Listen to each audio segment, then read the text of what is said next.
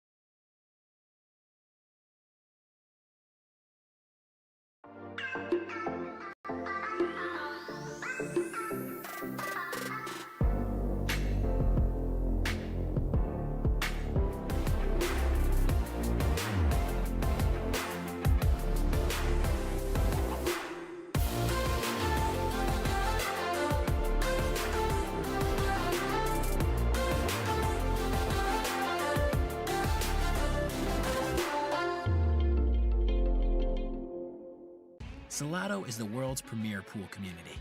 Playing your friends has never been more fun. Raise the bar with Salotto so regular practice can become real pressure. With monthly prizes and cash payouts, Salotto brings pool to the people. You can even submit match results to Fargo Rate through Salotto if you want, but you don't have to. Your race, your place. Make your matches count with Salotto. Download now and get started. No minimum play per month. 8, 9, 10 ball. You choose. It all counts. Hey, what's going on, everybody? We got a couple of good matches for you. Getting ready to start. We got Tally Pizzurd, we got Francisco Bustamante, and we got Nicholas Garson and John Forster. Morning. So, good morning, Billy. How are you? Are you ready to talk some pool? Go ahead.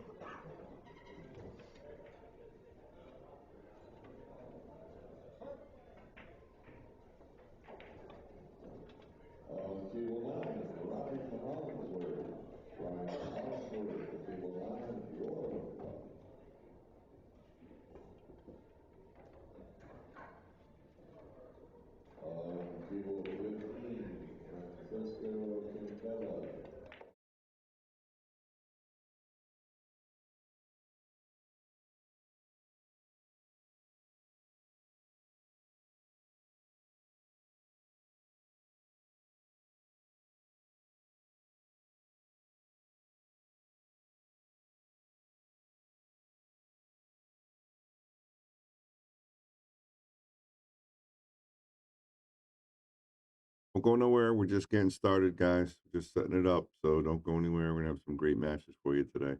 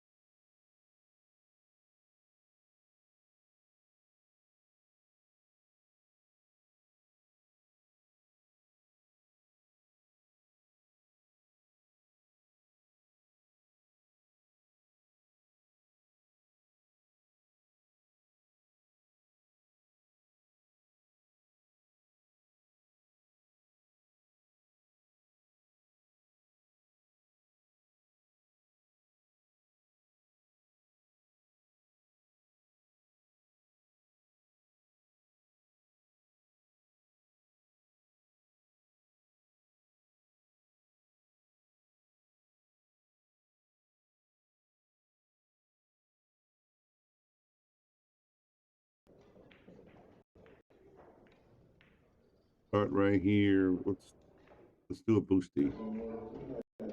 Your match right now, Bustamante.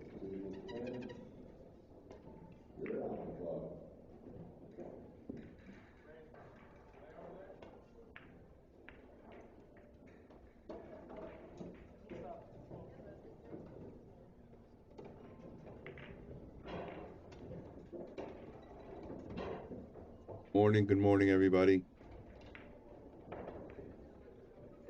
Bobby Hilton here in the booth.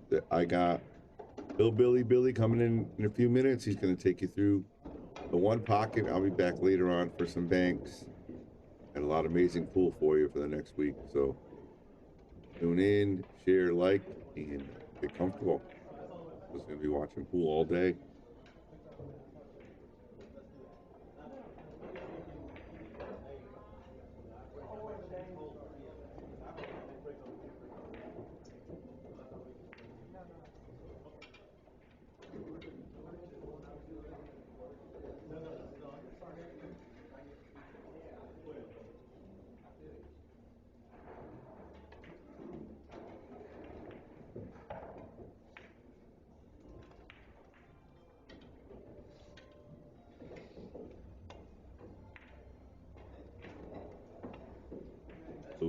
Vicio's pocket.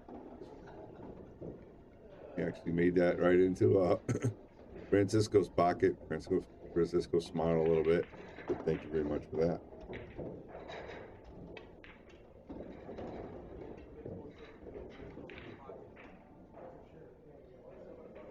Bank shot here.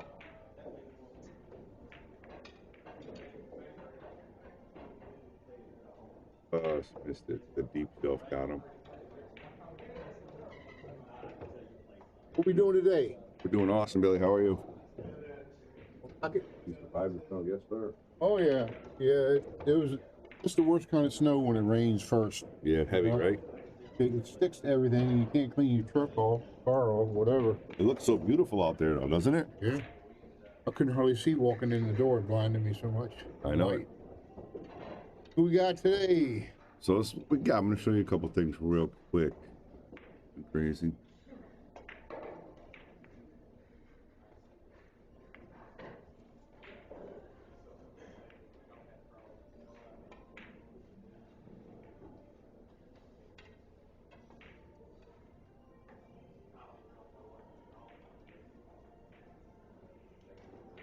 You got Bustamante right now.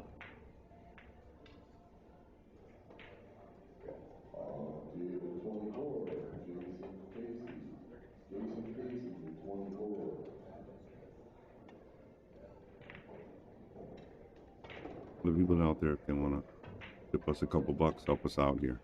Do what? That's all it does. All right, so this is what we got for you, Bill. So I'm going to take a break for a little bit, step out, so it's on you. You got 3 tables to choose from. So press A, B, press A. This is what you got. So you got Vitali versus Don Francisco. Okay. Hit the other one? Yep. Make sure you can watch that one, and then you got C. So what's going to happen is once the match is over, you just check the other tables, you see what's going on in those tables, and talk one of those matches. Great. You don't have to keep, I don't have to keep calling everybody. No. Then look, like I said, we'll keep it on Boosty for now, right? That's a good one, right? Somebody's calling. Yeah, go ahead.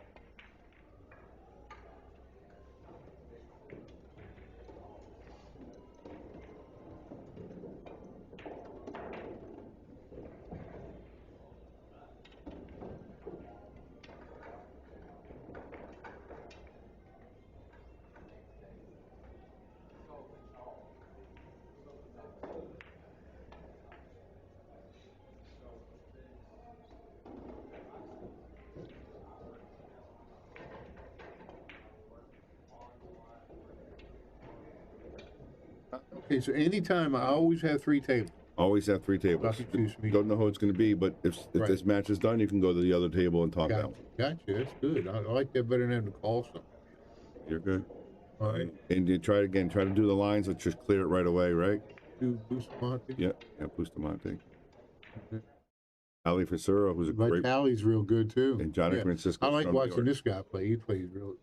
Yeah, Vitali's a world champion. Great player. Yep. And then if you want to replay, you got to hit the replay button underneath. We got to do it right away, though. The booms, yeah, you got to do it right away. So if they do a great shot. And the boom is there. Yeah, you can hit that. That's good on all of them. Much boosty. Really likes boosty. And Hillbilly, you're at the helm. You got this? Hey. Good morning, Katina. Barefoot, what's up? This crew, they hang out with us. As soon as we leave, they're here. Then when I wake up, they're here. Unbelievable. Very, very faithful. Appreciate you guys. Got Bustamante playing today. I'm going to try to be better at the mouse today. I was a little wiggly yesterday because I'd never done it. So the lines are good, but you don't want to overdo the lines. But you definitely want to use the lines when as needed. You know. Right. Good yeah, stuff. because I want to, you know, I want to be able to point out what they're going to, what I think they might do or what. For sure.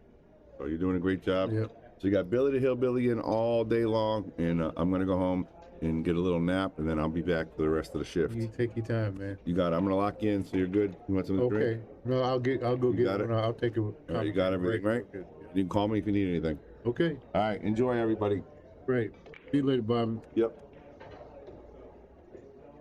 Okay, so we got Bustamante here at 0-0. He's got 4. Another guy has 4.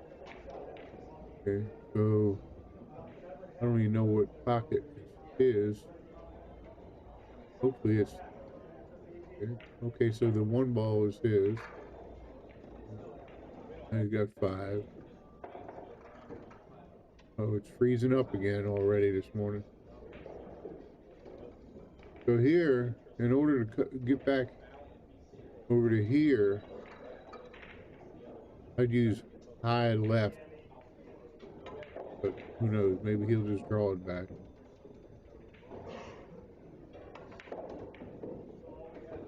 Enough. Not enough juice. That gives him 6. Now you just got to play safety.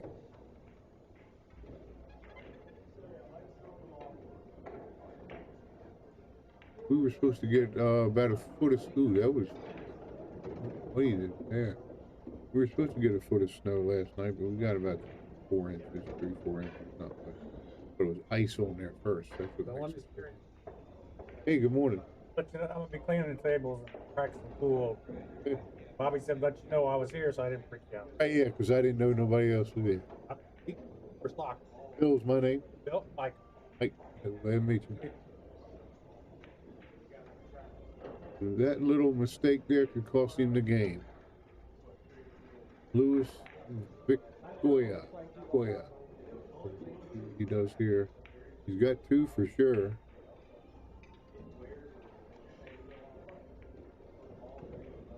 Even these balls are missable. You hit the points down there, and now he's probably going to try to come over here.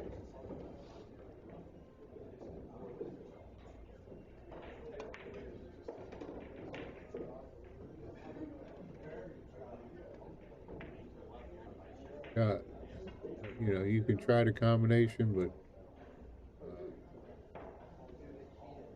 I think I would just try to move this ball here, this 6 ball, and leave him down here on the rail somewhere.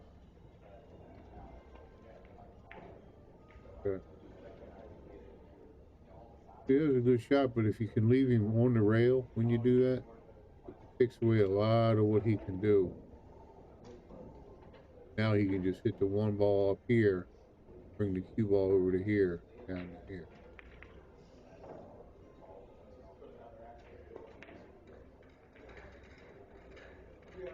Don't want that shot either. It's near his hole. Looks like you might be able to see it, but he'll probably just hit that 1 ball, put the cue ball down here. You gotta leave him down in here somewhere. You know, anywhere over here to do, but harder to get there.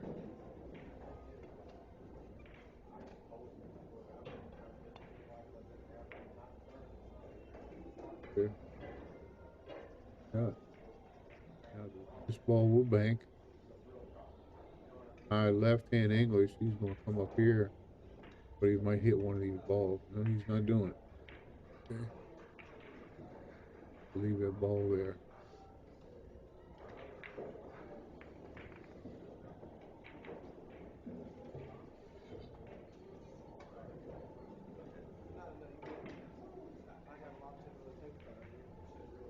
Good afternoon for me.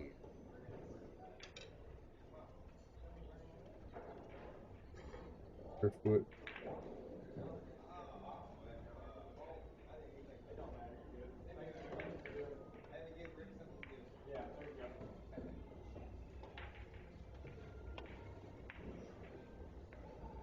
Oh.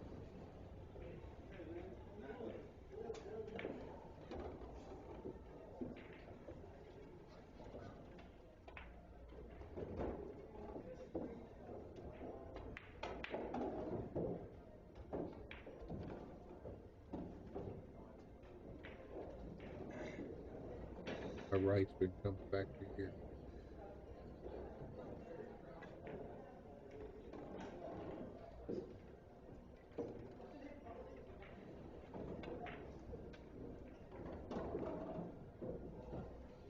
Six. So you just want to make this ball and then bank the 7 next.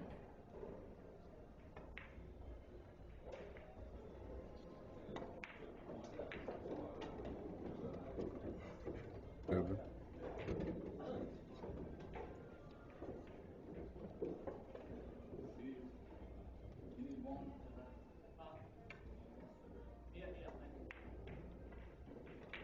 Okay. One pocket, you really got to learn how to move all these balls all the time.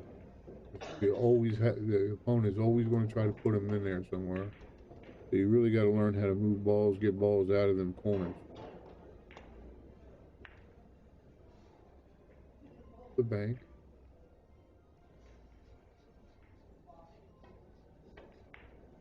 Here, if he puts high English, he might scratch. So he'll probably just draw the ball a little bit.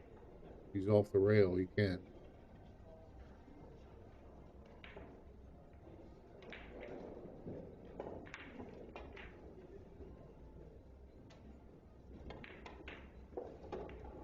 Leave him a bank here.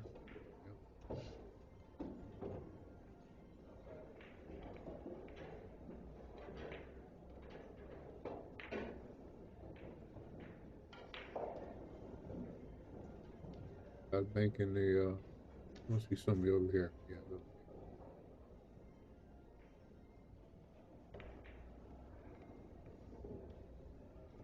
Take that 7, and you can take the 14. But can't cross it.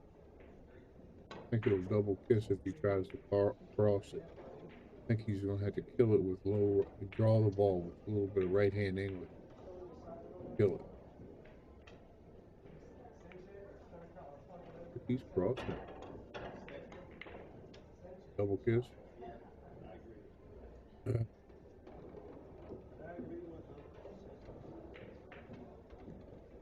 You know, it's kind of hard to believe he's going to miss 3 of these in a row, but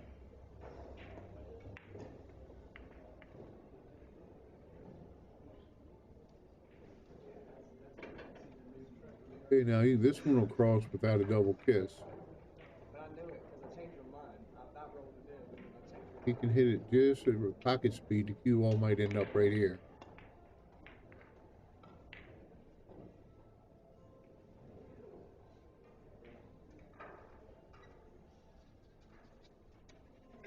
Or we just hit the ball on this right side, go here. There. I don't know if he's going to try to 3-rail this ball. He might just try to bring this ball down here. Boom, boom, up there.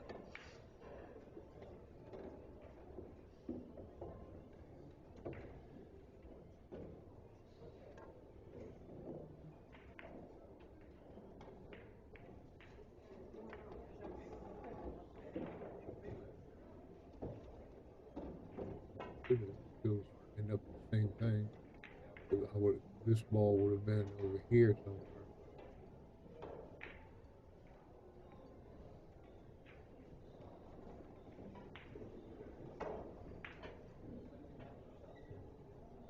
I think this ball's 1, 2, 3 rail over there. Crazy stuff. This 3 rail he might shoot, I'm not sure. Got plenty of ball out in there where he can control the cue ball. Last one he was on the rail here.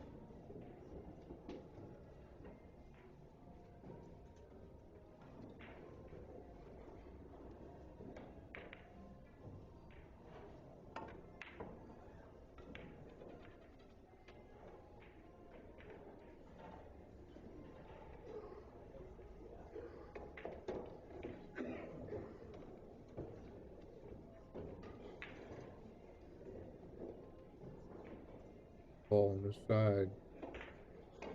He's trying to do this. He might double kiss it if he.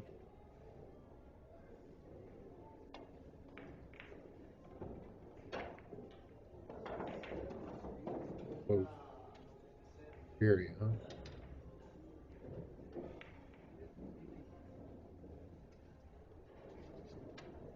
I've never heard of Louis, the one pocket specialist. Where's he from?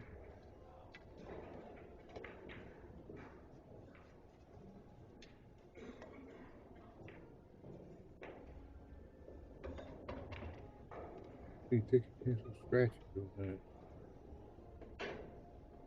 He has a nice 3 railer here. Almost dead, straight on dead. You know, come down this way, and back up that way.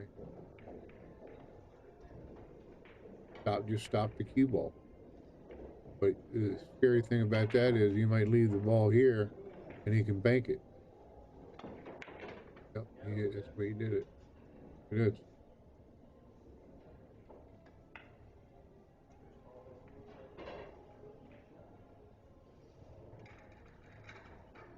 I don't think he can see anything but the 7.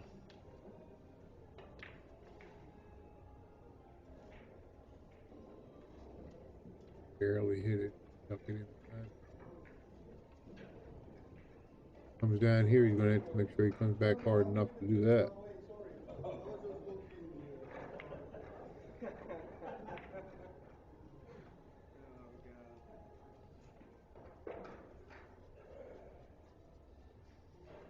Now I just cross this ball back over here. Leave the ball down in here.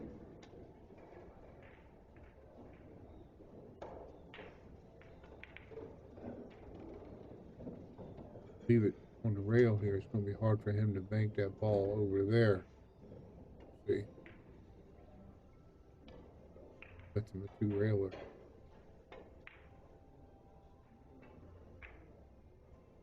You know, there's nothing wrong with trying to bank this ball back 1 rail either. But you can scratch over here if you do that.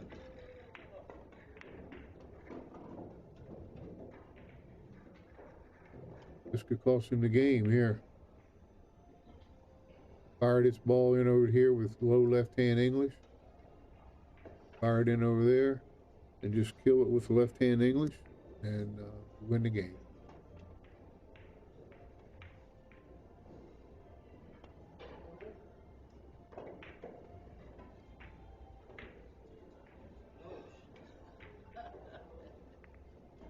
This ball will cross. Hit it to the left here, over here, and then back over in the 7. And the cue ball's going to end up here.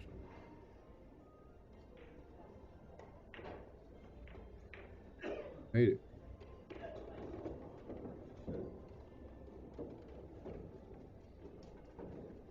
Just one score, 1-0.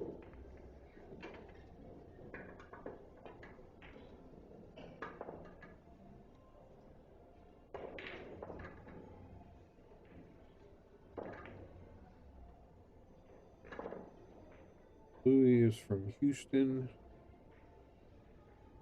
Gangster, Aramith Balls.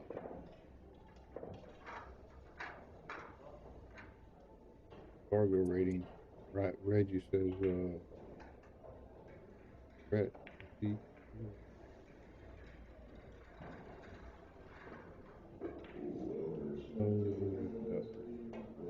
Fargo.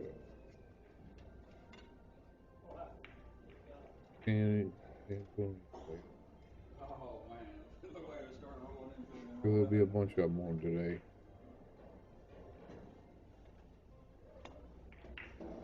This guy here, he had a couple chances to win. He gave him chances to win, but take the ball. Game of the game, right?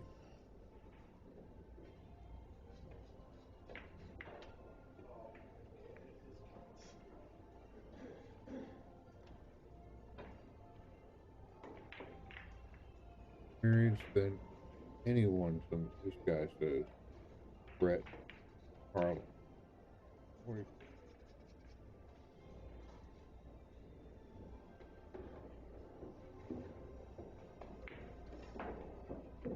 You're around this game, or you always pick up something you can do, you know.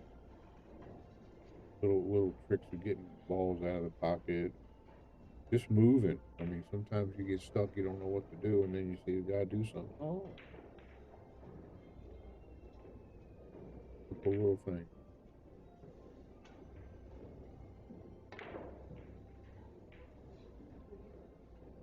This.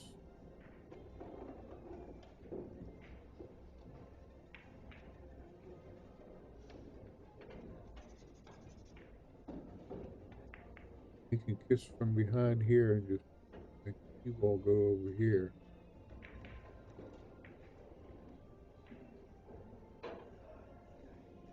But I don't want to kiss the ball here.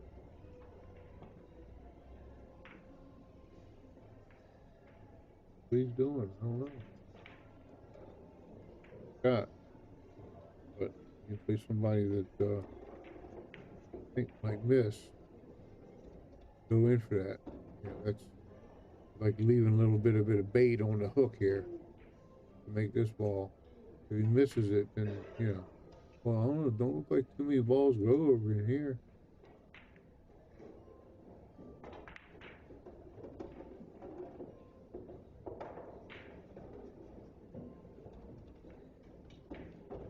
Crossing this ball over, because the cue ball is going to come here and maybe hit this ball either on the way in or on the way out. See, or you can just kiss off the 5 and run down here like this.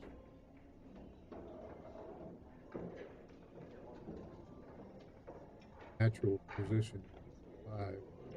Here's a little tougher because you might come in here and then leave him a bank here.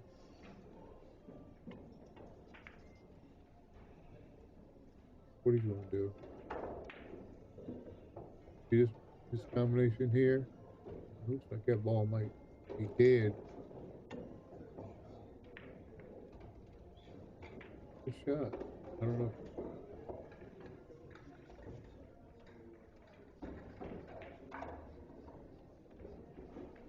Hard to predict exactly what people.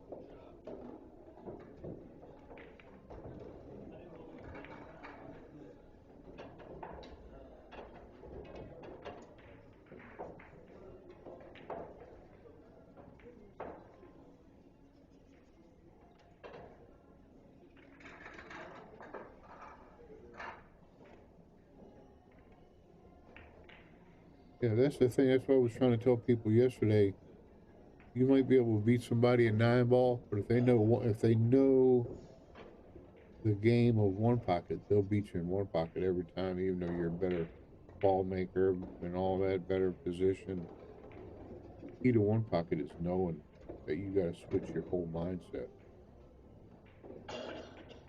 Still got to make balls, but it's a whole different mindset. Get in front.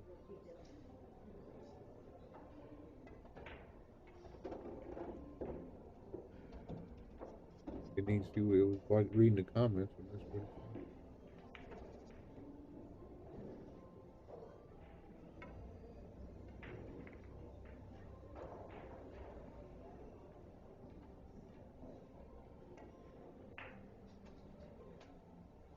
So you might want to just paint that ball into the stack.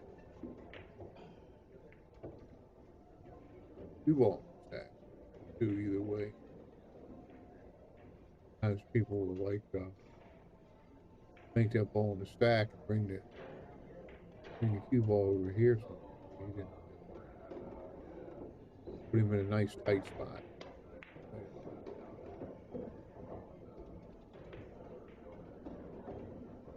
You keep putting people in them tight spots. They don't realize psychologically it's like, man, ever gonna get a shot here?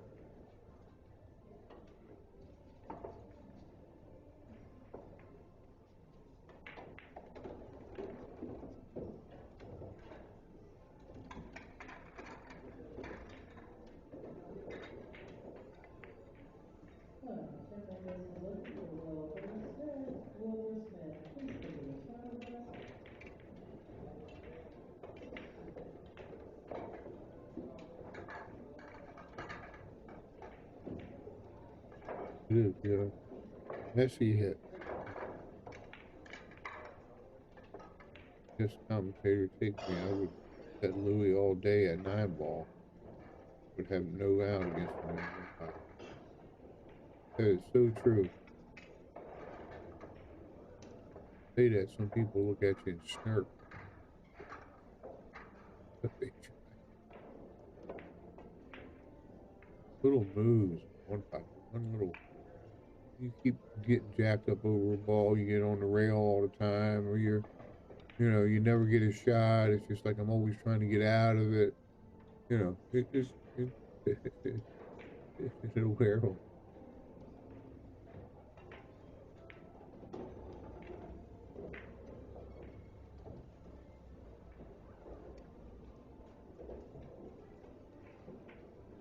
Shane Van Boening is playing. Sorry, guys. I don't know the schedule.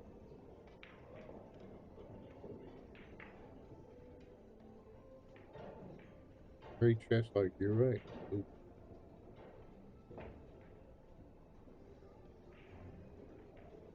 But on a whole different level because each break, all the balls are always different. Got a million different ways the balls could lay. That's a pretty nice shot he made right there.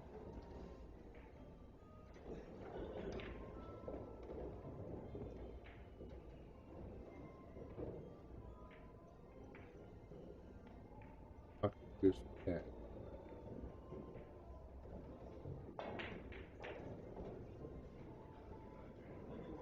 Okay.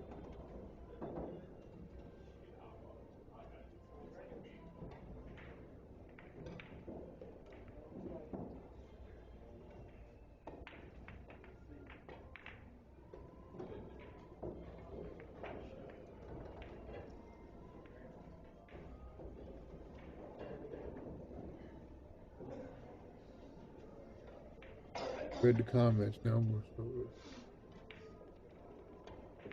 Guess he's gonna leave him down here again.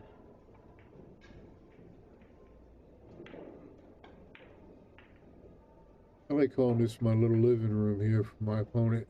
I like to leave him down here a lot. All in here. Especially when there's a bunch of balls all like this all around your pocket. You gotta know how to move and get them out of there. Because this one's easy.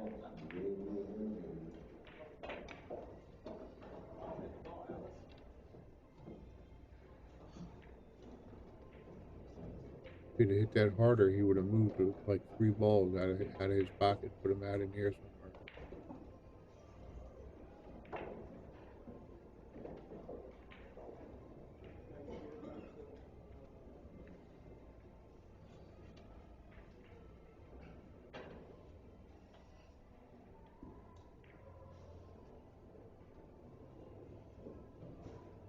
I got 3 tables I can check on today, which is nice. Let me see if he's on any of those. Let's see, we got Ellie, Horton and Nicholas.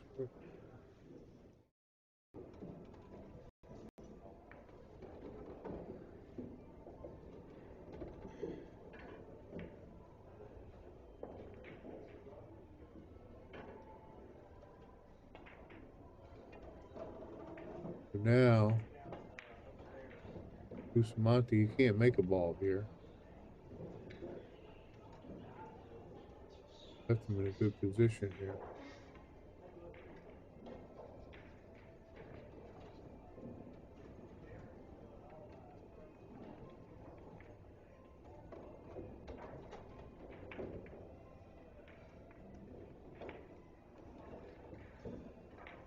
They try to leave him down in here somewhere so he can't bank this ball here.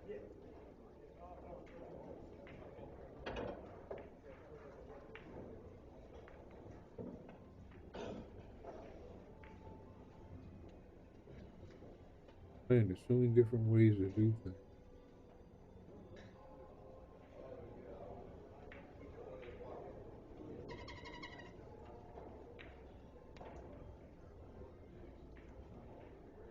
He's just going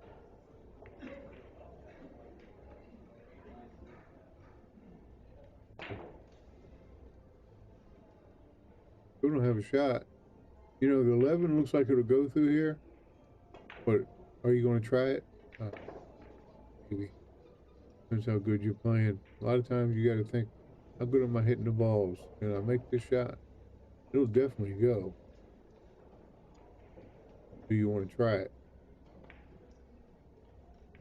He's looking to see if he'll have a shot over here, towards his pocket over here, if he misses the 11. If he makes the 11, he'll get one, two, three, four, at least 4 balls.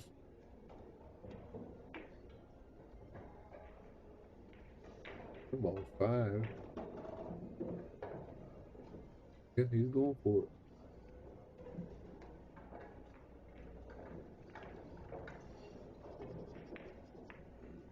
It's beautiful. Hit it beautiful. We just probably come back and tap this ball.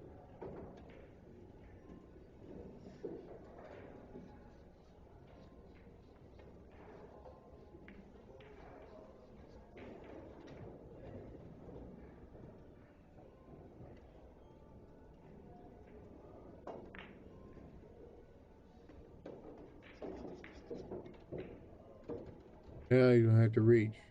I don't know if he just want. If he just draws the ball like right to here, he can cross this ball and bring the cue ball back up here for these. I'm not sure exactly what the it's kind of hard to draw the ball back in between here with a bridge. Yeah, okay, that's what he did. Now he's just going to bank that 4 ball or whatever it is, 2 ball, and try to come back up for the 8. So that way he can come back and maybe hit these. Depends where he gets after this shot. Maybe he's looking to bank one of these balls. I don't know.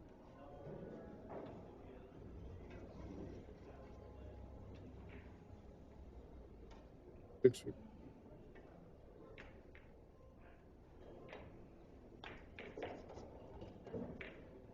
Make it though.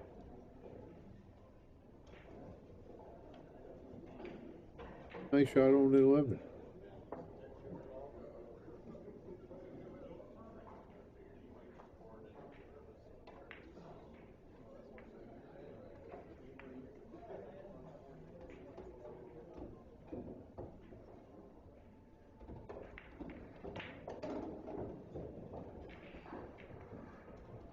Close enough.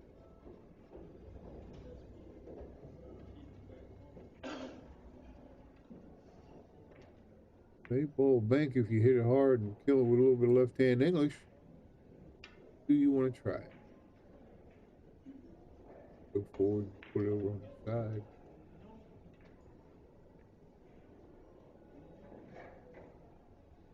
Get this one. Oh, if he's going to try to come up and bank this one. Back here and try to get him between these. If he bumps this ball and the cue ball comes out, that's beautiful.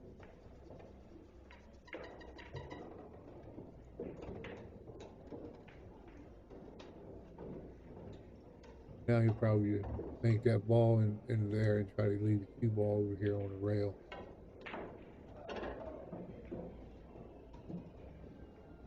Go by there. Oh. See how it's good to miss when you're playing one pocket? I don't know how old Monty is. I think somebody told me the other day it was maybe 62.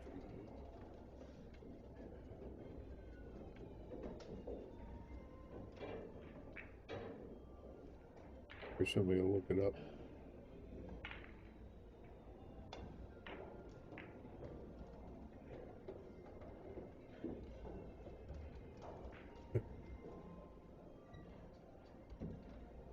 Guess he is young enough to hold it up.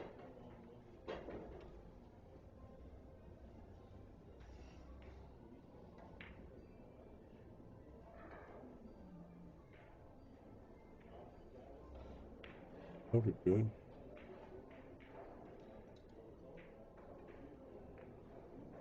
I'm not sure. I don't think he's as old as Efren Reyes. Same age as Efren Reyes.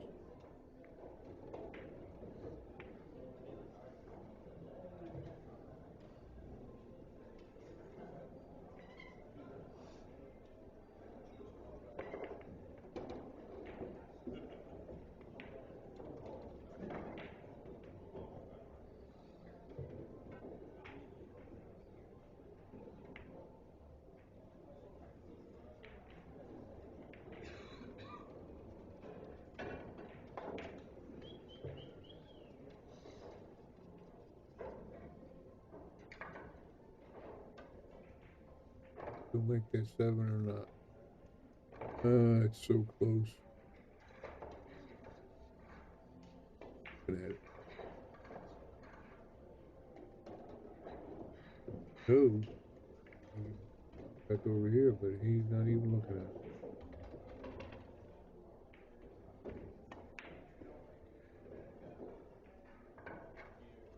at it. Could have hit that one a little harder, huh?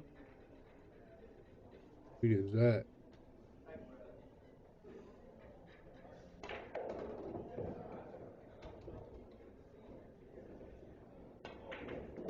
Speaking Spanish, I don't know.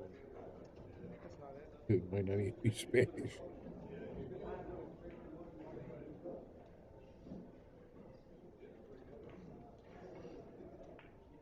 Hit that ball good.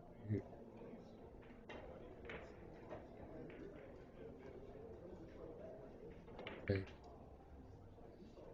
Born in 63.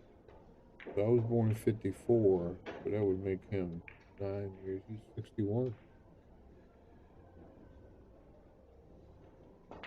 Gonna bank that. Gotta come on down.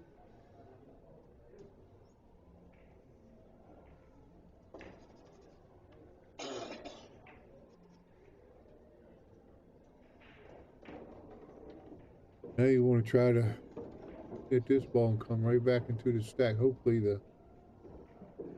between these two balls so that he has the one ball to shoot. See?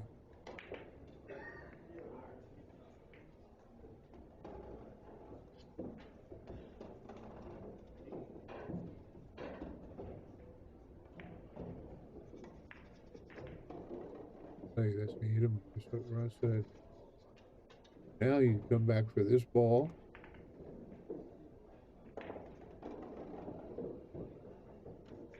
So that'll give him. They're not putting the balls up. I don't know if I'd shoot the 8 now or this ball. Can't tell what it is. That shoots 8. He has to come over and hit this side of this ball so that he still has a shot. He has to really draw it. So he just draws the ball. That perfect.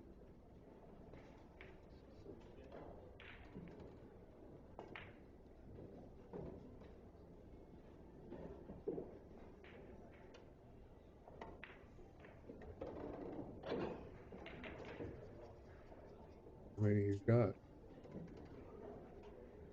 Good. Good. Do nothing.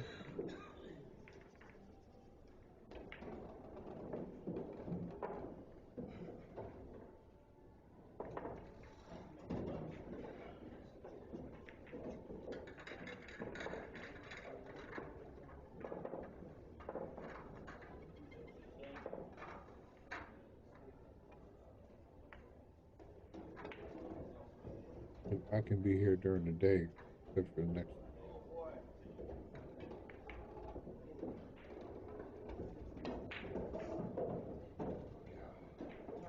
Friday. This is fun. I like doing it. Pretty neat. Sharpens up my game too, because I see stuff that normally I would do one way, and these pros do it another way, and I think, oh, that's good.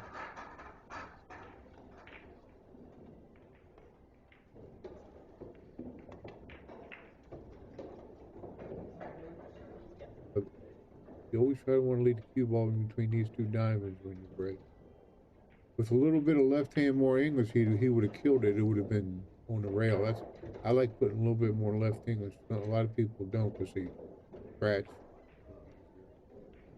I like spinning it with that left hand English, and it just dies. It stays on the rail, which gives them a little harder makes it a little harder for them to get out of it sometimes.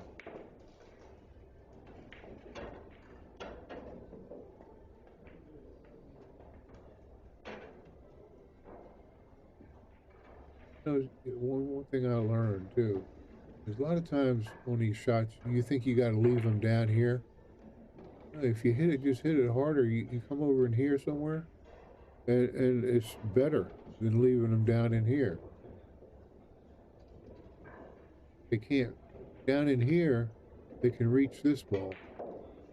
Over here, they can't. Got to look at the circumstances. Oh, not good. Could cost him the game with all these balls sticking out like this. I know he's going to shoot this ball now. Probably hit this ball. Maybe it'll drift over here. I'm not sure. We'll see.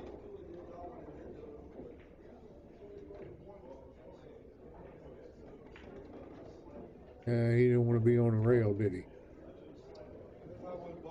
Now he might shoot this one next instead of this one, because this one will get him back around for the 8. For the 4, whatever that is.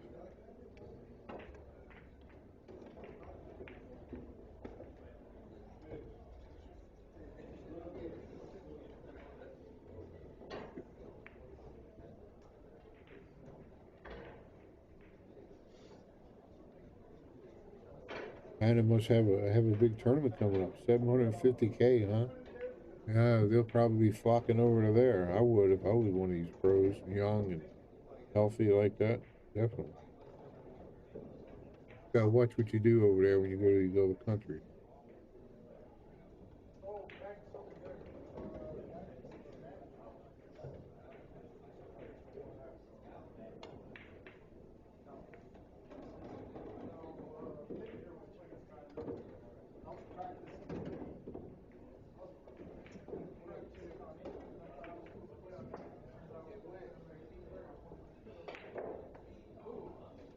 Thing is, you can't do it as long.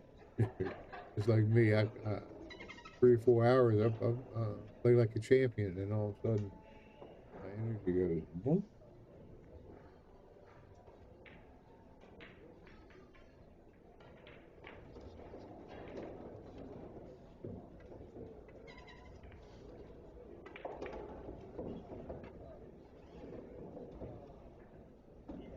Oh, 13 first.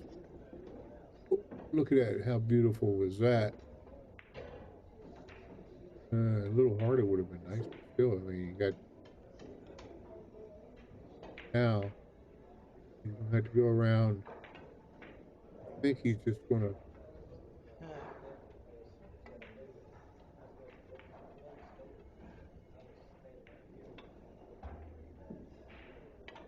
Use a high left so that he can come over here and over here to bank this ball.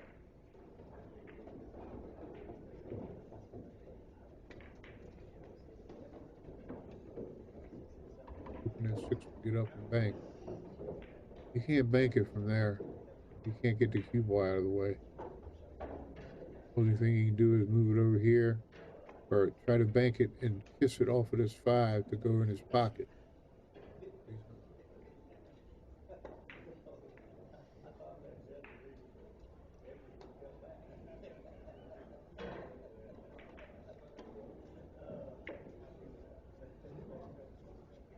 Yeah, him and Santos have this long stroke. Bustamante and hey, Tommy, good morning. Him and Bustamante and Santos have these long stroke. I could never do it like that. I couldn't control where I'm hitting the cue balls as much, you know.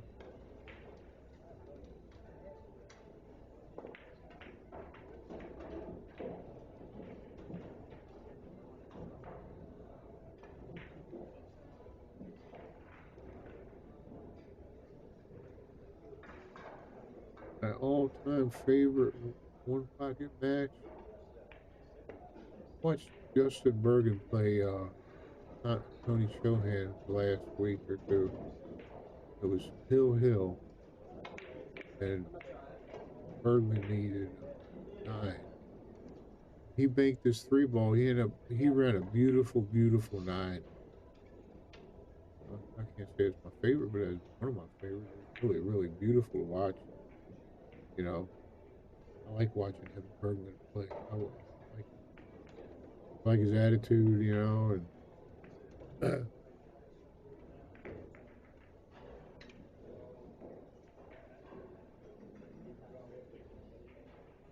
what I don't like is these guys that beat people and they're so happy when they beat people, but when they get beat, they cry and whine. That's what I don't like about some of the pros. I'm not going to mention no name, but it goes back to the old saying, it ain't no fun when the rabbit has the gun. I'm sure some of y'all have heard that one. You know, they can dish it out, but they can't take it. You know, when they beat somebody, it's like, oh yeah, they're the greatest. But when they start getting beat, they whine, they jump, they break sticks, they cry, they yell. You know, it ain't fair. So everybody can get beat. Any of these guys can get beat by anybody. Okay, you watch that Bergman match? Yeah, that was neat. I love watching that. He banked that 3 ball, the incredible long straight 3 ball to start his out. That's right. It was the 3 ball. He banked it across, and then he maneuvered around balls and got. You know, he ended up he ran 9. Yeah, right, Tommy. Yeah, some people even when they're winning, they complain and whine. You learn a lot about people in playing pool. You know, it's best just to sit back and watch them and don't say nothing. You know, to them because some of them want the attention. I don't know. But the worst ones to me is, you know, they beat people and they're like, I jump up on the table, jumping around, running around, and then when they don't win, it's like a little tantrum of a baby sometimes. He's not getting his way. No names, man.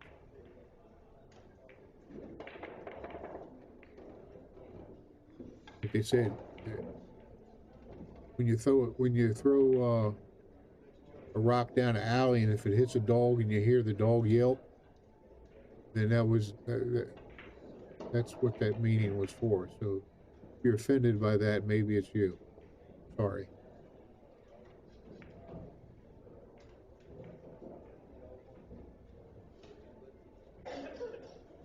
Yeah, Bustamante can beat any of these guys for a while, but just like all of us, we get old, we get tired. Personally, I've never seen Bustamante get mad at anybody, winning or losing. But, you know, I don't speak his language. I don't know what he says sometimes.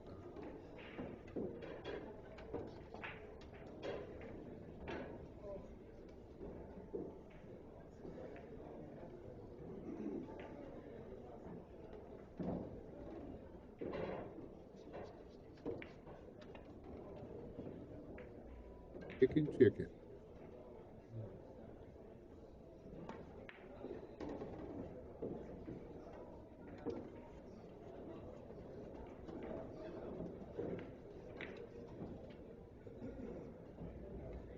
You know, and believe it or not, this guy says leave Earl alone. I wasn't even talking about him.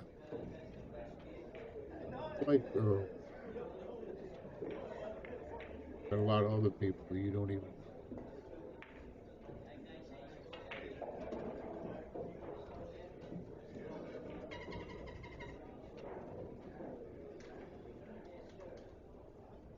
The ones I'm talking about, you wouldn't even know them.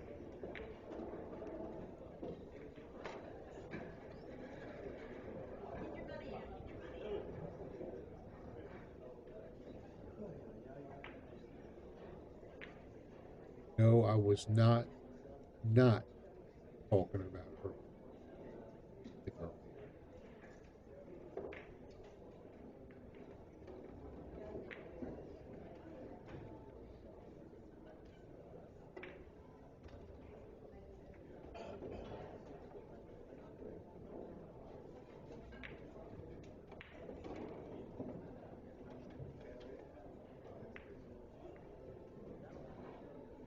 But anyway, back to the I was watching that Bergman run out with Tony Tillian. That was beautiful.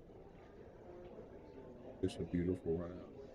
You know, and you know, I heard a couple say, "Oh, that game was rigged." How you gonna rig somebody running 9 balls like that? Yeah.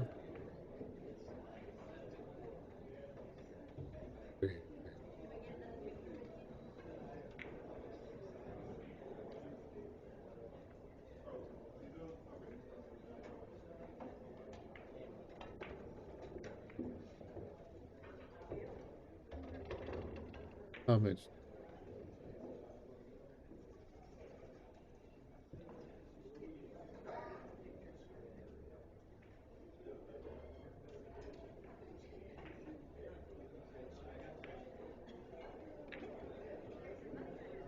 Anyway, let's get back to this game here. Be over. They're all done. They're away from the table. So let's switch to another table, see who's playing. Vitali's still playing, and John Horton's still playing 1-1. I think I'll watch this guy Vitali. I like watching him play. He's a player, solid player.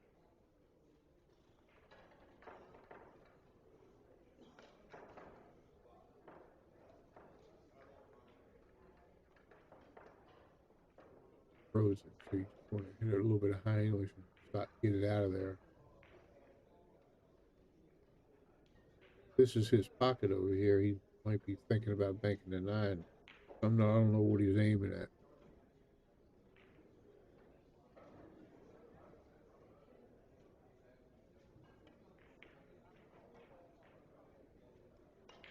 Pocket. Yeah, I didn't know. Now here, instead of jacking up and trying to spin this ball in and maybe scratch over here, I like just crossing this 9 over here like that, back over to here. And the cue ball will come back out. Even if he gets back up here on his rail, this ball is easy to make.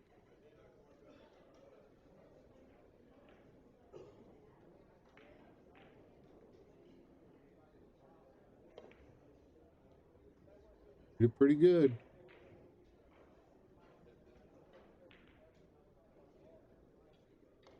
Did he left him this?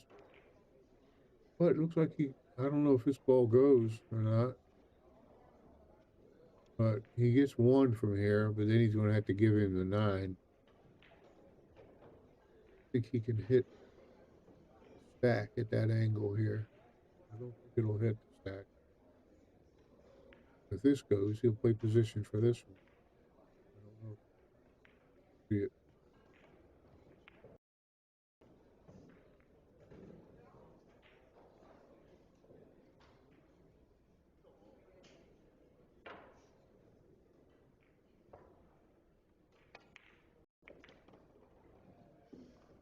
Screen froze. Yeah, oh, he did. Was able to hit him.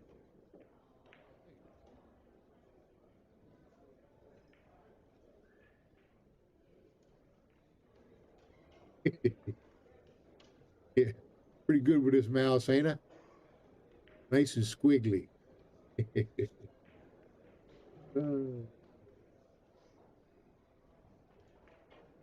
For a beginner, I guess.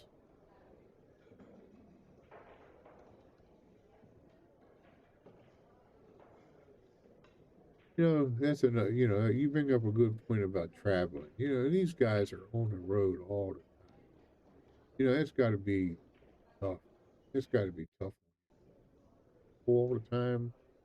Airports, you know, where's your luggage? You know, what's in that case? Is that a gun? You know.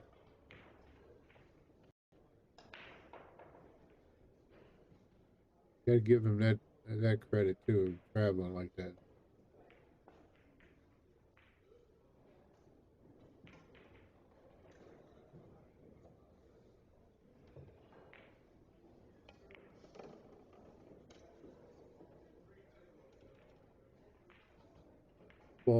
The 5 ball will not bank. It's too tight to the rail here. If the cue ball was up here, maybe it would, but not down in here.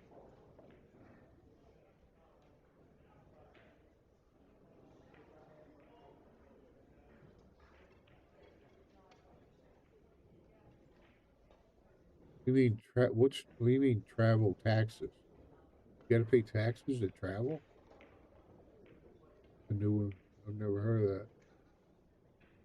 Got it over there. Got to even get the ball over there, but looks like it might bank now.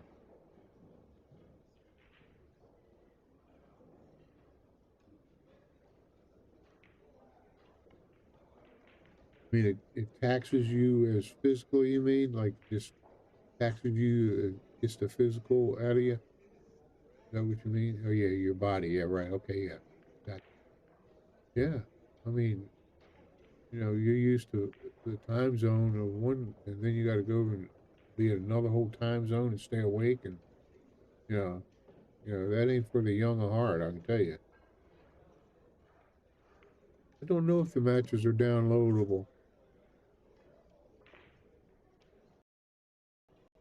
He made a good shot. The 5's in the way. I don't think he can see it. He might be trying to move all these balls.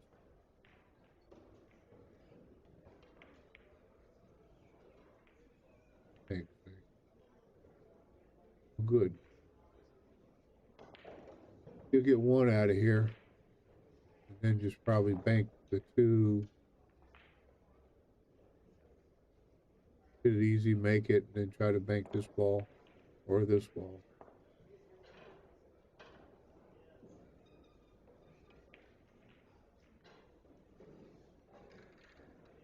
But you got it near his hole.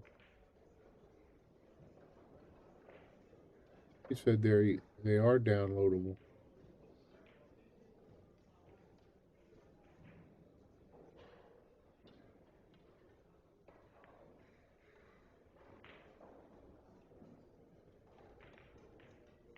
Messi Hit says it takes him 14 days easy to recover from a 7-hour time difference. I mean, I'll take your word for that.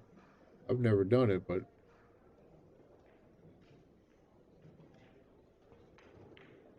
yeah, I see the boom button. Ain't seen a shot worth booming yet. I'll let you know when I see one. But then again, I might have forgot too. This one talking all the time.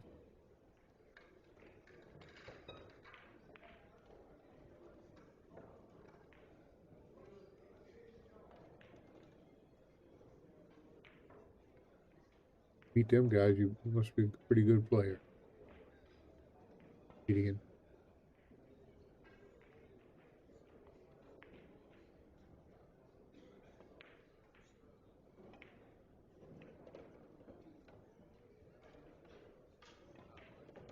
Hope I'm trying to do the best I can. I hope.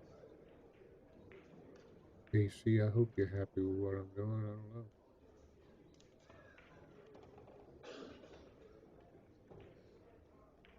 Trying to watch the game and comment too. It's not easy. You got to study the board here too, to see it.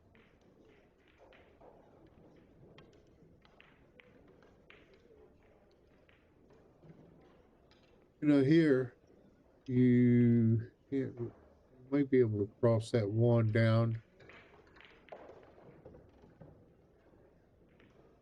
Guess you can't see this ball to make it. This is his pocket over here.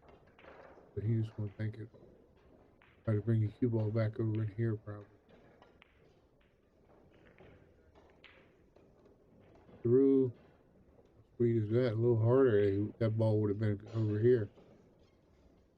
Now he can just come behind here and just kick it over a little bit, but then he's going to leave the bank. So what do? Oh, might bank. I'm not sure. I can't see the angle, how far it's off this rail over here. But it might bank.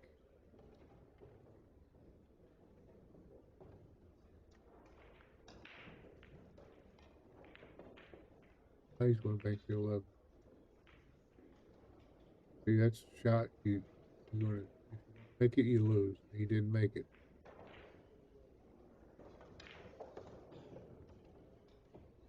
You know, the old timers would have never banked that shot.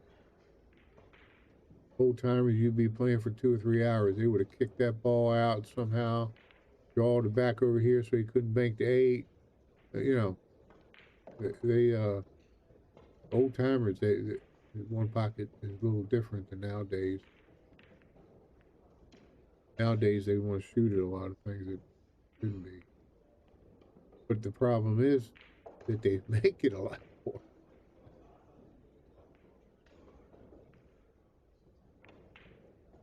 So when taking the ball, you leave them, I guess, called a sucker shot, hoping that they take it and hoping that they miss it.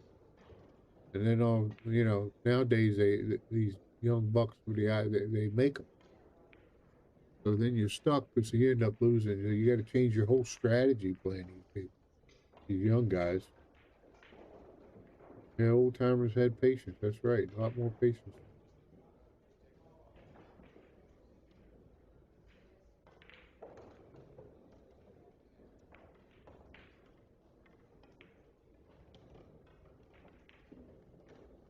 Could be close to being out.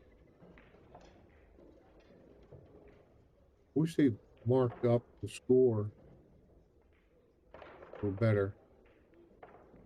You know, on their end down there. That's perfect. He's gonna make that, hit the 7 or the 13, and hopefully you have a shot. Yep. 7. 2 rail it. No.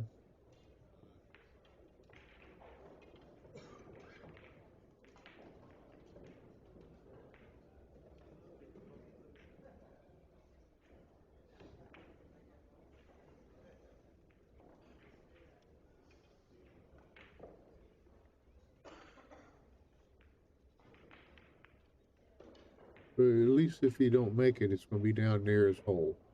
And he wouldn't try to use left-hand English because you're scratching the side.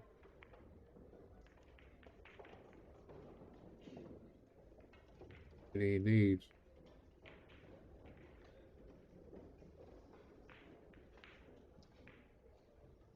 This ball will bank. It'll bank it. If he banks it to here, here, here, like that. But he's going to hit these balls if he does that, so I don't know if he's going to do it.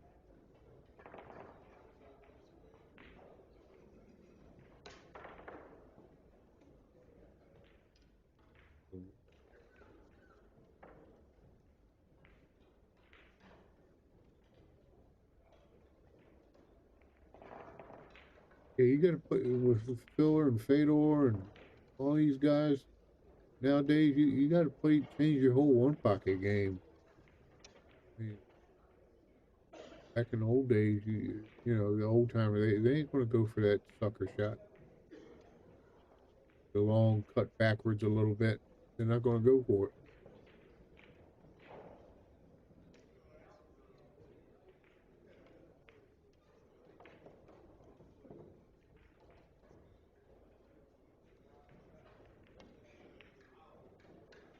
Hit it. Oh! That's what's dangerous about them shots. You gotta weigh it, see, is it going to double kiss?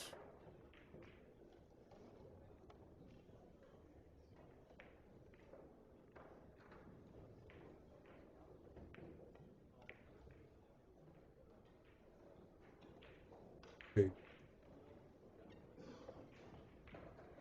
Now, you just going to want to bunt this ball. Bring the cue ball back out here a little bit.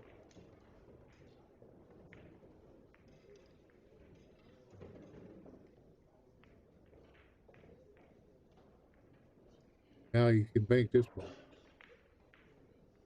So he wanted to scoot that one ball over like that, or the 5 ball. He didn't want to come and hit these balls, because now look, he left it too railing.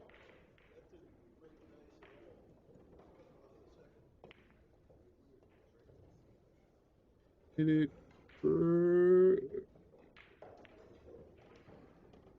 Game. Okay, so it's 2 to 1.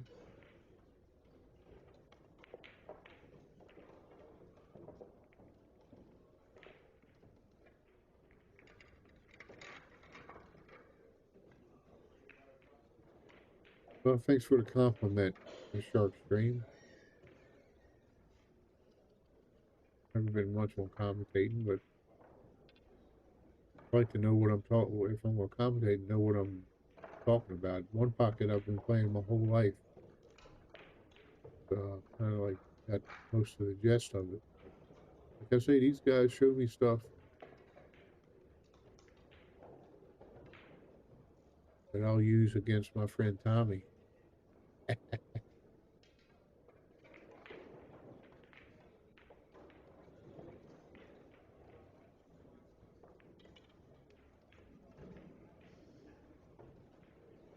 Well, problem is he'll use them against me too.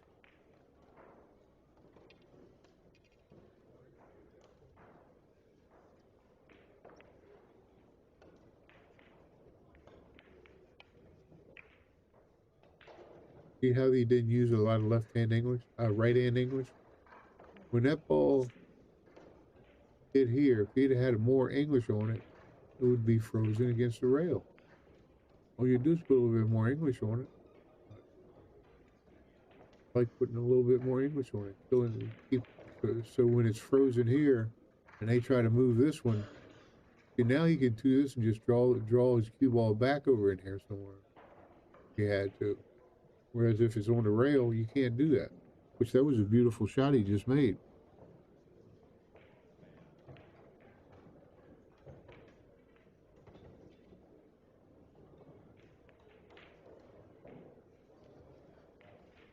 See now, this is another thing when I talk about the living room. See, if you kiss off of this ball, this is my opponent's living room. But here, I would try to hit here and come leaving right over here.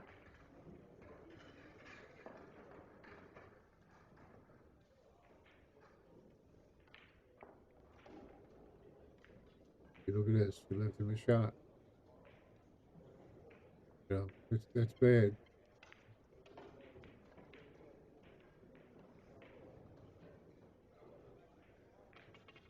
Problem with staying down there is you'll leave a bank, and he hit it just a hair too hard. So he's going to get 1, 2, 3 balls from here. Now once he gets, now he's going to have to bank the 8. Guess the 8.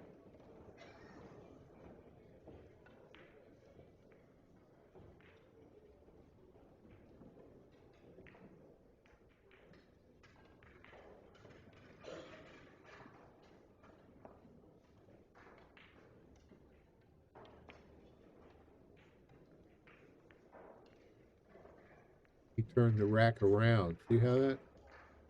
See, like when he broke, the balls were over here, and now they're over here.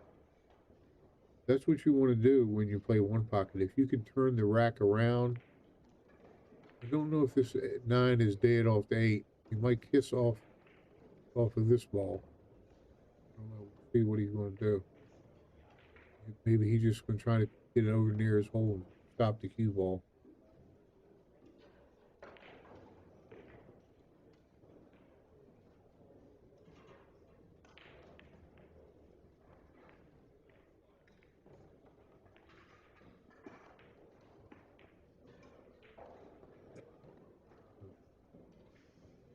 personally. I might kick over here and come back over here and try to leave him over here.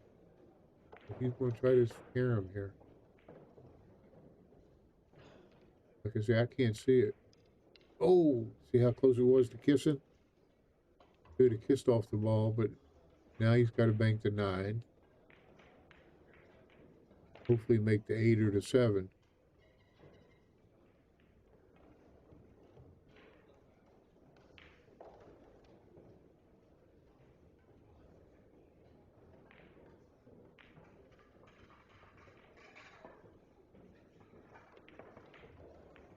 We made it. Oh, that was so close. Boy, how you doing? Good. Right. Yeah, anything? No, no good. Thank you. Oh.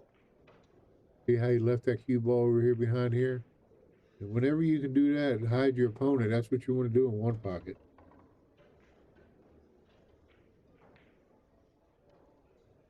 He's going to have to try to take this ball and move, or he'll probably end up making that ball behind here and scooting this ball over here.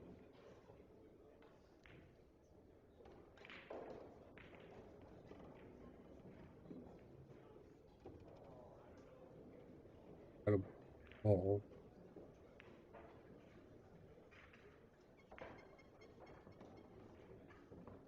Yeah.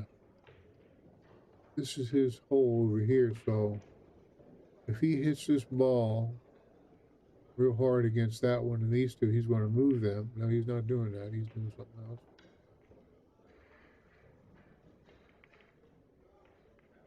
This hole.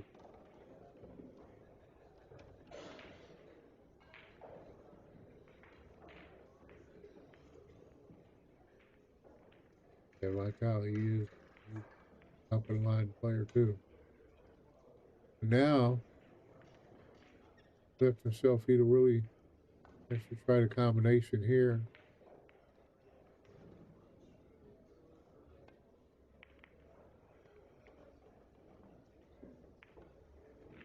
You're going to try that, you know, he was safe also. That's,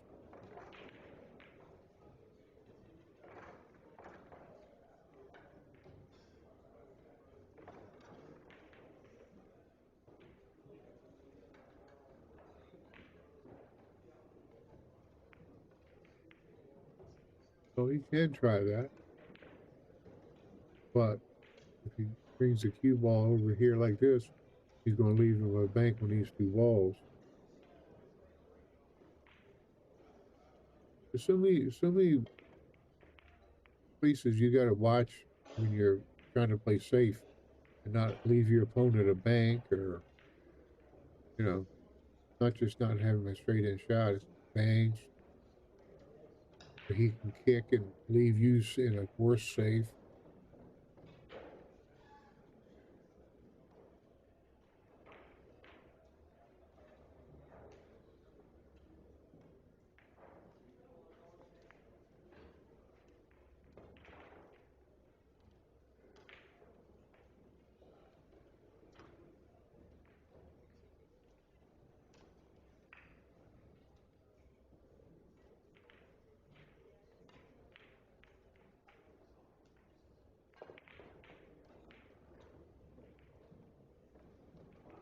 You all commenting about coffee. I did something stupid yesterday. There's this little place called Cafe Real here in Bristol. They had a pound of coffee for $56. Said it was the best, smoothest coffee you'd ever even try. And so I thought about it for a day. I left, man, I gotta go try it. If it's that smooth, I gotta go try it. And it wasn't. It tasted just as good as the coffee I had before. And it's weaker. So they got me. Not again, though. $56 for a pound of coffee.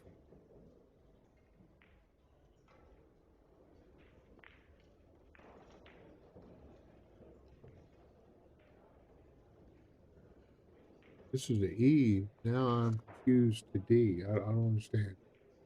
E and D, what do you mean?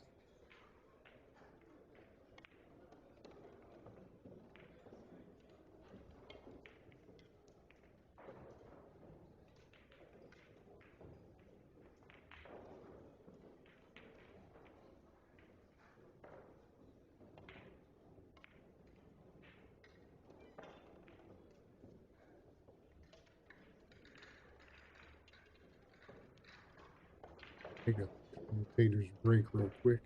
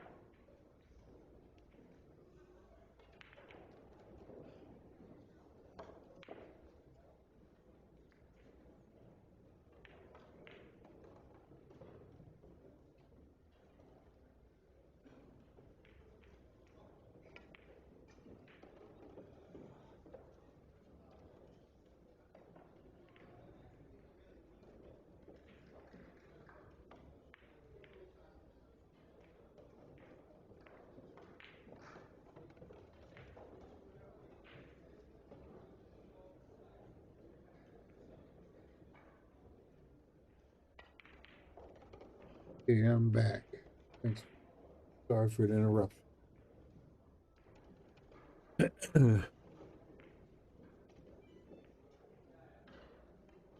2-1. My tally.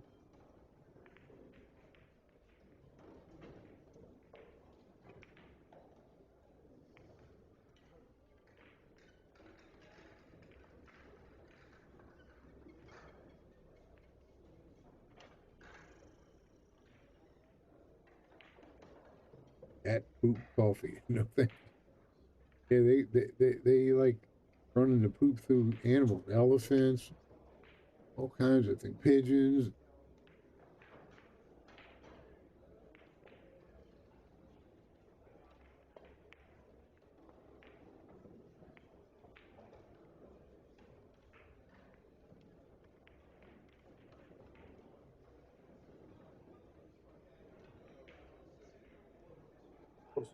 Okay.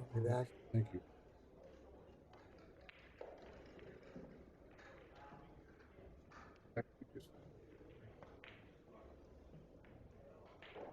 You don't want coffee? No, I just got it. Thank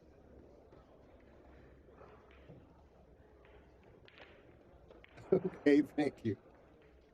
That's nice of you. Thank you, Bobby.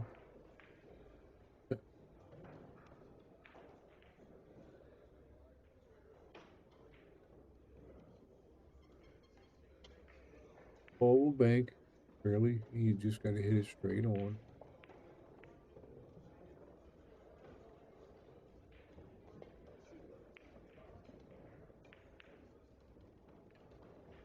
And now he's going to leave him a bank. That ball bank, you got to twist it. You know, use a lot of left-hand English to twist it around.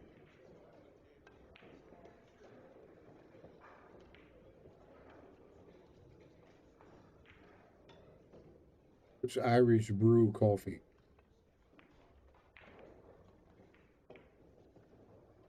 Did he make it? No. That's the thing, you have so much English on that kind of a shot. It's got a twist. Like a gear.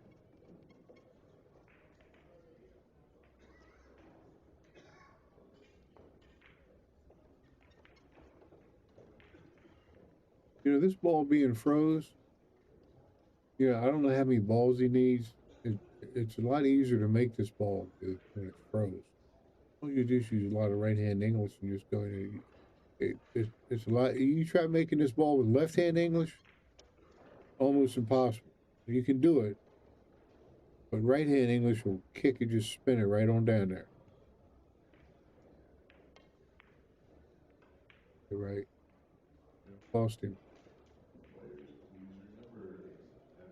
I don't know if he's going to shoot the 1 first.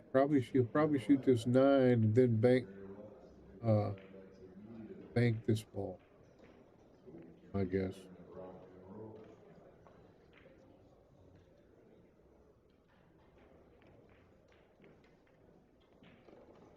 What he needed. That's all he needed. Okay.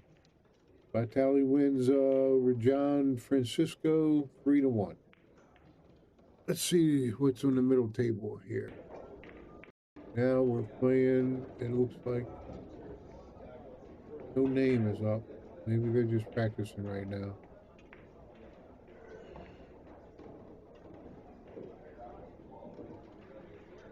Then we got this table. Let's see who's playing over here. Okay, John Horton and Nicholas Carson are still playing. Carson's up 2-1. John Horton looks like he owes 2 balls.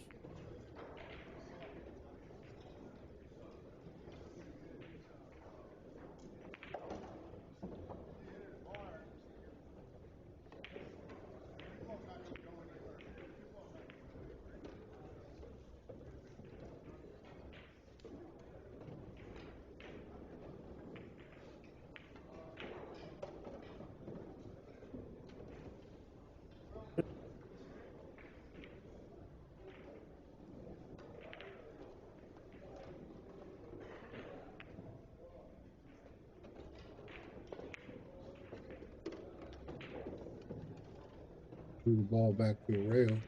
Oh, that's okay.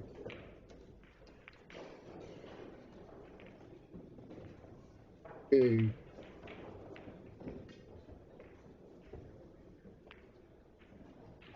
None of these balls will bank.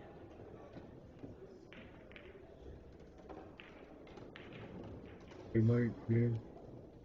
It's 8, and we try to bring 2 balls back here on the rail.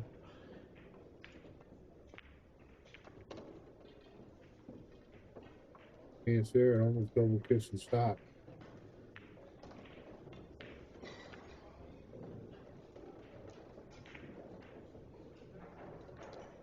They just, looks like he's just going to play the 1 ball and just move it.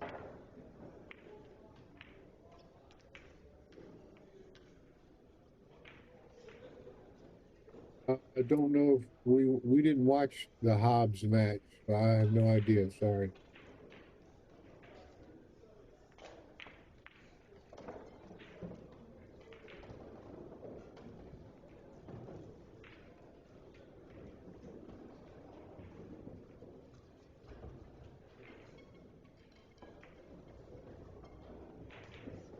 Ed Hobbs, I have no idea. Maybe somebody on a screen will know. You like this shot here? I seen these pros. You think you got them stuck with this ball here, and I've seen them from back here cut this ball backwards playing 1 pocket. I mean, your eyes got to be so good to see that, you know, and confidence. I mean, if you don't hit it good, you're going to scratch. But even from here, I've seen him cut this ball back, no problem. Fuller and these guys, they just do it like, I don't know if that's what he's doing. No, he's just playing safe. When you're seeing the edge of the ball that good, being young, you can do it.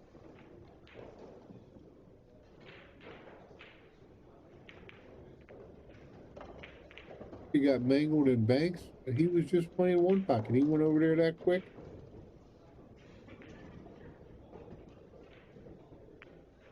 He just beat his name. 1 pocket. Kind of hard to believe he went over to Banks that quick, but you never know.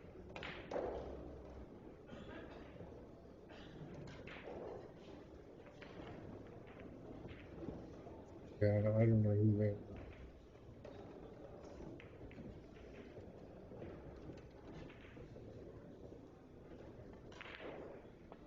Oh yeah, okay. Thank you. Yeah, I was wondering how he got over there that quick, got beat. Fedor and I noticed Fedor and James Van Bowen, they're not missing too many banks.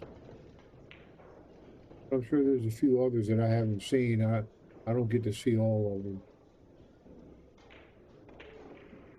Well, move that up. He might want to hit that hard. Now he might leave my bank. No, it's going to freeze good. If it would have bounced another inch, he could have banked it.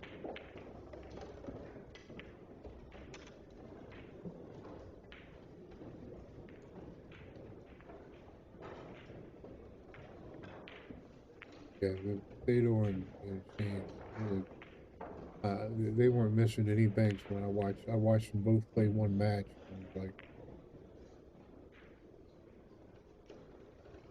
but my friend Lucas had a chance to beat Fedor that day.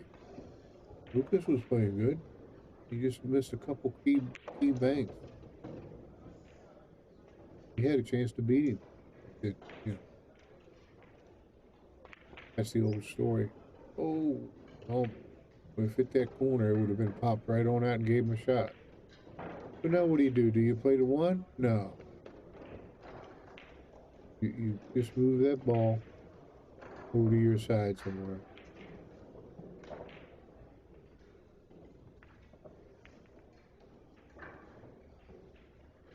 Morning, Tom Lafleur. Lufler. I'm not sure how that's pronounced. Wouldn't have tried to. Oh, this could cost him. He's got this ball, this ball, this ball. You don't have one to put up, so he only has two.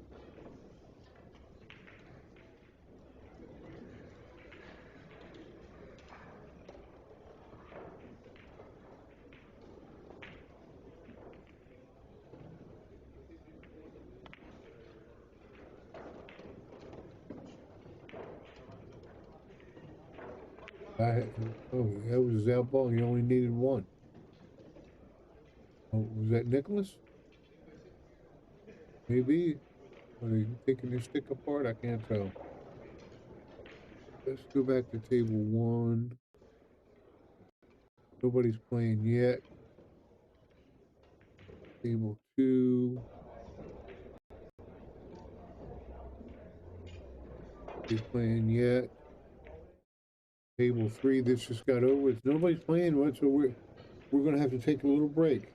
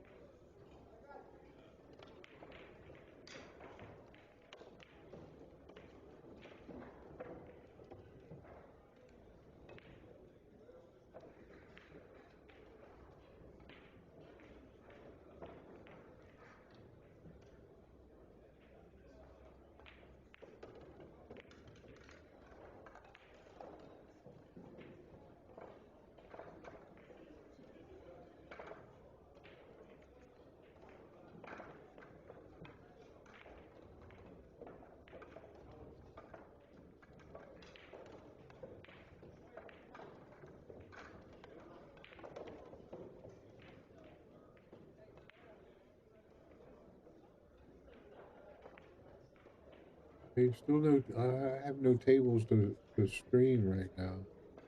There's nobody playing on all three of these. They left me 3 tables to do, and nobody's playing on them yet. So everybody's just practicing. I'm waiting for a game to start, actual game.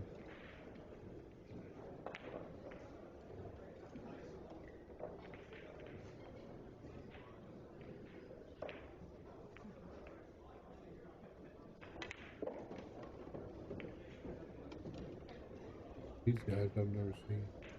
They got to be able to play. If they're in the Derby, they have to be able to play.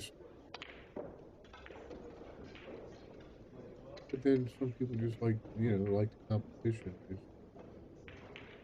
be in the midst of it.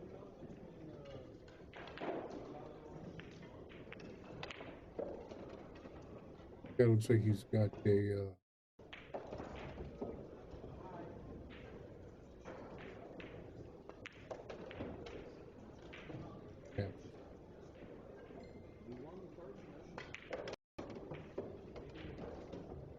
carbon fiber. It's a keel. Looks like a keelwood shaft he's got.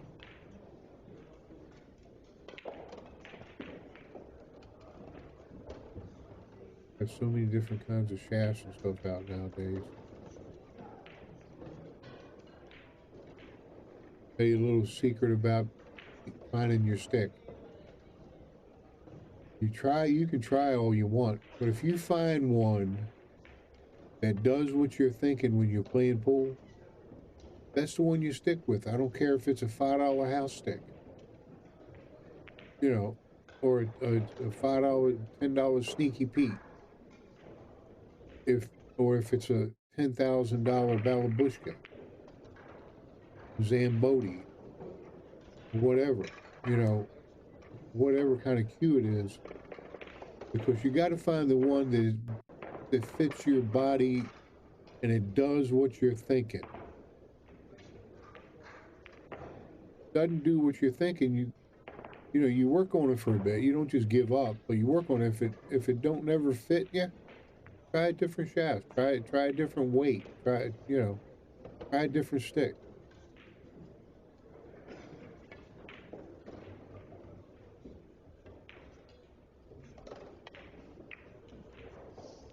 Morning Cole. Cole's from Minnesota, looks like. Yeah, there's a lot of derby action going on. Right now I don't have any. I only have 3 tables that I can watch, and none of them have a match going. Okay, here's one. Okay, here's a good one. Shane Woodford and John Grinshaw. They're hitting the balls right now, but they haven't started.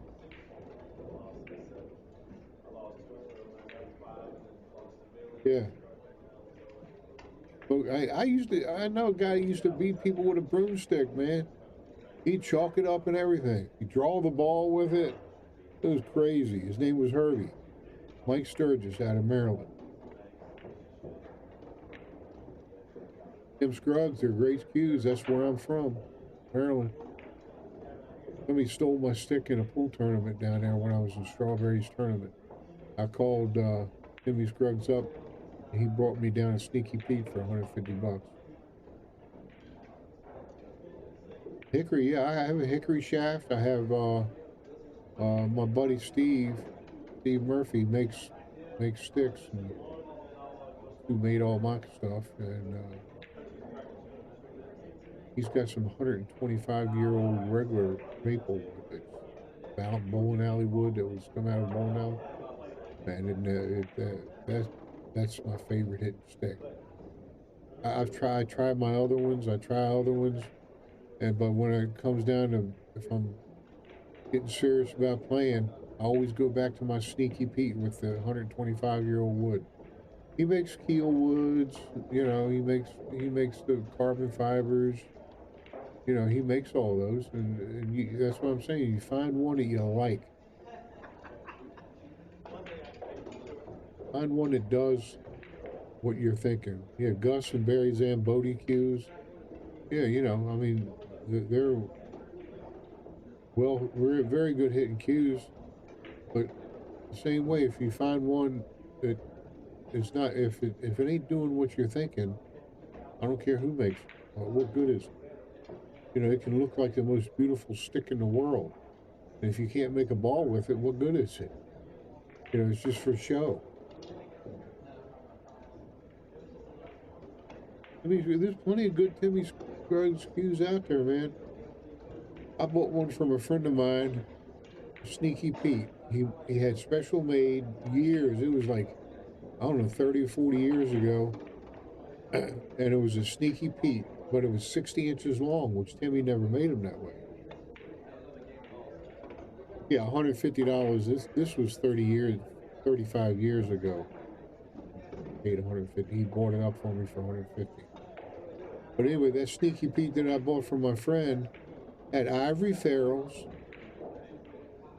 but I could not make a ball with either one of the shafts. One shaft he had never hit a ball, and I tried him, and it was just way too much deflection. I don't know what it was, but I couldn't make a ball with it, so I sold it for I think $1,200 for a nice Sneaky Pete.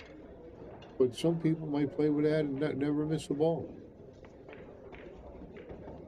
Yeah, I paid $150. But he knew me. He knew I'm from where he lived and where he made cues. But it was nice of him. He brought it right down to the tournament. I had a 14 millimeter shaft.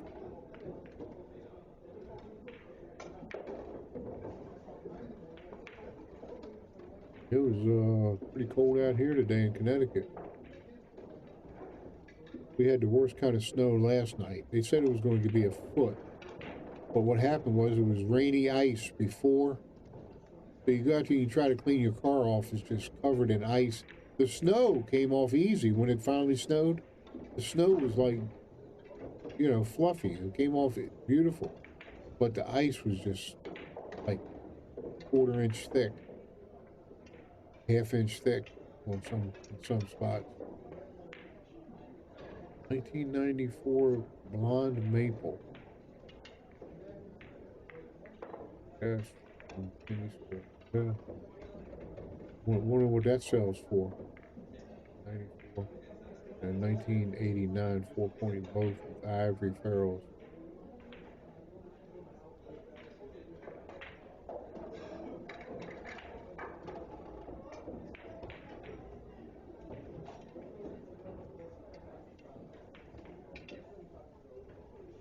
$30,000 cue. A friend of mine, the Kickin' Chicken, I think sold one for $42,000. That was his record. He was a Gussie and Modi. Which one it was? Sold it to a friend of mine.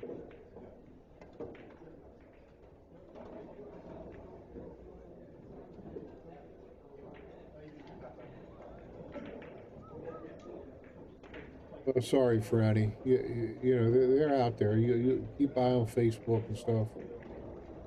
You know, like they say, save up your nickels, and you can get one for 1,000, 1,200, maybe 1,500. Is what, you know, what it is. But who you buying it from? But you know, to be honest, not all his sticks hit great either. Some of them are hit real hard, but most of his, hit beautiful. You know, no cue maker is going to bat 1,000.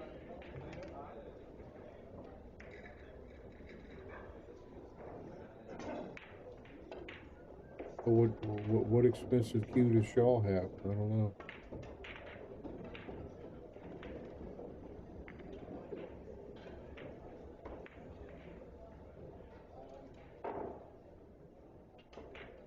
For sure. A good friend of mine that plays really, really good, Bobby Dargis, has a nice show. I don't know if he's real ivory or not. He loves his. And his is real old.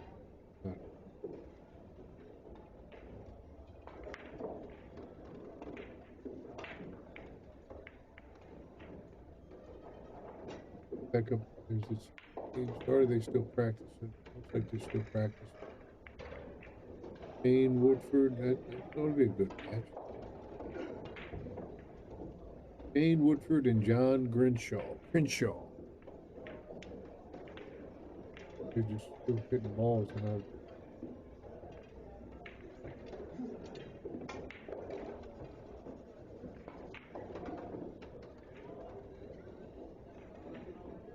well, Shaw's going to be up here at the Shark Stream on the 3rd of February. Bobby's not in yet. He's not even. You got Jason Shaw. We got the Freezer going to be here. We got Jeremy Jones and Earl Strickland going to be here, and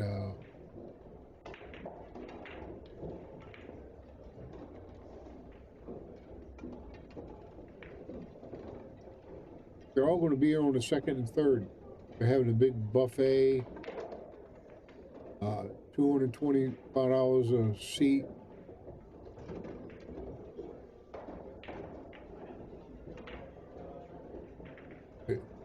$225 a seat.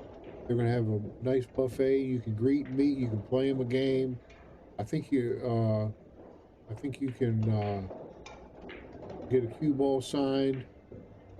I don't know if it's extra or not, but they, just meet and talk with them and get to know them as people. People, look at them and don't realize they're just humans like you and me. Same with Cassie quite a while. Switched to a carbon shaft, but see no reason to change anything. Yeah, Rodney Morris. Yeah. Sorry, maybe I'm getting Alzheimer's. Names in on the end of my tongue. Picture and an autograph. It's included, Tom Shine said.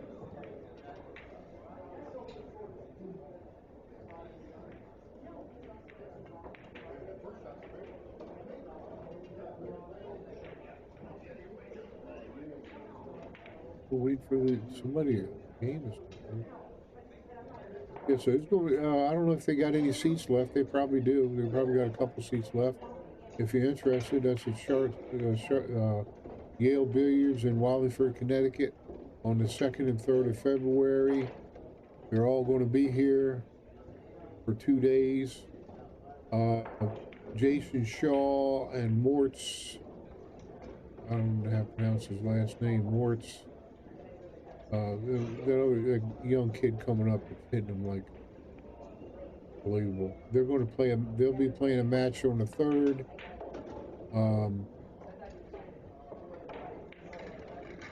Race to 21 and 9-ball. So it's going to be a pretty exciting time if you like pool players. If you want to meet some of the pool players you've seen play for years and years, on down. We'd be glad to have you here.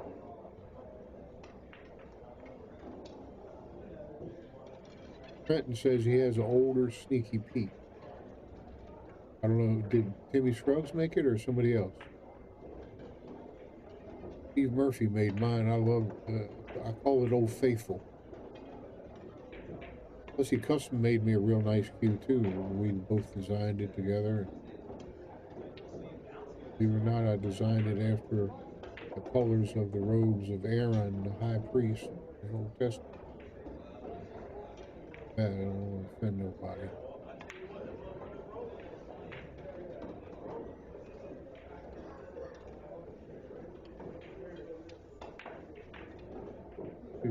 Okay.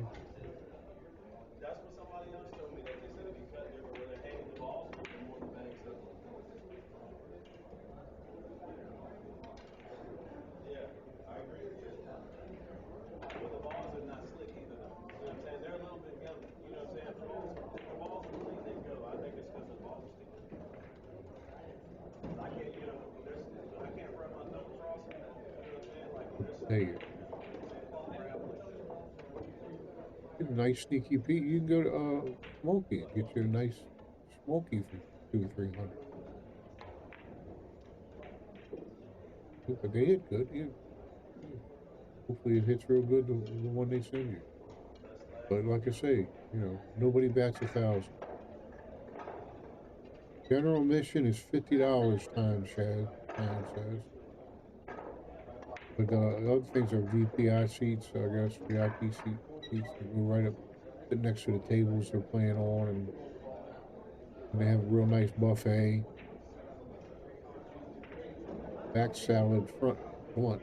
I just using Kobe now, never had a custom cue. These guys are just practicing. Let me see if there's...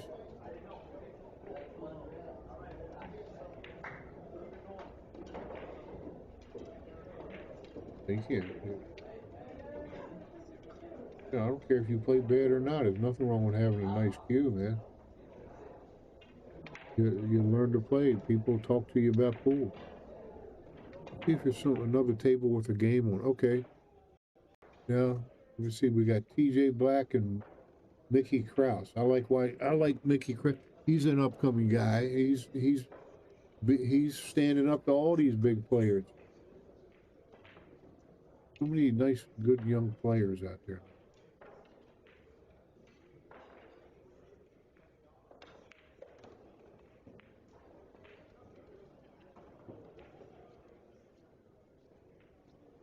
They haven't started either. Let me see. See, we got Woodford, which is a good match. And then we got one more here. Mika Eminem and Devin Poteet. I don't know if this match has started yet. I don't know if this is the way he's walking around the table. I guess this match has already started. So we'll go back to here and start talking about pool again. Actual pool.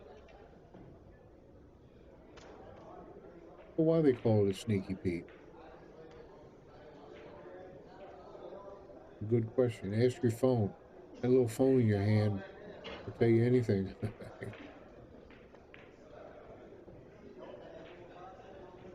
Okay, so he just kissed the ball and left him over here. I've never watched Mika Eminem play one pocket.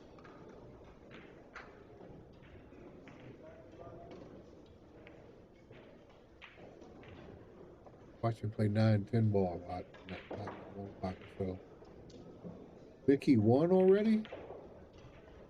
Oh, last night, 16-14. Now this is this morning. He's getting ready to play a one pocket match. But those other two, Dane Woodford, they haven't even started yet. They're just practicing.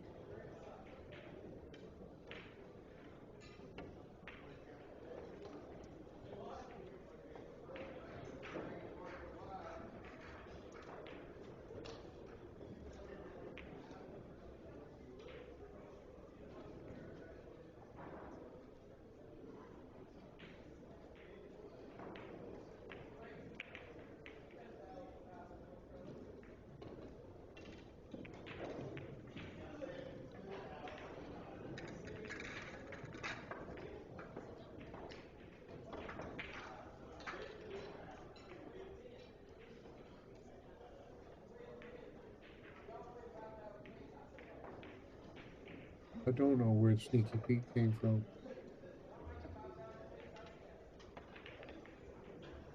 My phone real quick.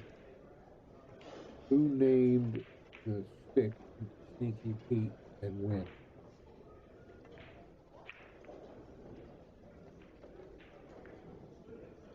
It says it was named after Pete Margot. Pool player, pool hustler known for his deceptive tactics. Sneaky Pete pool cue was designed to look like a simple house cue, but was actually a high-performance tool. The cue was a favorite among pool hustlers in the mid-20th century who used it to trick opponents into understanding their skill. The cue's manipulative, minimalist design and ability to surprise opponents made it popular. Okay. So it was named after Pete Margot. Cool match here. This guy is Devin Petit. See if the 5-ball caroms off that 9-ball goes.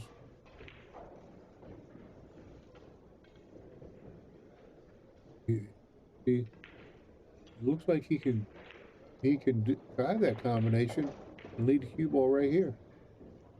I don't know. No, it's kind of scary. If he comes too far over here and caroms off his ball, he's gonna scratch.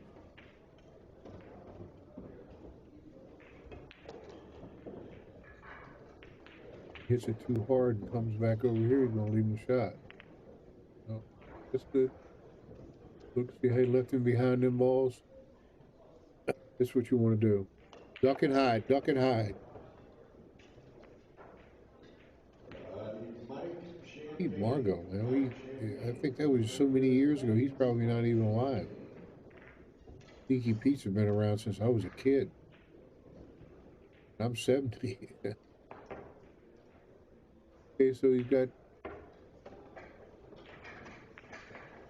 here. I would just try to carry him off this ball, come down here, come back up into here, and leave him right behind here.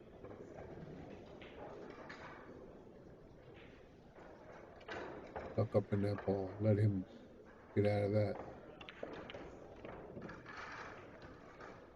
Now he left him a bank on the 7.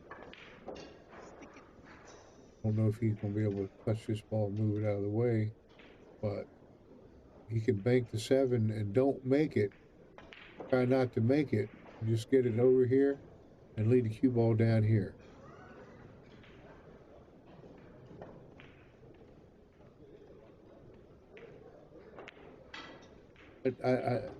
Shane Van Boening isn't on any of my list here.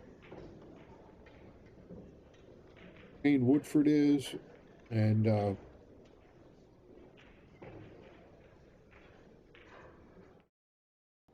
Vicky Couse is.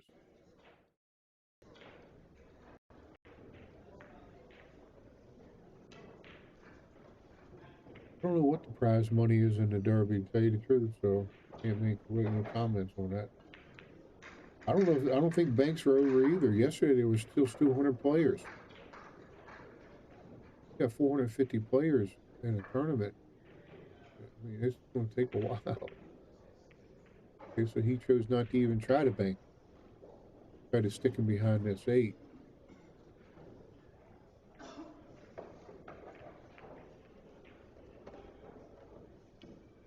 Now you're just going to move the 8.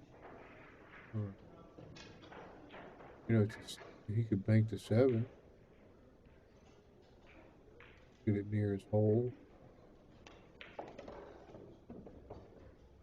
Leave the cue ball way down here. That. I don't know. I'll just move the 8 and just leave the cue ball froze against the rail. Let it come back over here and bump this ball, maybe. Bump this ball.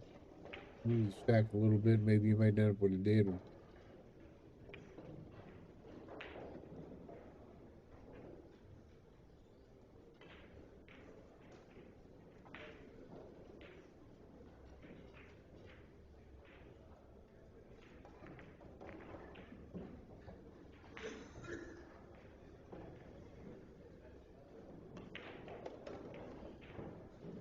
Okay, so now at 14.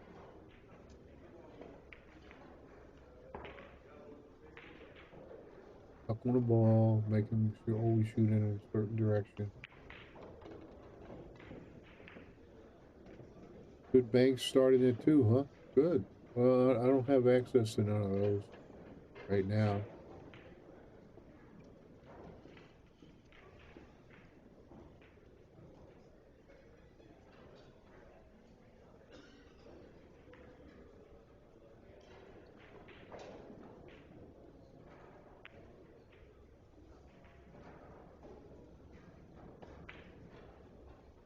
At 2, try to see.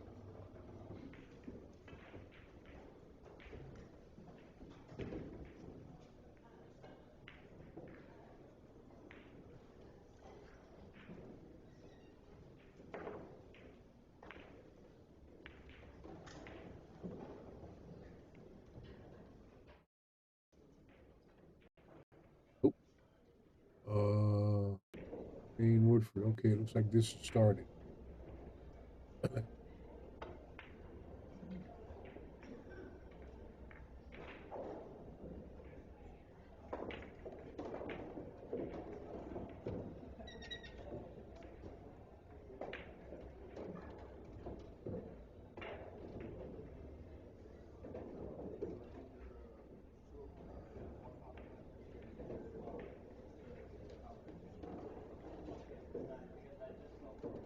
Back around for this ball. Yeah.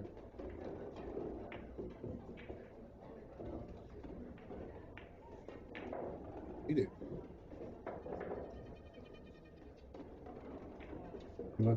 You might not have wanted that ball to fall. Stuck in the pack.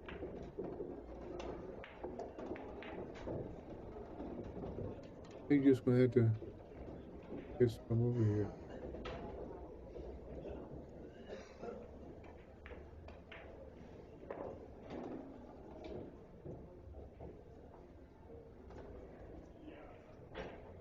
You can do that.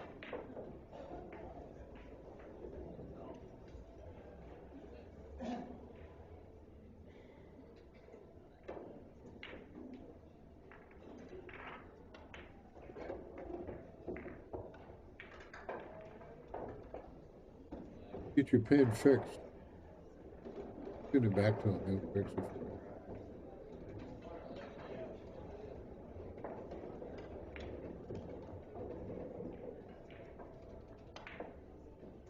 Dean Woodford's an up-and-coming player too. He's liable to beat any of these guys at any given time. Uh-oh. That's not. Now Shane has. See what he's going to do here. He's got the 3 ball. I draw it back for the 8. What angle exactly? Might be able to draw it straight back here to the 13. So I'm not sure what angle he has. Maybe too far, too hard. Got that carbon fiber shaft, you know, they draw the ball real easier, I think, than wood shaft. Now you've got a long shot. You don't care. That,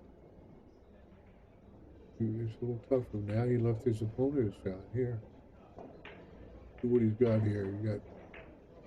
He uses high left and spins over here. He's got this ball. I think that ball goes. But you just got to use high left. End up over here.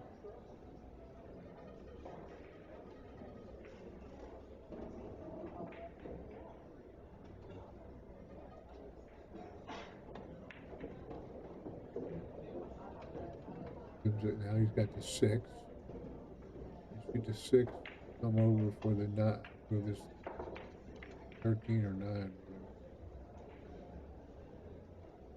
You don't go.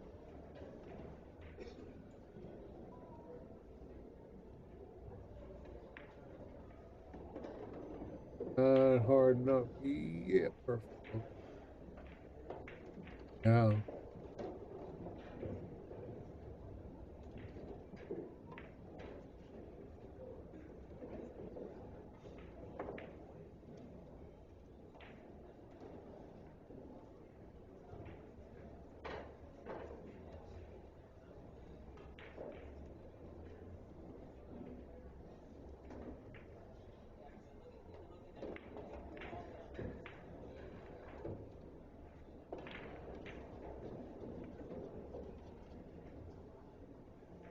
Yeah, there's a unilock pin. Some people like them, some people.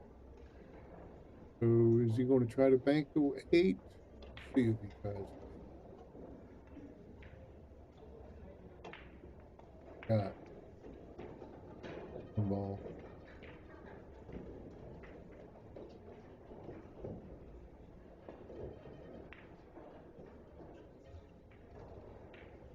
Oh, he got roll, but this ball will cross. So he's just going to cross this ball over here and then come up here for the 9 ball.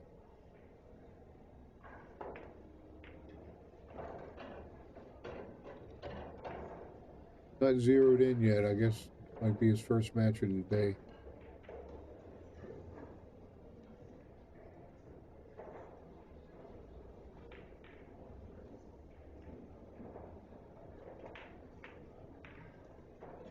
He's going to want to have to move that out of there. Easier from where the cue ball is, you want to come from this side, not this side. If you come from this side, you might double kiss it where the ball just stay there and the cue ball come over here. So, but if you come in from this side, you could move it up to here. So you want to hit it. You didn't have to, but that's one thing about one pocket. You got to learn how to get balls out of the pocket. Now he's going to bank for one.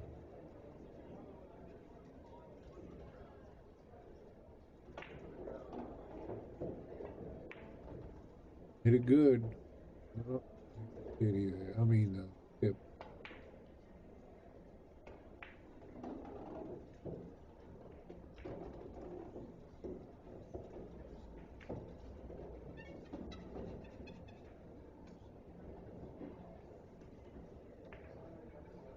Like if he just hits it good, he'll roll right on down for this 8.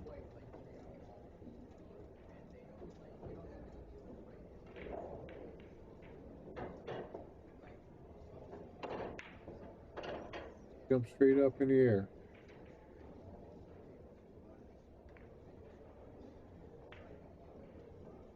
People make that mistake, jumping up in the air when they shoot. You got to stay down. I've known a couple of people who jump up every time and they play real good. Hey, oh, look at that shot. Draw it straight on back.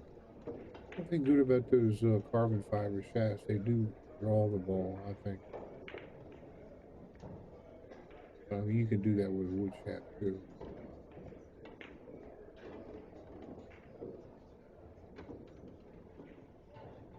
Carbon is say you hit the center of the cue ball, you shouldn't hit no more than one tip over from the center. Oh, he missed that ball. Wow.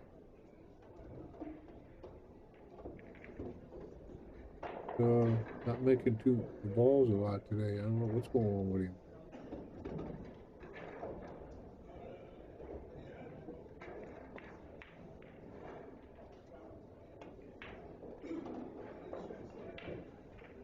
Two rail this one. In between two diamonds here over here.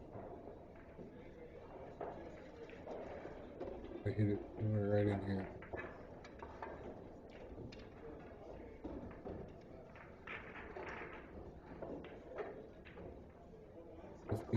Fifteen might be out. Let's go.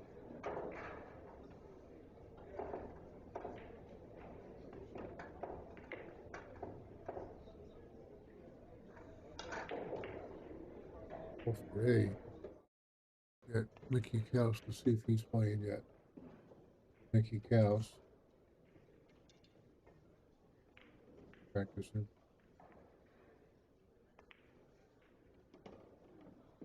Maybe he shoots this way. You know, could be in the middle of the game here.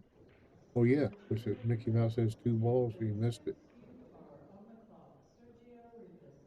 You know, it's got to be pretty tough on these guys to play, you know, all day, every day in these tournaments.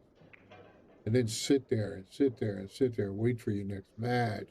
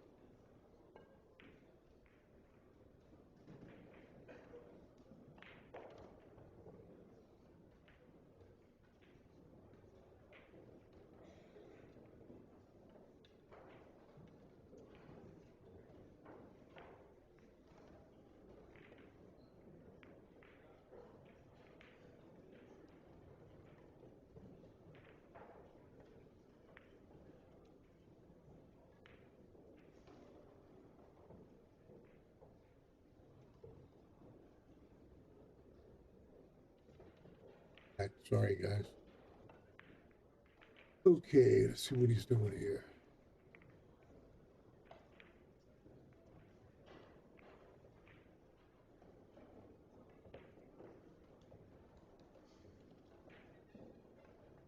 Vicky was in the room till 5 a.m. yesterday. That's the young buck. The young buck in him and Lucas and all them guys. He just loved pool. I remember walking into the pool hall when I was 13 and it seemed like I never walked out. You know, I went all my life, but it seemed like whenever I could, I was in there. Me and my buddy Scotty Boggs, we used to go in there every day after we could at school and practice. He'd play each other every day.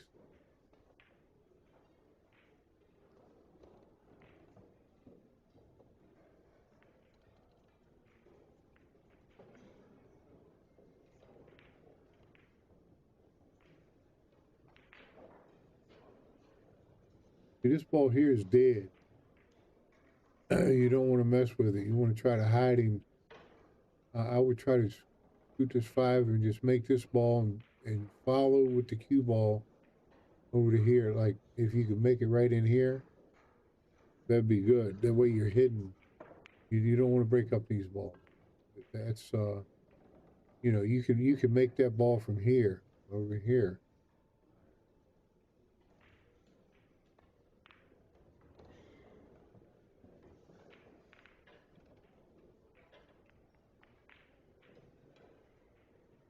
Let's see.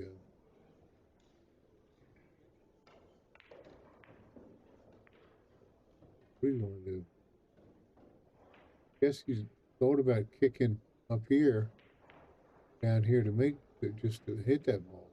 All you gotta do is hit that ball and go.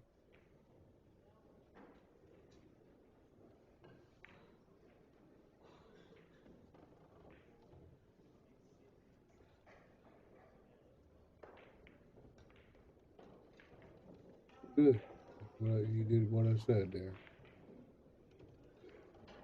Close to it.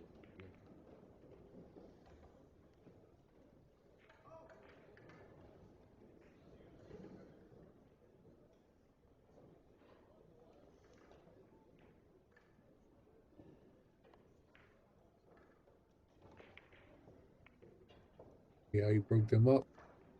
Whenever you see opponent's got a dead ball in his pocket, that's where you got to watch both pockets. You want to just touch them, mess them up so that they're not dead. Anyway, that's your #1 goal when you see them dead like that. As soon as you can, mess them.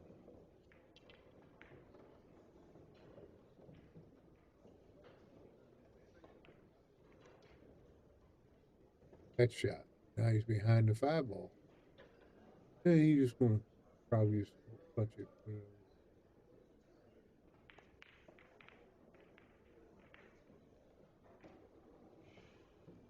Without being having an overhead shot, I can't really see. You didn't hit the 5? Didn't hit the replay button quick enough.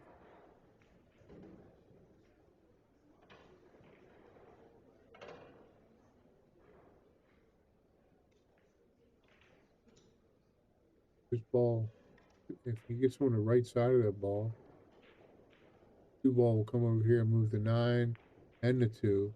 And the 5 ball will come back over here somewhere. But I don't know, some people don't see that. Or up there. Coming behind it.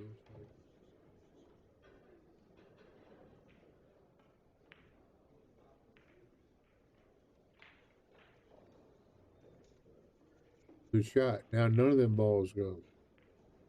You block the pocket off.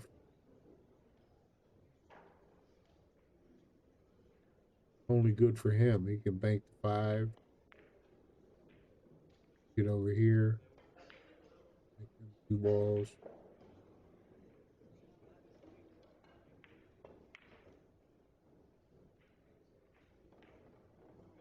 Look at that little roll. Yeah, you know, one pocket you get little good rolls too. You get the bad ones too.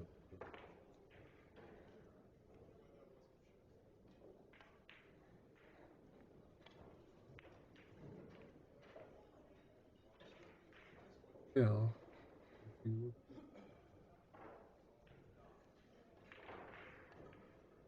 awful tight fit in my little bank, but it's gonna be awful tight. Oh, tight.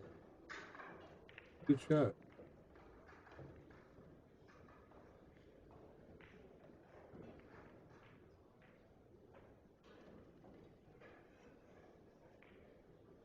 Careful.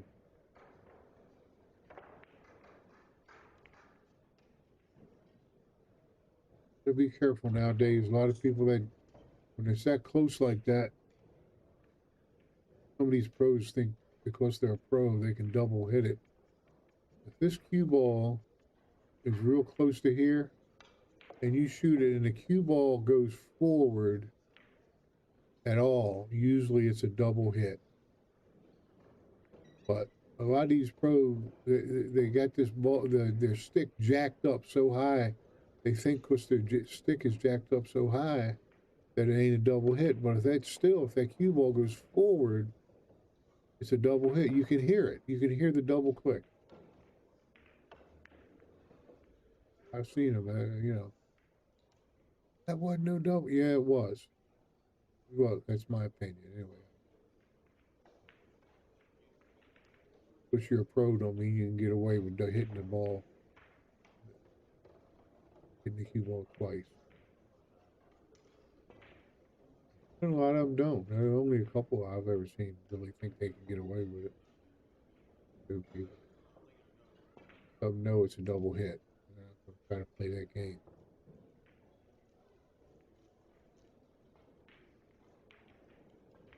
Now here, I would play this ball down here. The cue ball is going to hit like right over in here, where his hand is.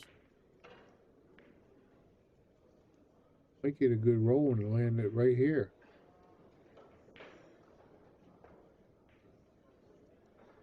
Don't make it the 6 dribbles in the pocket and you land right here. What's he going to do? I think I'm shooting the 6 ball from here. I'm going to shoot the 6 ball down there. What he's thinking. No, he wants to move him. And that's old one pocket. They won't come in behind it. Yeah. There's nothing wrong with that shot.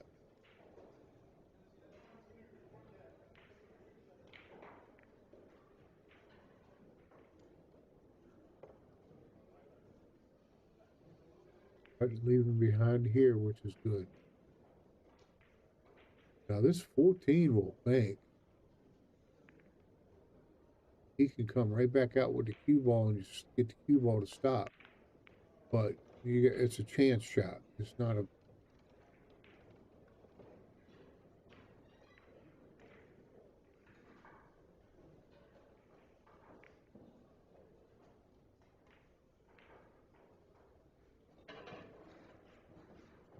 Well, let me point out another problem with these 2 balls when they're not frozen and you try to shoot through. You shoot away. If you don't shoot away far enough, it can still be a double hit. If you understand what I'm saying. You gotta shoot away far enough, like out of the way, you know, like that.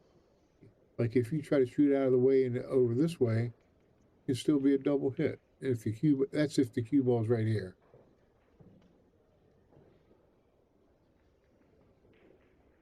But you know what? You can make your own rules. When you start the game, you can say, hey, if the ball ain't frozen, can we shoot through it? And you can say, okay, and that's an agreement that you make. You know, there's nothing wrong with it. You can make your own rules if you're playing somebody. But I'm just talking about general rules in pool.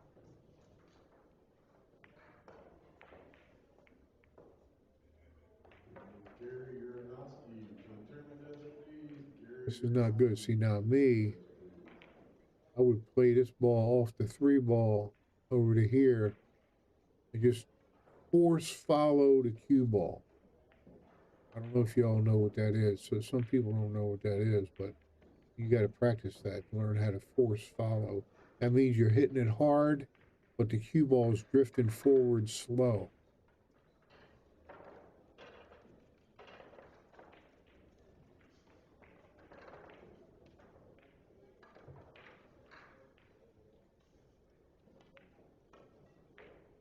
I'm going to try to move it.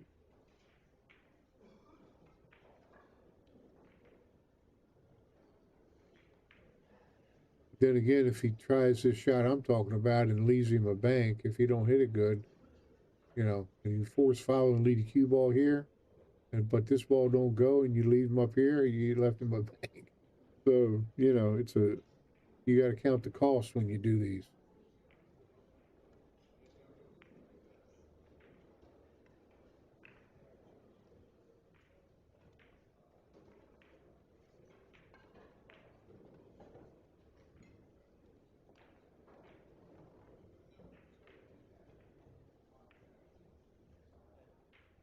Good ball. Good shot.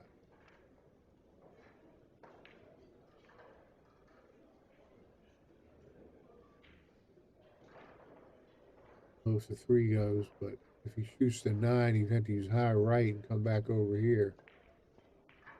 Oh, the 3 goes, so he's in good shape. He can come up for the 1 next. What? He shot opposite handed, that's why.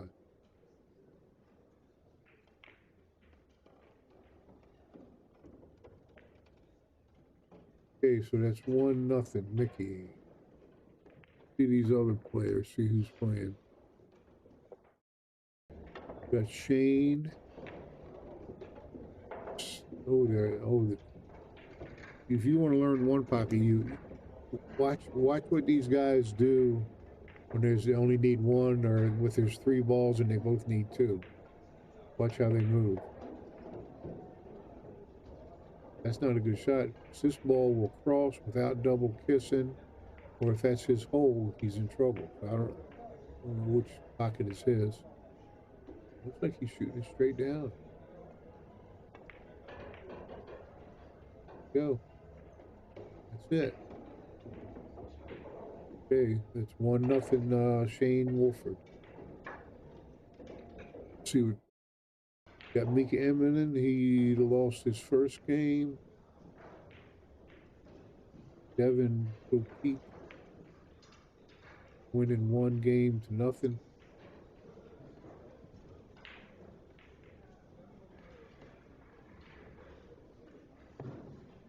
Yeah, you see, you leave your opponent this bank, to bank it over here and then come back over there. But look, you've got these 3 balls that will all push to his side, your opponent's side. So you really don't want to shoot that shot. Like he's going for it.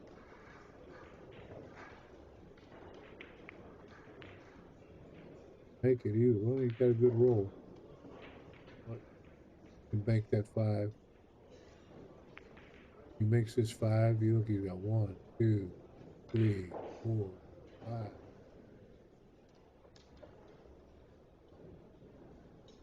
This one, 6.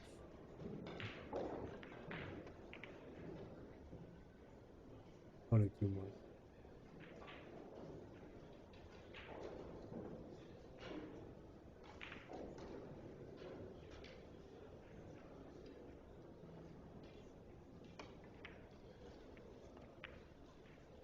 Well, Gideon, if that's the rule, then you got to go by the rules. That's what I'm saying. You can make any rules you want, you know.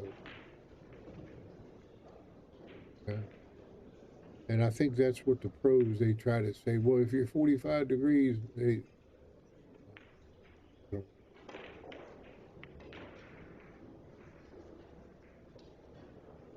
I say, to me, I always watch, if you hear that double click, and if that ball moves forward, it's a double hit.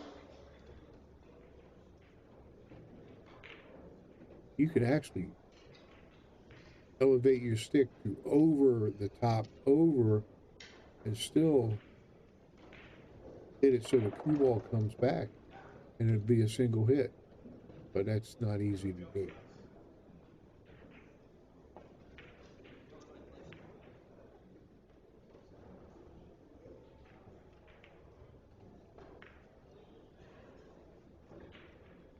I mean,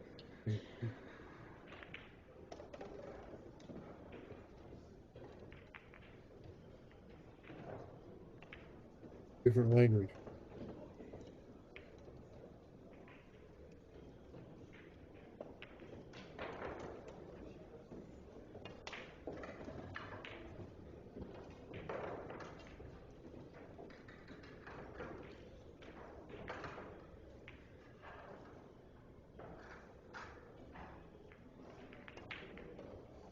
See, some people like kicking this 14 in. I don't like it. If you miss it at all, you leave your opponent a bank.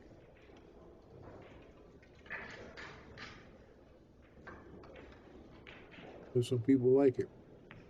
I'm just going to try to knock that ball out, or just come right behind it and don't let it move me. So easy to leave a bank if you try to really make this ball. It looks like he's going to either kick it out or he's trying to make it. I don't know. There's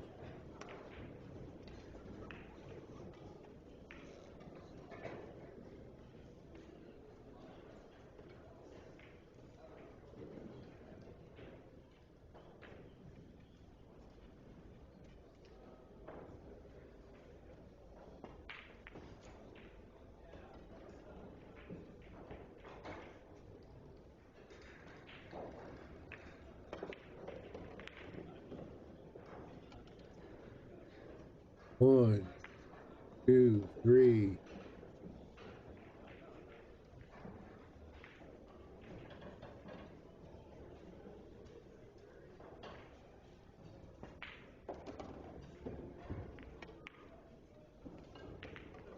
You do it. Now he's going to have to go down and bank to 15, or really hit it super hard. If you hit this ball with just a little bit of right hand English, but hit it real hard, it'll come back here. But you got to hit it real hard, real firm, put it that way. Hard, see, I was front, now he's in trouble. No, he can make the 15. 15 goes. I don't think he can see the 7. He's got to make the 15, come back for the 8 or the 2 or one of these.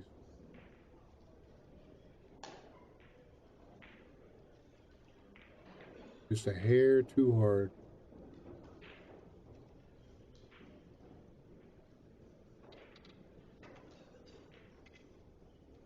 Fedor beat somebody 3-0. I don't have that on my screen, so I can't. See it? Make you playing safe.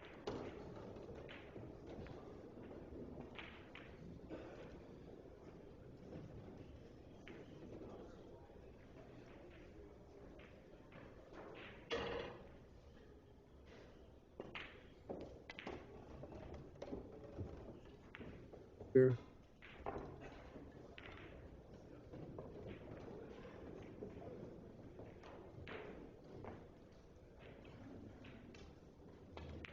Play the 7 in here and just bring the cue ball down here. Chances are he's not going to try that. But no, he's going to move to 15. Feeling it?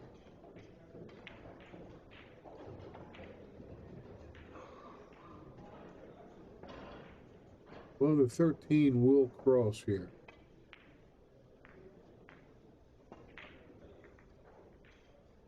You'll get it close even if you, as long as you don't double hit.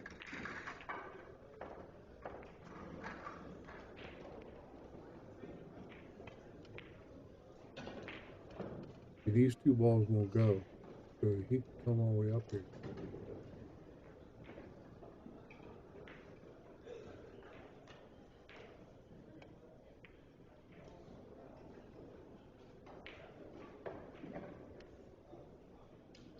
that shot frozen would have been nice.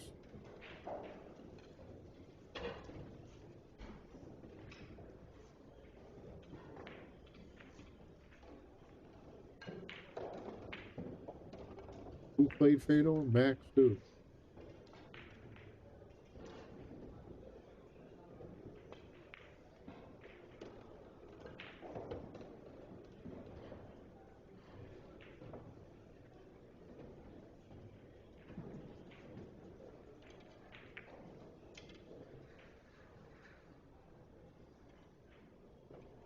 It's perfect to hit the 9, and then you'll have the 11 to play.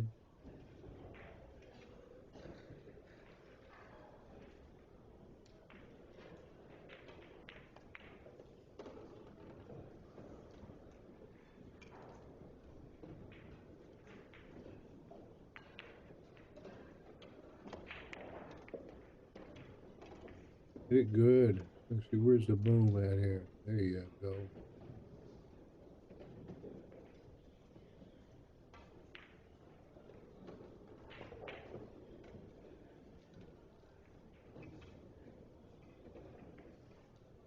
Take this ball and just stop it.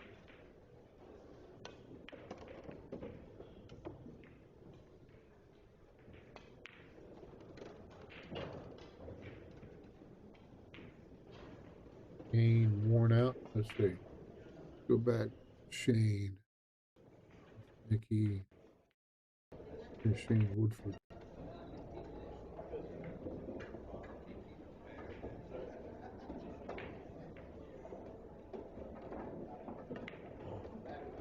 Wait if he tries to cross this.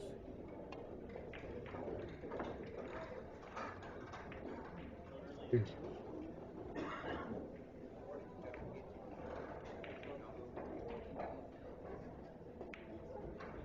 This was a dead one. You know, even if he hits this, the one ball, the cue, he's going to make the cue ball come over here, not to here.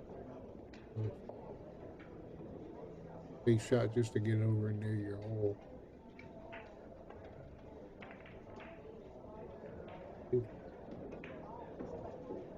Did like that, you gotta try it. I don't know how Lucas is doing, Brian. Heard yesterday he won. He's doing today. Still in it or not? If anybody knows, it'd be a comment on this, please.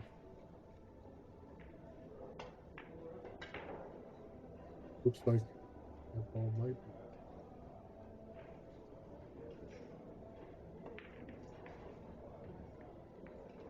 Get it near his hole, and then that's a lot of times that's all you need in one pocket.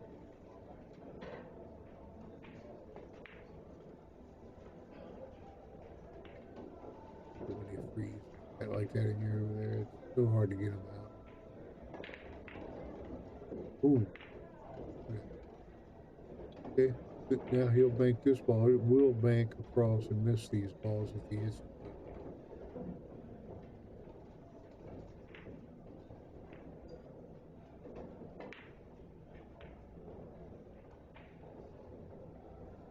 Yeah, everybody's got different ways of playing one pocket. You know, so it's hard to.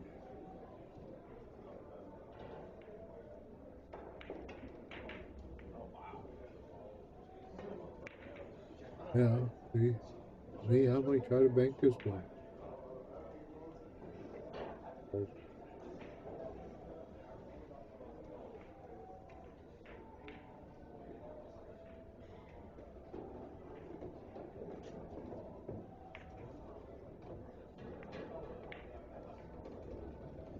This ball will cross without double kissing. But the problem is it's going to come back up this way.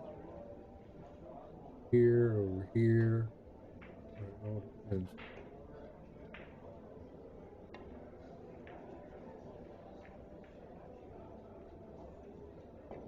Pull out of it. Well, you can't shoot the one ball because we're scratching the side. You can shoot the 11 now.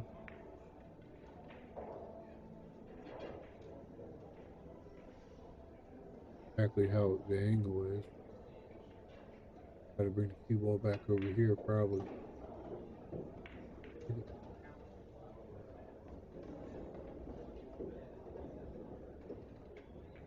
It's a safe shot to try to cut this ball in. Everything you do, you're going to hit this ball a little bit. I don't know. If you hit it hard enough, that ball's going to carry him off of this 9 ball and come back down here.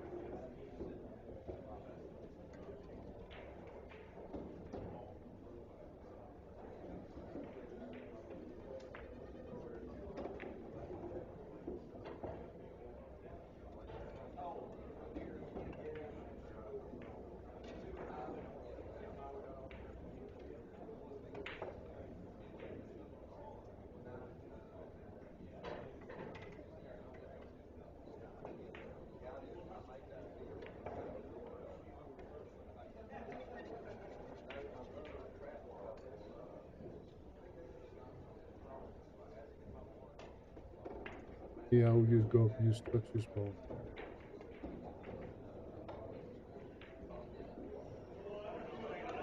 Try to cut the 9. Depends how good you're seeing them. You can see the edge, and you want to do it. You're taking a chance. But I think I would just go up and bunt this ball, try to stay behind it. Trying to move these balls. Ah, look at that little shot.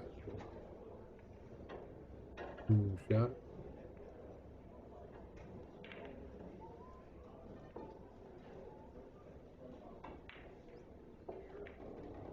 Okay, lost him.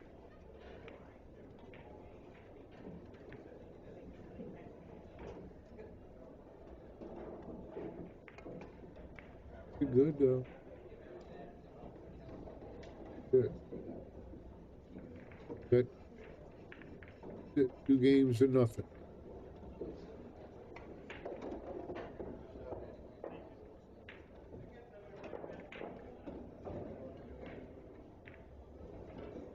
See what other games you're playing. We got Mickey Couse. Let's see. Oh, he won. He just won. He just missed it. 3 games to nothing.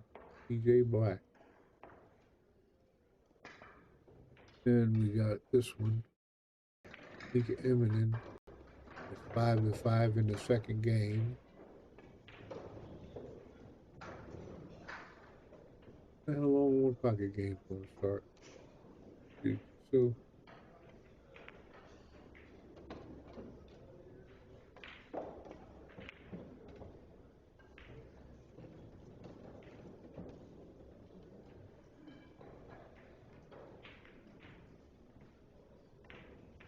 a little shot there. Now I just come here.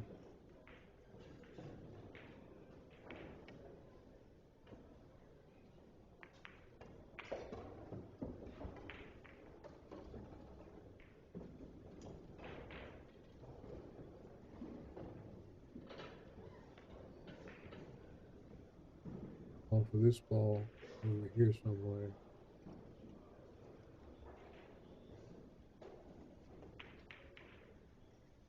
Over here. Come off of it. That's in trouble. Don't want to scratch either. Gotta be careful on it. Oh, he's shooting a 5.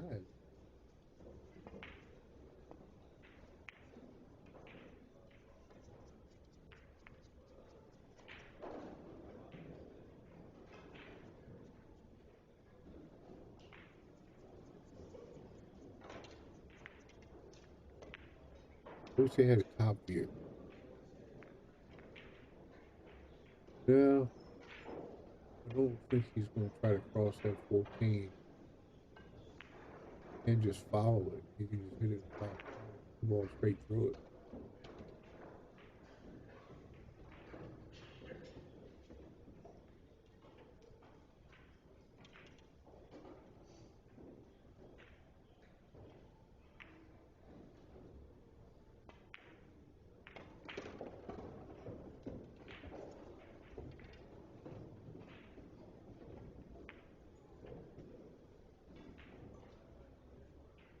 You can bank a 7, which I like banking these balls over there.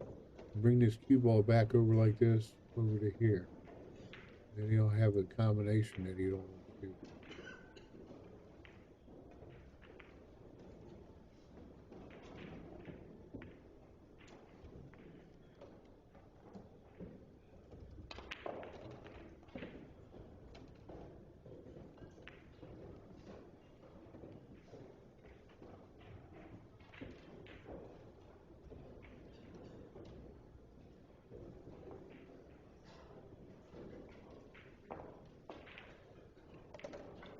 To follow the 14.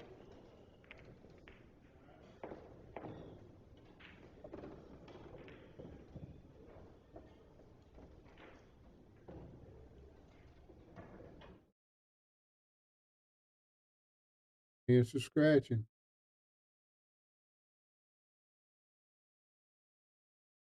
Came out all right, but got close. Push that table.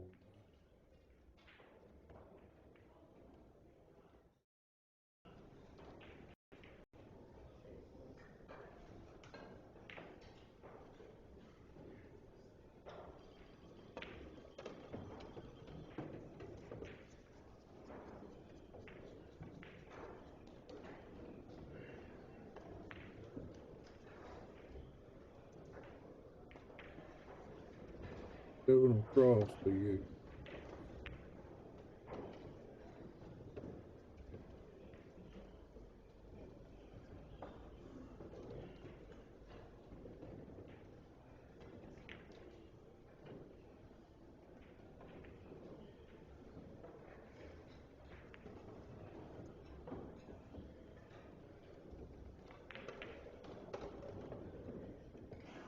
Crosser with right hand angle.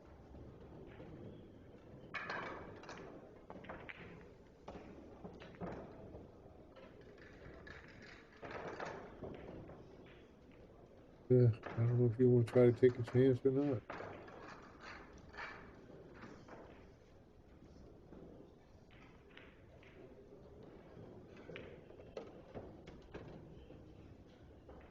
Problem is, if he tries to kick this out, he's gonna leave the guy at bay.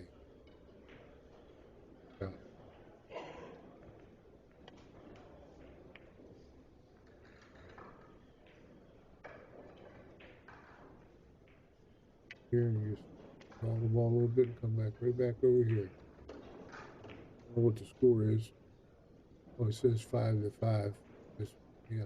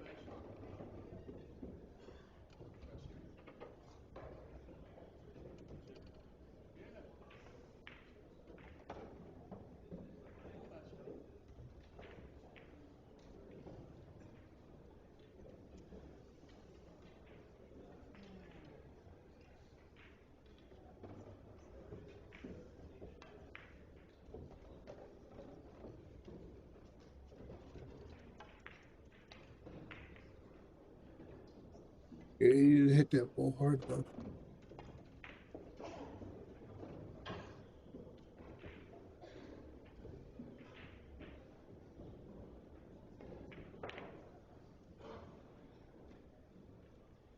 First time I watched him play.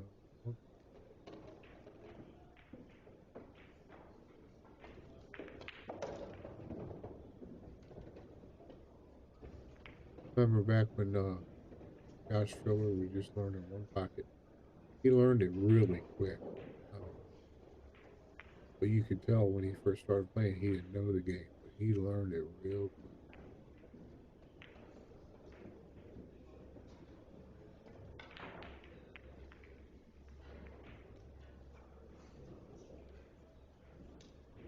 What was it? Where he was down in Maryland. He was down in Maryland. Bad for him. Playing money games.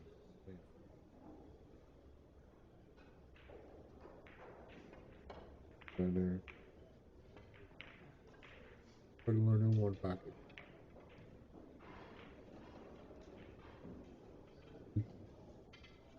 Take balls from anywhere.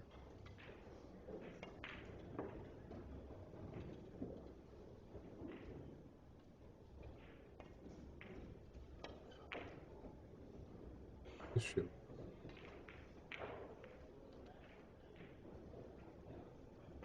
Now the fives is a easy automatic safe. Make it the ball's gonna come over here and come back over here. Here's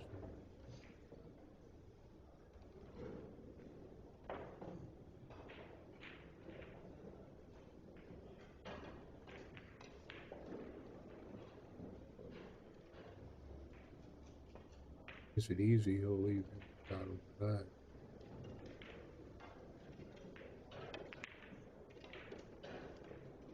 It was automatic safe. You know, if you hit it hard, if you did. We'll probably two rail this 5 over here, back down to there. Could back cut it. Bank it back like. Whoops, sorry about that, guys. If I can try to back cut it like this, and back down.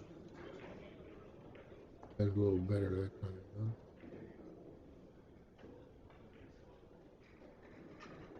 Got two choices here. If he does it this way, he can bring the cue ball over here. If he does it this way, he can bring the cue ball over all the way back over to over here.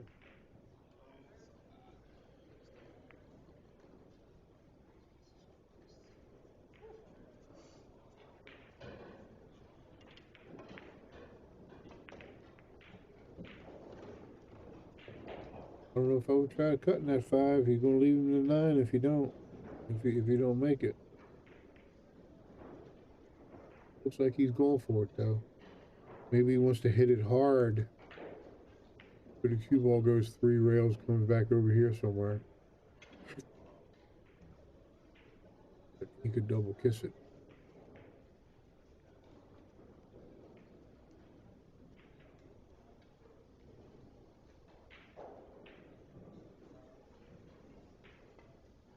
Hold it. A lot of right-hand English on it, it's still going to hit right about here. Close enough for the ball now.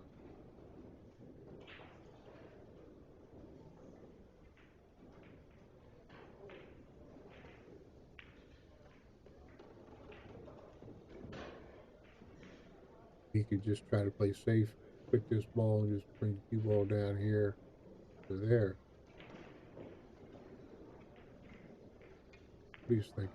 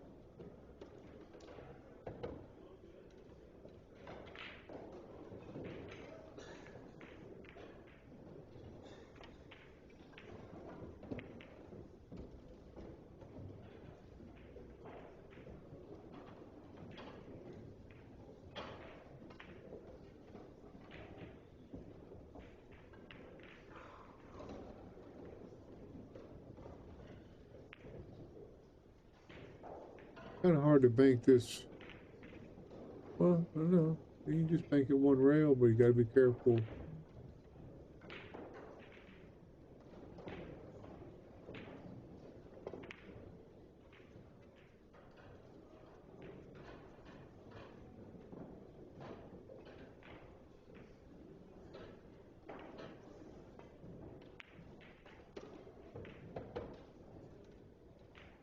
Be right back.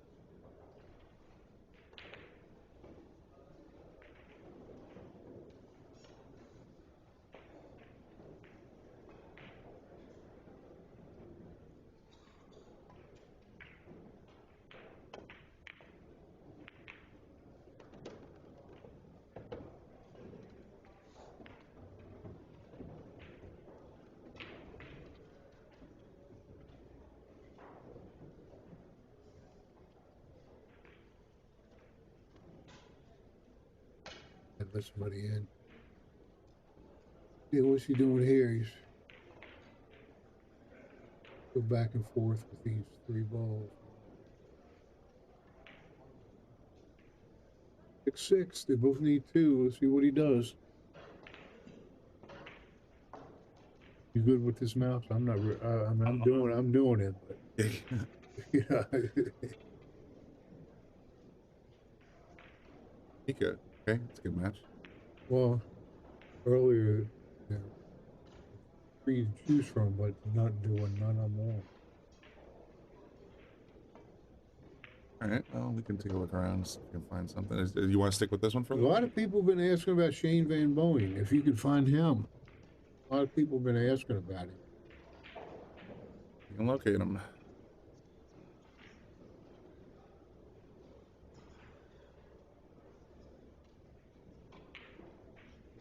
What are we playing today? One pocket? One pocket right now. It said Hank's starting at 2 or something. Page. Let's see what we got for live matches. Moritz Newhausen and Jeremy over on table 8. Shane Wolford's over on table 7. Yeah, I have these 3 here. Do you know that? Did you? Yeah, I set those up. Okay. Got Skyler set up on table 15. Look, Tyler Stires on 18. See SVB on any of the live tables in one pocket. Nobody on this tape. Mm-hmm. First one. Second one is Shane Woodford. He's winning 2-0.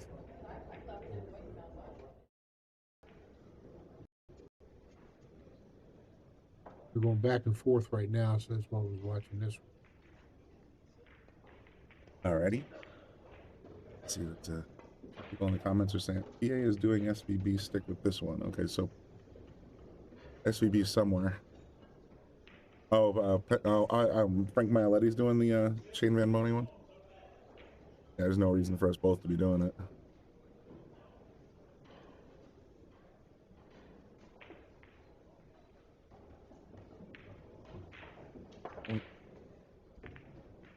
Shane Wolford playing. Is that the one? Right, yeah, that's one that's the other. Yeah, SVB was scheduled for noon today. Shane Wolford is winning 2-0. Gotcha, okay. But this one's in the middle of, they're battling back and forth.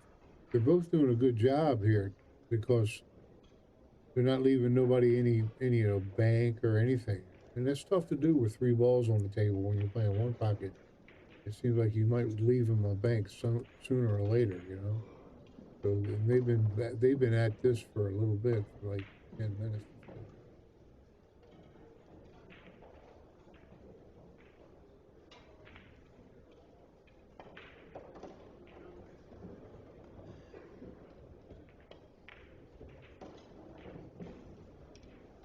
Get that bang. Left it safe too. I don't know if he can get behind the 9. Yeah, PA, Pennsylvania Pro-Am.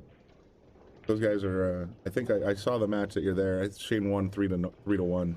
So I think that match is over. And we'll just, like Billy said, we're just going to stick here for a little while. Keep an eye out. It's such a strange format, finding matches, because there's no brackets. There's just these redraw rounds that people can rebuy and do all kinds of stuff. So it's like it's really kind of hard to track down where people are. People were asking about Lucas. Is he still in it? You know, in the one pocket, or any banks or one pocket, any of them. Lucas is scheduled to play today at 6 p.m. against Adam M. Cooley. In what? In one pocket. Oh, good. And he's still in the one pocket. He'll be on table 21 at 6 o'clock.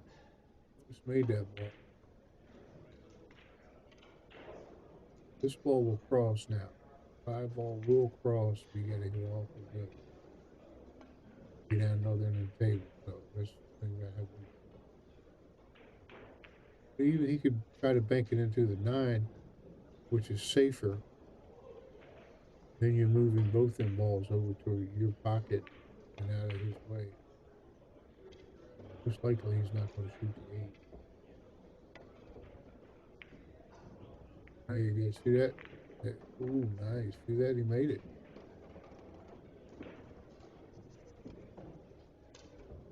Pressure's on because he's already won the first game. Mika's lost the first game, so it'll be 2-0 this guy, Devin Petit.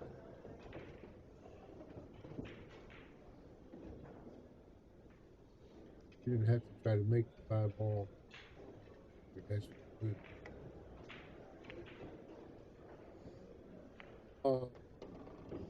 That cost him the game. Cost him the game. He wasn't thinking, I guess. We didn't think he was going to come near over there. Cost him the game. Yep. Now he's got to put one up. He's got the 8 ball. All you do is just get over where the 5 or the 9 is. He don't post 2. What's he posting 2 for? He didn't make one. No. What you doing? He only posted 1. What? No. He only posted 1. No, because I didn't make one when I was That was, you know, that would have been real nice if he did that. Then he would have had to get on the 9. Now he can just go over a little bit and get on the 5. Looking at the for the stats page over on for the banks pool, it's still in progress. I didn't realize that there's still 32 people in the bank pool. 32. That's what people are asking. See, I don't know those. I don't know how to look up all that. Oh, yeah, I'm looking at round 8, 69% complete. Josh Filler and John Moore are going to be playing at 2 o'clock, and so are Brandon Schuff and Stephen Nevins. The other 3 matches are delayed because of conflicts with presumably the one pocket tournament. Yeah, I mean, that's got to be frustrating for these people that work over there, you know, with all these tournaments going on to, you know, schedule them so that they're not in the way of these pro players. It's got to be frustrating. Oh, I imagine so. I mean, it's just, I mean, you have almost 500 players there. 476 alone entered the Banks Pool tournament. How many people they got trying to take care of that schedule? Oh, it's got to be a nightmare. Yeah, the bulk of the matches that are in progress right now are one pocket, but there's 2 scheduled for 2 o'clock in Bank Pool. Game is up 2-0. Ooh. Shane, yeah, It looks like they're put his stick away. He at the table. Yeah, the scorekeeper still has it at 2-0, but yeah, I imagine either they're taking a player break or this is done. Back to Mika.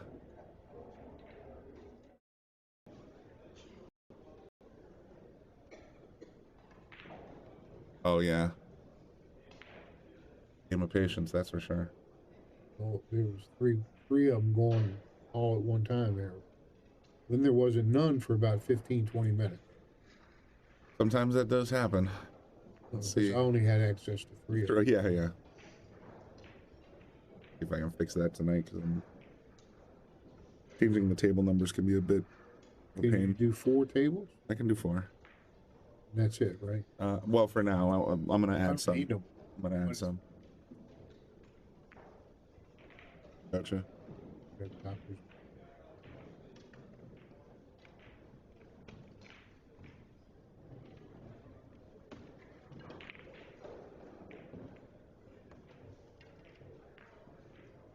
Well, that shot, because who's going to try the combination? 3 might go, but wouldn't move to 6.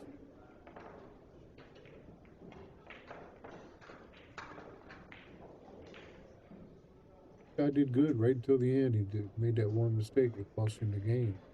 He had 7, Mika had 6. He had a ball in his hole, but it was The race to 2 or 3? 3. Oh, it is 3.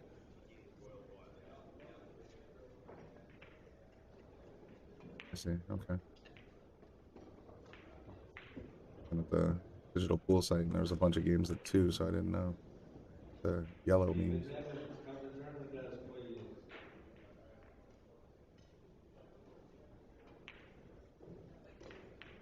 It's that yellow ball. Oh, yeah. A lot of comment today. There 355 people watching. That's great.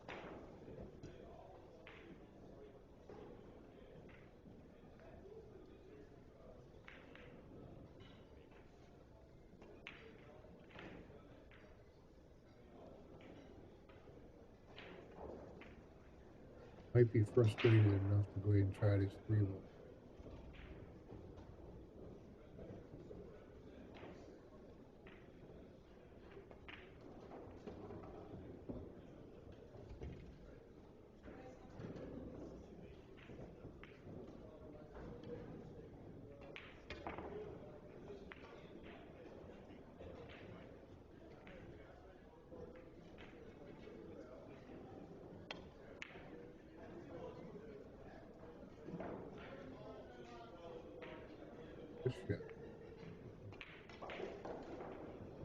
Guess that deserves a little boom there.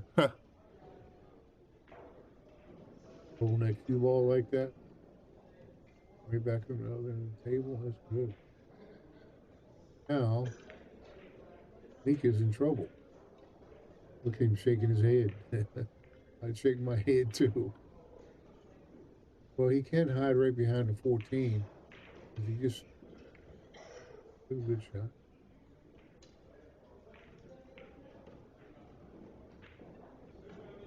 That's the thing without having an overhead, I can't see above what they can see.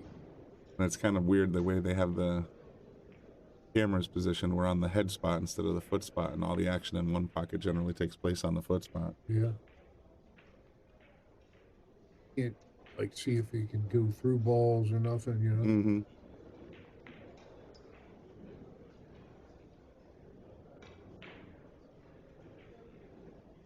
Here late last night? I was in Milford all weekend. Oh. visiting a buddy, sort of hanging out, being no Knicks, I suppose. No. So yeah, I'm just been cutting loose a little bit. Had some interesting life changes this week, so I figured we'd just go down, have a good time, go to the social club, go to pizza place, all kinds of fun stuff. I see you gotta come apart before you come apart.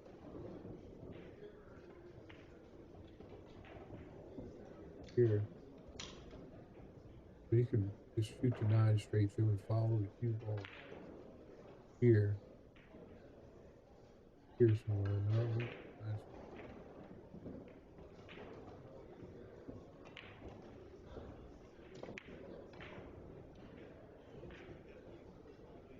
This little shot. Wow. He could win the game from here. Let's see, he's got 9 balls in this one. Back over for the combination. Always come up for the 1. Hey, he's just going to come back over here. Hopefully he can hit this ball.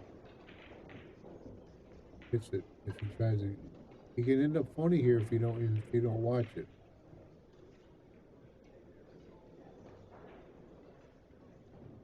Okay.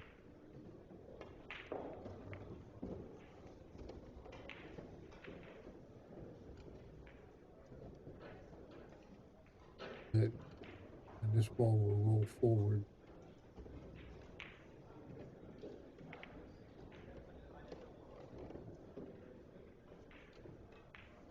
If he's going to try to come up for the 1,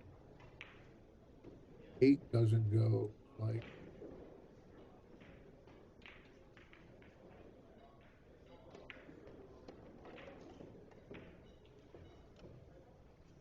All right. it'd have been nice if he was like right over here. And he would have went down for the 11. Really got to hit this ball good. He can hit it good. Leave the cue ball over to the left. He can make that 11. Pocket's being tight as it. He can force this one. Make it, even if he ends up over here, he's good to try to 11. I don't know what he's going to do.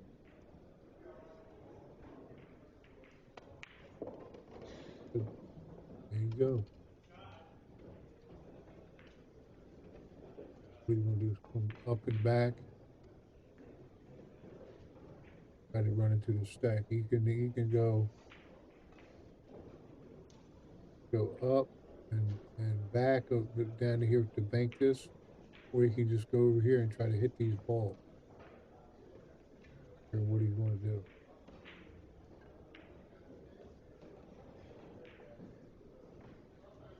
Might try to hit the stack.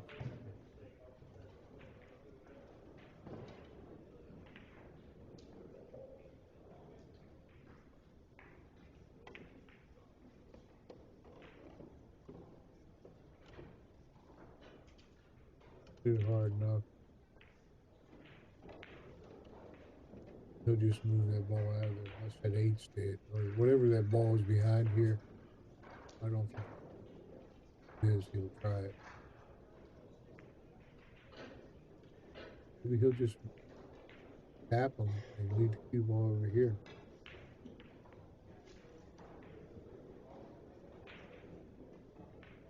Tap him, then you can move him maybe.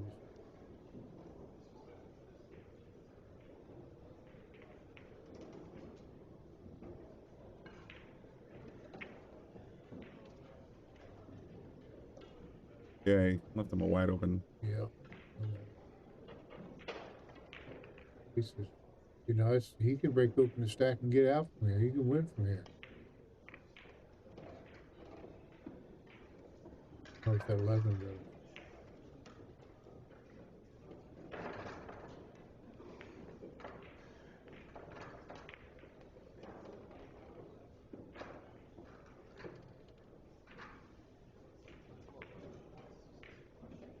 11 go. That's the question.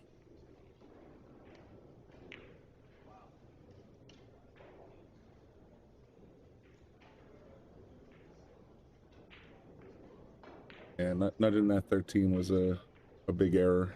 Yeah. He needed to come around for the 7. Can't even see the 7.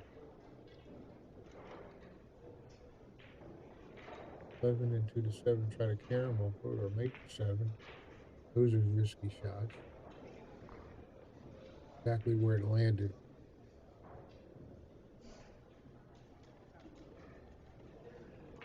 But carry him. You want to try to make the 7. All right.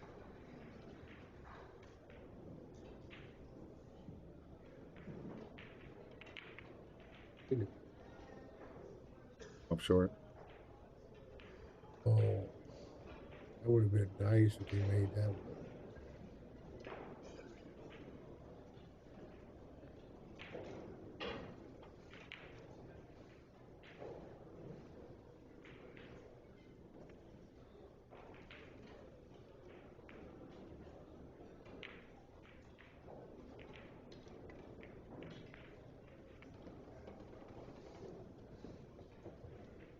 Did update the score.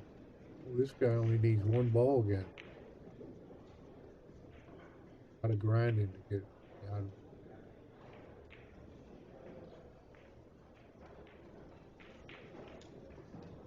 Your opponent makes 1.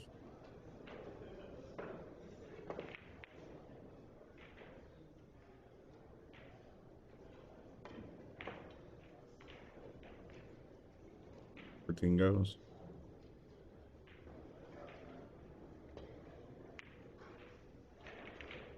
Perfect. 11 don't go. 10 don't go.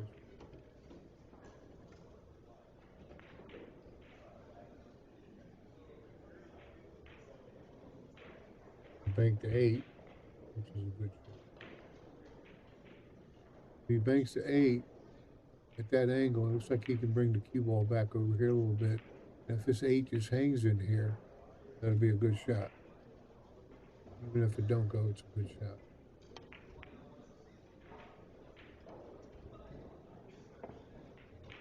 On.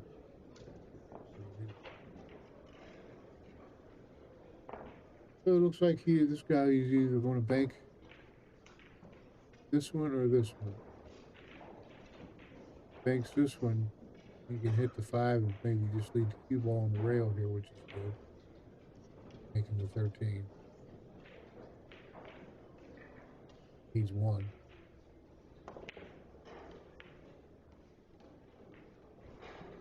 Okay, it's going back. Wouldn't that have been a hateful way to lose? The ball bank. He can win from here. Banks this ball, cue ball. If he can get that cue ball like right about here, so that he can come back over like this, or anywhere near it. But he's got to make this. It's not a double kiss if he hits it good.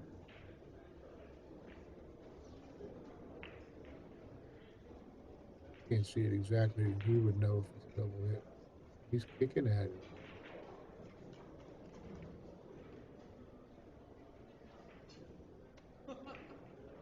Hit. Couldn't tell. No, it looks like you got to pull a ball up, yeah. That's the weird thing. Get that little groove there, and then they fall in the groove and don't want to go to the rail.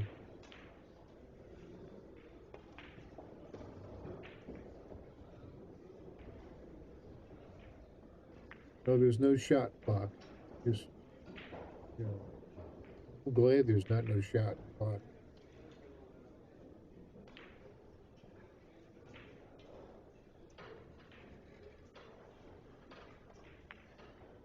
This guy should move the 7 and the 8 so that they'll go to his pocket too.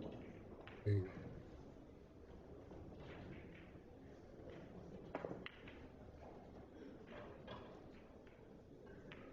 He was blocked from his pocket. Now he's got 2 balls on his side. The 10 will bank. 13 won't bank from where Meek is right there. Right.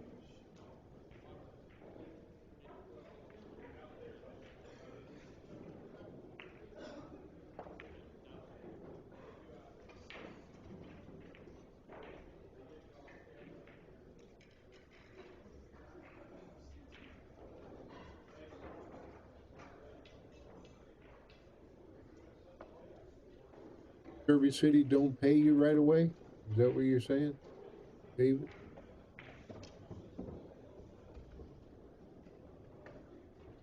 Texas, I've never heard of that one, but I'm sure it would be common practice.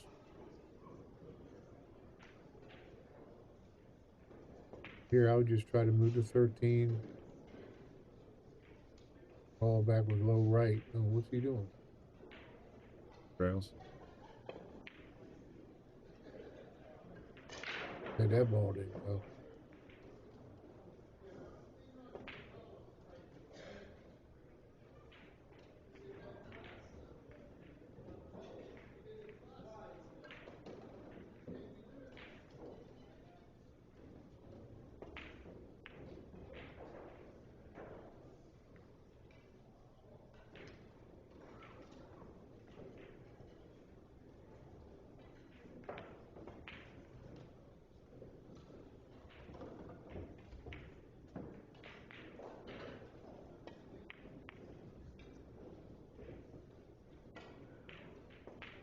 Well, I don't know if he can see the 8, but it's kind of a... Might be able to bank the 8 and just bring the cue ball over to here. You've got to hit it firm, and then he might, you know, I don't know. He can hit this 5 and just lead the cue ball right there. No, he's hitting this ball.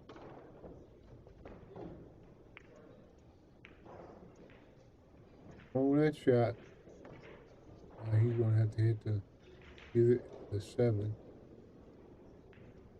kiss the 5, and come back over here.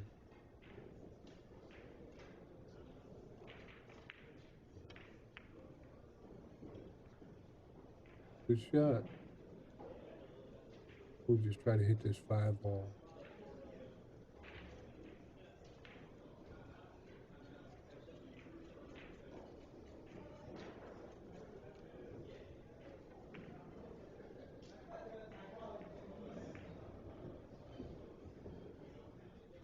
This 12 ball will bank without scratching. Taking a chance. That's what he's doing. Banking the 12. Get it near your hole, that's all you want.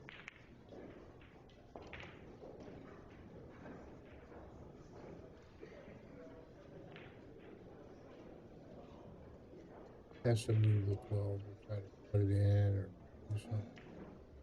He has to get out of his side of the table here.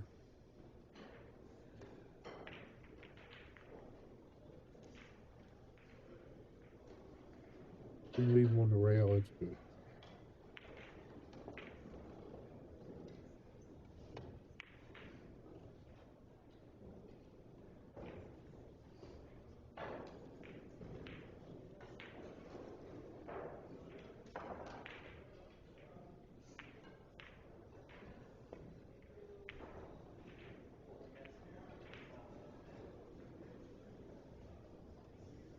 Let's make you a bank on the 13. Definitely banking the 13. Drawing it so that it don't keep coming 5 or 8.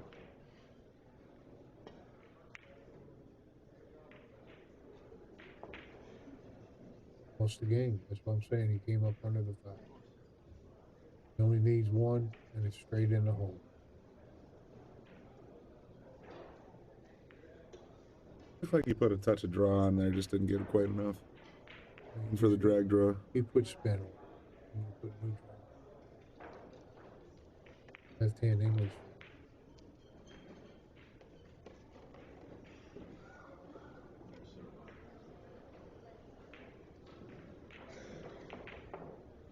But most of the game, you know, that's why it's so important. One shot can mess you up in this game.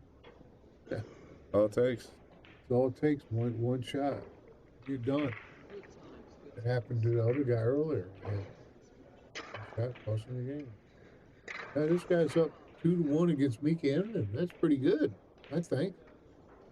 Where David Deep Proteet is from. Devin. Looks like Devin Poteet. Devin Poteet. Where he's from. Definitely can play if he's got Mika at 2-1.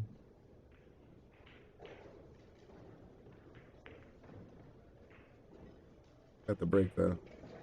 So it's definitely an advantage for Mika. Break's worth about a ball and a half if you know how to break.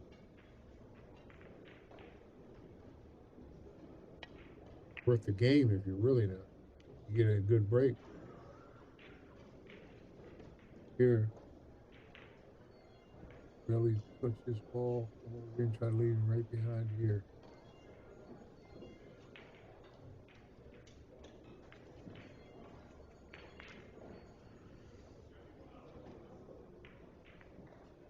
See this ball, he can draw it.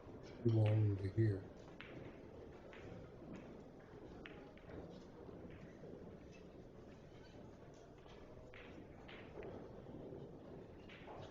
Just like that. Yep. Got. He's glad he got behind this ball because it didn't. He had this this ball. He had to get behind it. Like, from the comment section, Devin is from Jonesboro, Arkansas. Oh, got a 740 Fargo. Really good. Executing pretty well so far from what I've seen. Had this guy come down from the hill one time in Maryland. He was offering everybody like 7, 8, 9, 8.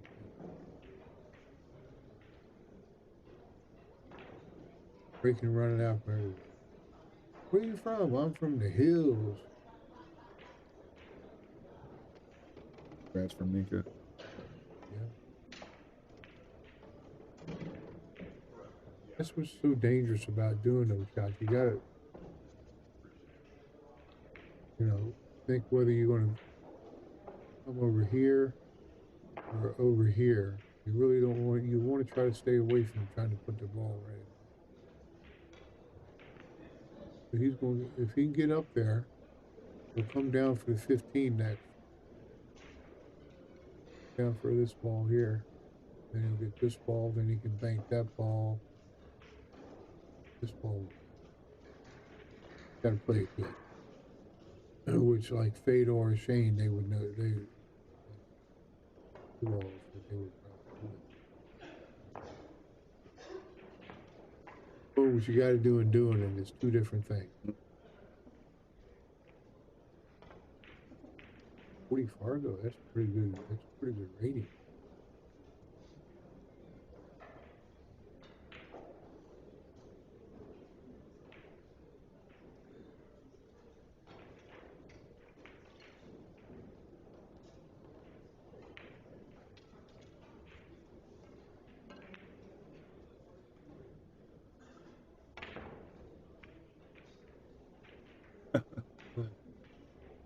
False start, 5-yard penalty. Repeat second down. That drives me crazy sometimes. You guys will do that. But you know what? And when you're playing pool, if you're down there and you don't feel like, if you don't feel right, it's best to get up and just reevaluate what you're doing, reset yourself. Mm-hmm.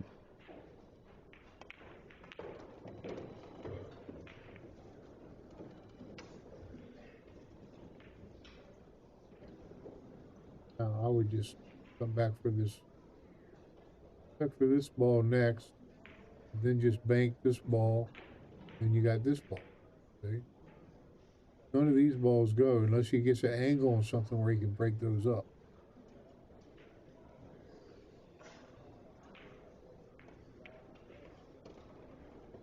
Perfect. 2. Take this one, bank the 2. Go past this ball, then you got this one. You might have enough angle to break open the stack where the 8 goes. So he's really in a good position here to win this match. Really a good position.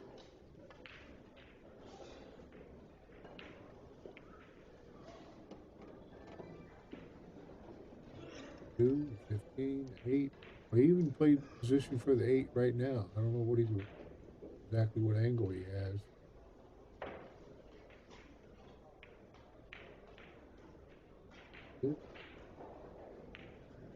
Oh. Had the 8 ball next, it looked like. I think he's going to have to use the 8 to make the 2 ball now. Really don't have nothing else I can see that he can do. Is he going to kick the 2?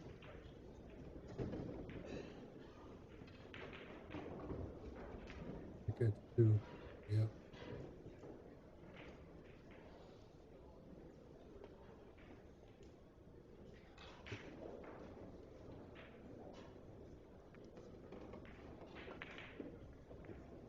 Eight'll bank.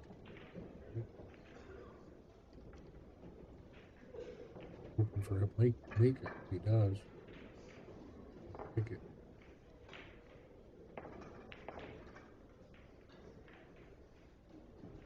Looking at it.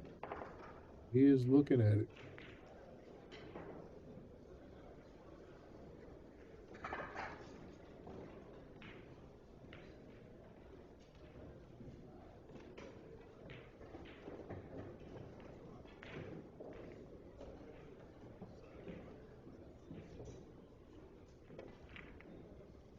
Hit it. Got a little boom for that one.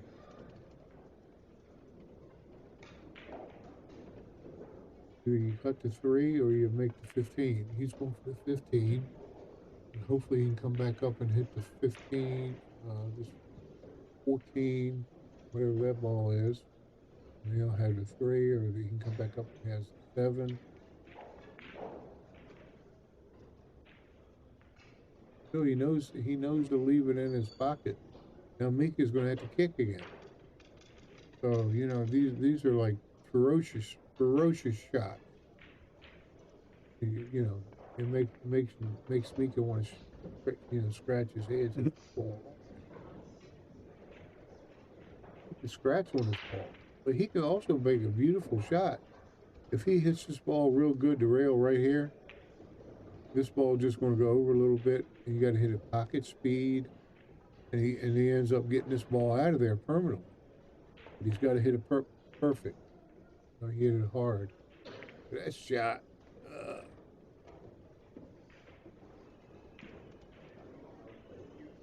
Now you just put the cue ball right about here. Come back for the 3. Or just hit it easy to come down and bank this ball. Depends how safe you want to play it.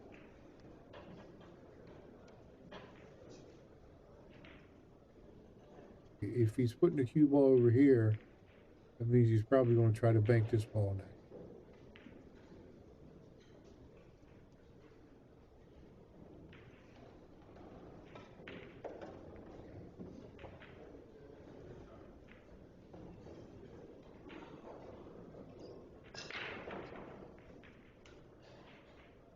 You know, beat Mika him, and then you beat a world champion. That's nice. Nice little feather in his cap. Yeah.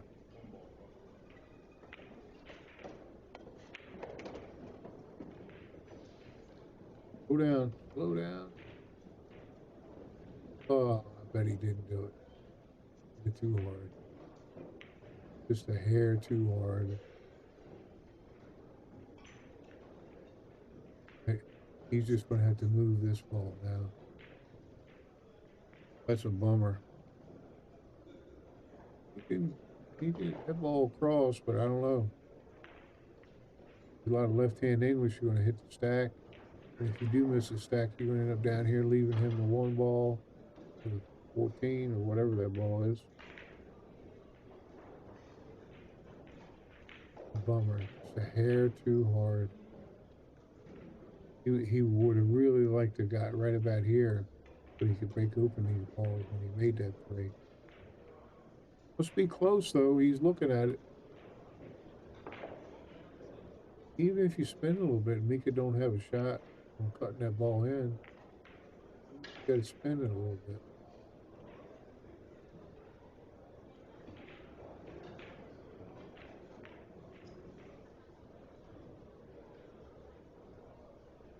Got spot a ball now. Yes. Too close. It was that close to getting out.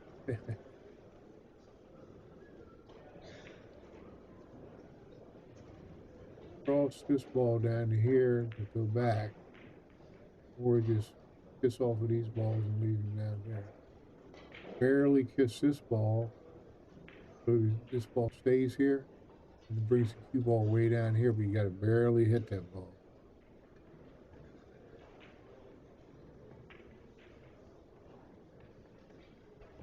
Does that shot. This ball gets over here too far. This guy will have a bank on the one. It depends how easy he hits this.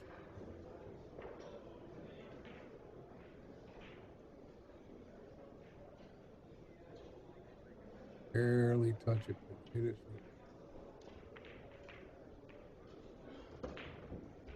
But he can move it.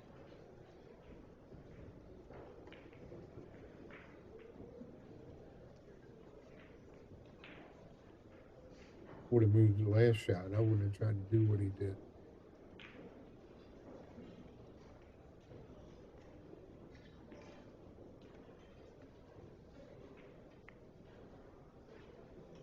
We wish we had a different look at the table too.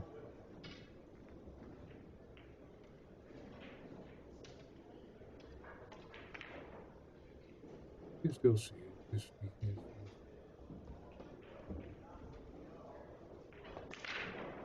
Would like to have been able to look at top, and look down and see, you know, how much room they have, you know. So. That's that. Oh, we almost made it. Well,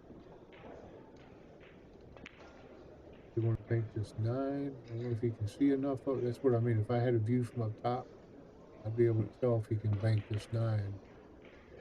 This, you might not want to try it, because it looks like a double kiss. But he's going to hit this ball, and then if it comes off funny, you're going to double kiss it and leave Meek all these balls. So I don't know if I would try crossing that 3.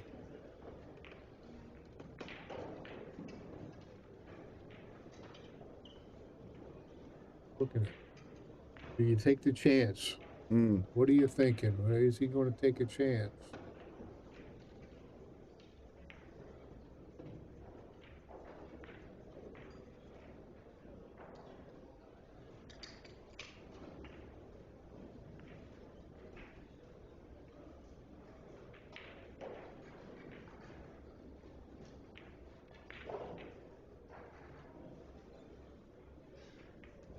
And put it out of there.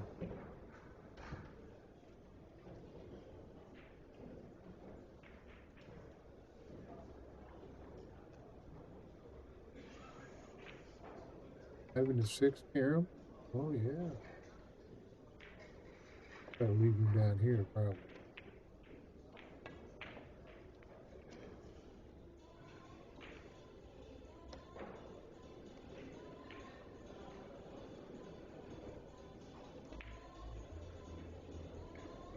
You try the combination? I don't think so. Hey, because at this angle, cue ball's going to come over here. You got to be careful. You're actually on a table.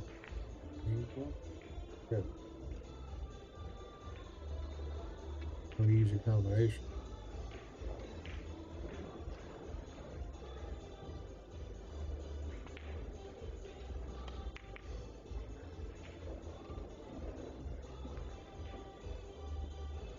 People like cutting this 13 down the rail.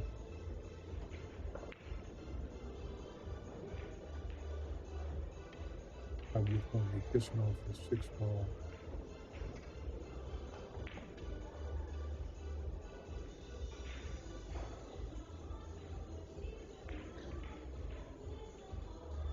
You gonna try to kick the one in? He's looking at actually kicking that one ball over there. Yeah. He's doing. Show hands real good at those shots. Yeah, I've seen him do a few of those when he was here. he was wild. Made it. He made it. Look at that shot. How you gonna beat that shot? Not much you can do about it. That deserves a boom, maybe a double boom. I think that deserves a double boom. That was beautiful. Now you either play the combination or the 3-ball. If you play the 3-ball, he can come up for the 7. He can come around here for this ball. He gets over here.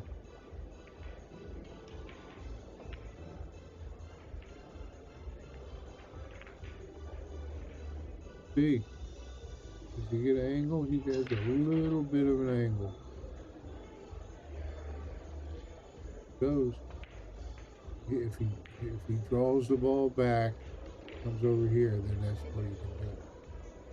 You don't have much of an angle. Almost straight in.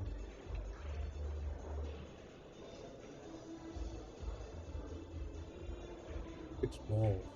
That's 7 sitting in the pocket. You might just want to go down and give him that ball. You know, this ball will come out of there. If you have the cue ball right about here, around here, you hit that ball with a lot of right-hand English, that ball is going to dribble out of there. But the only thing is, you don't know exactly where the cue ball is going to go. Danger of it. So he might have to give this guy this ball after this shot and just have it 7 to Mika O's too. Mm-hmm. That's game. I think that's going to do it. That's game. Well, he needs 2, so he didn't give it to him. He almost did though. But he needs 2. Let's see what he does here. I would just come up for this 13. Wouldn't try to come back over here. This is such a natural position to just come up here. Easy, just hit the side of the ball and come right back up. Ooh,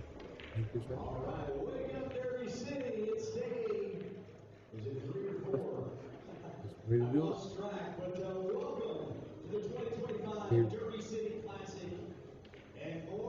It's a nice feather in your cap there, Devin. Nice feather in your cap. If he makes it.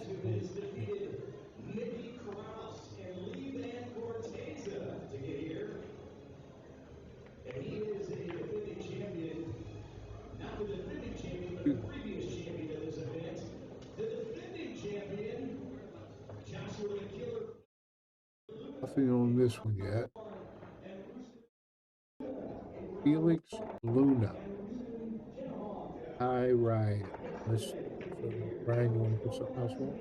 Well, I was thinking about that bank pool match for 2 o'clock. Oh, yeah. Is it 2 o'clock? Almost 2 o'clock. Started poking around for a little bit first. If you want to.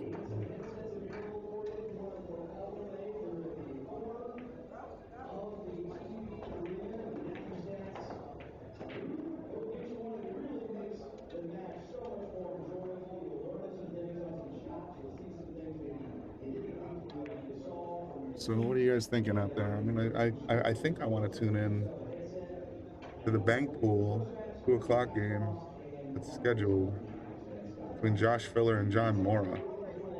That's where I want to be eventually. We got about 15 minutes to kill, maybe 10.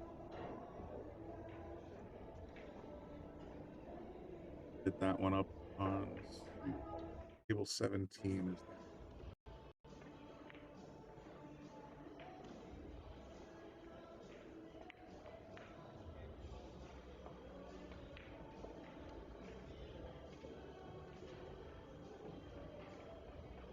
Be right here on this one, table 17. But that goes off as according to plan. That's the one we're going to probably want to watch. Let's see. Got a couple of matches here. We got Skylar on 15. You guys want to check that out?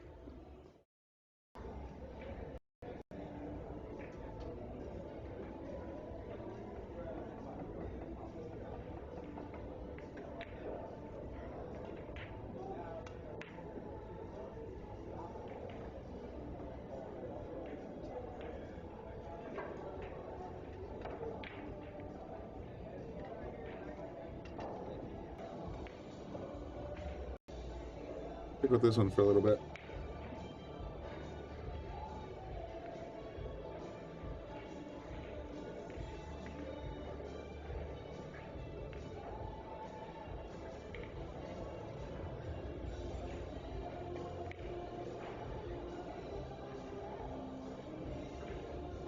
I think we got here just in time to watch the last ball. Wow, that was a big finish right there. Did you see that?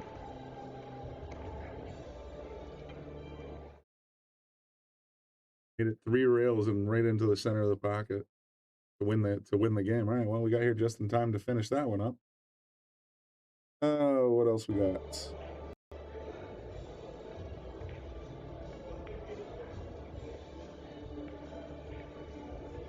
A lot of matches in progress, but I want to try and find one that's already hill. Okay. So that we can hop over to see John Mora and Josh Filler. And that's who's playing? That's scheduled for 2 o'clock, unless they have a conflict. They should be getting started soon. We got the guy that just won, David. Devin Poteet. His next match is Moritz Neuhausen, and it's scheduled also for 2 o'clock. April 16, so he's got a busy day. Oh. Already beat one pro. He'll beat another one. Moritz, he's doing something.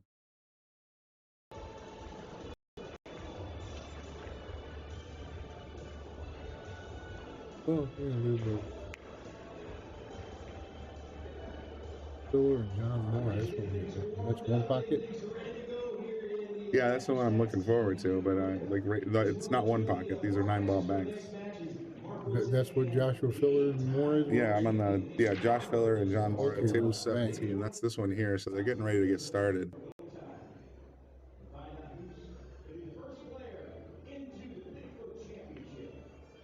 Pretty soon.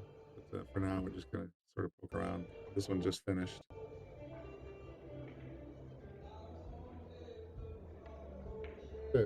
Ruslan. Ruslan. Boy, it's almost like a Ruslan. Kind of cough. Sounds very Russian to me. Yeah.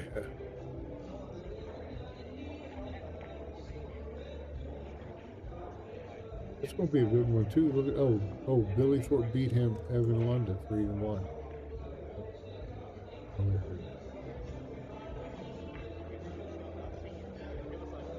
What it means when it says conflict, he has another. Means he's playing in 2 different tournaments at the same time, and he's already on a table.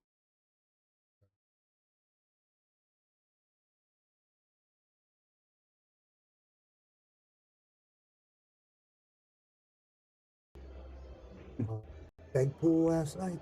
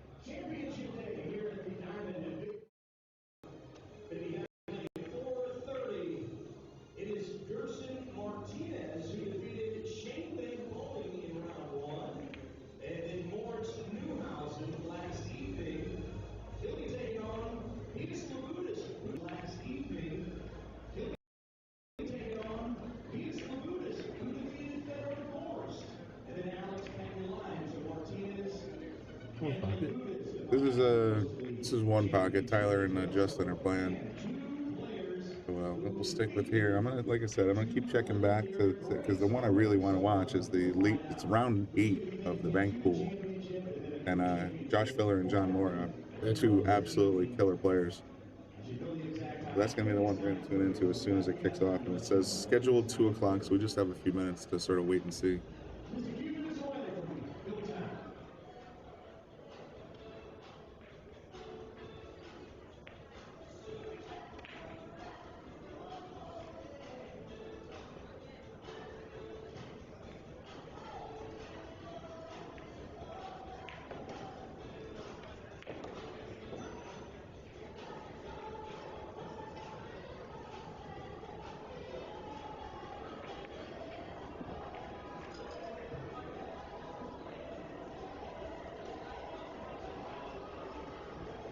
Yeah, no doubt.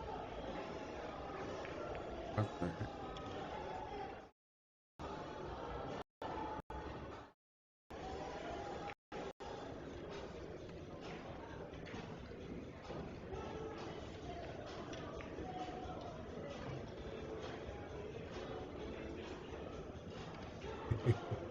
I wish your pen would run away. Sorry, man. I'm new to that. Sorry about that.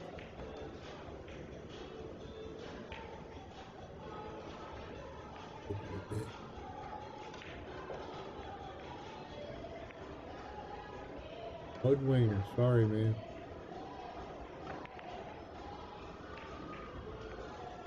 We get over it.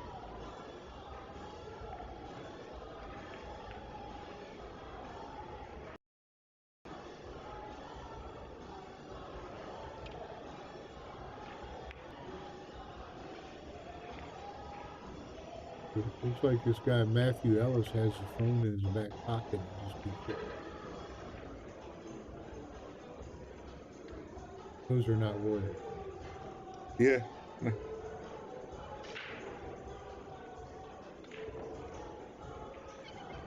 Our cat just walked across his keyboard.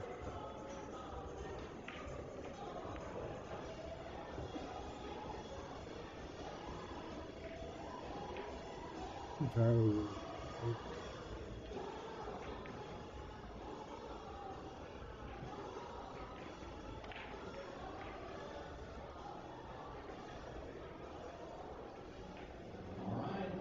I've been doing it the entire tournament, and we got just a couple more chances for you to get in.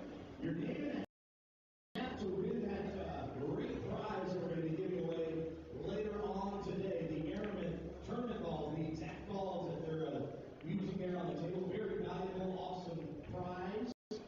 And here is the question, all right? The Bigfoot's been going on since 2013. All right. I want to know who won the Bigfoot 10-ball challenge in 2018. Raise your hand. All right, over here. I don't want to get hit by the boo again. Oh, you want to answer? Oh, okay, he wants to answer. But Put what's my your stick in with me out of the car so it wouldn't get cold, but man, it ain't gonna do any good back there. Doing much good sitting back here, that's for sure. They knew how to change the temperature. They got the thermostat protected so nobody can just walk up and do it without a code. Right. Yeah. But he's gonna kick at this ball. Big fan of kicking it. Did you leave him on bank? You don't hit them balls perfectly, leave them. Here we go. I'm going to hook you up too with the vacuum rack from House Bills. Got all the different racks. You still play? Still freezing up some. Good. Ready, Campbell? Ready? He's ready. William from Orlando's ready. Good spot, he says. Okay. Well, here you go. This is the active rack for when you're playing. And you need a good rack. That will do it for you right there. Enough here, it's hard to see who's. Just a few minutes away. I gotta watch this move too. You ever walk? That's why I'm wearing a hat now. Did you see that room yesterday where they had it with the wide windows? Did you see No, that part of the room? I didn't see it. Bobby was here. They had a room. You could see the lake all out through the big glass. The glass was full length of the wall. Oh, wow. And the light was coming in like it was. I wouldn't like to play there. He wants us to look at table 8, but I don't there. If you go to like table 48, 47. Oh, maybe it's one of the bigger ones. That's where the glass tables were, glass in the 40s.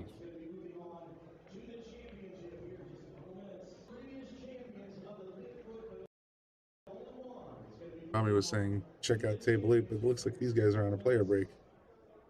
Yeah, Moritz and Jeremy.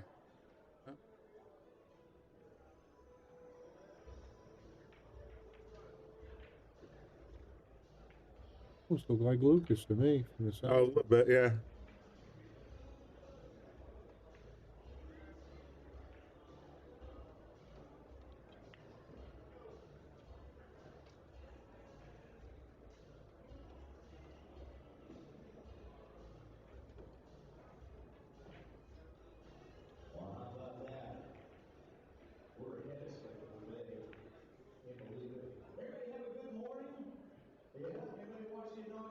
Yeah, they come around for 14.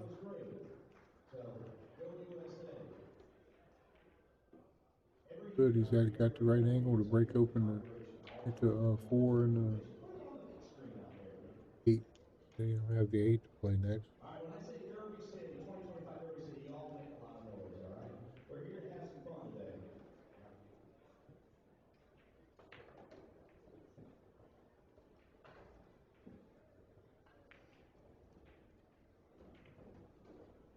Moritz will be here February 3rd at Yale Billiards. He's going to be playing against Jason Shaw in a race to 21.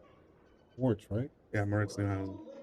Or Neuhausen? I'm not, never, some people say it one way, some people say it the other. I'm not sure which is absolutely correct. A lot of people here. Yeah. Yeah, this should be a great match.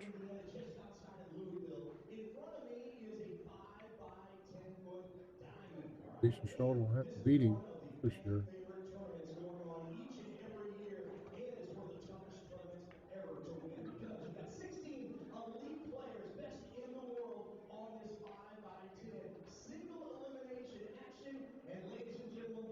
Status update.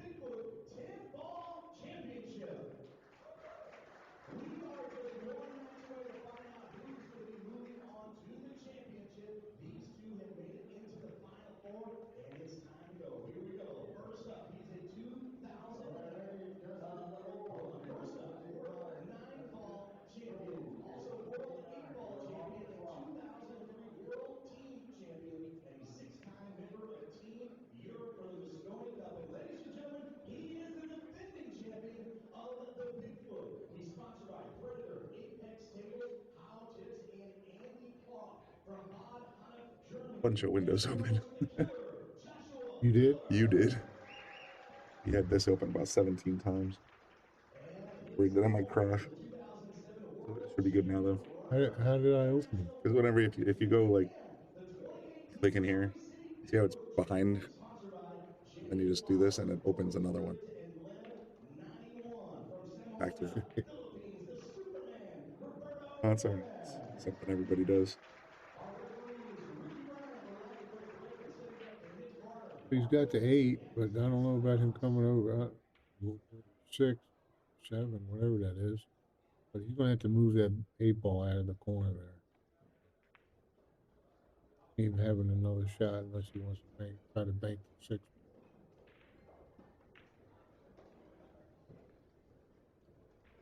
Shot.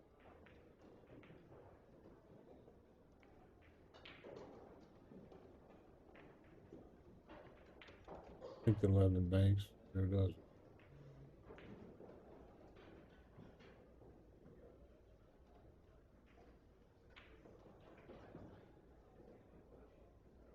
Okay, then. I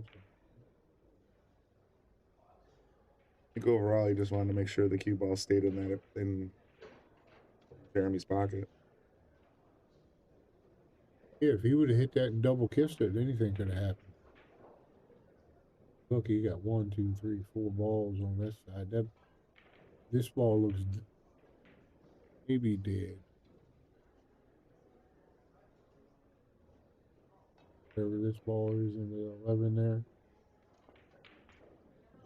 That's the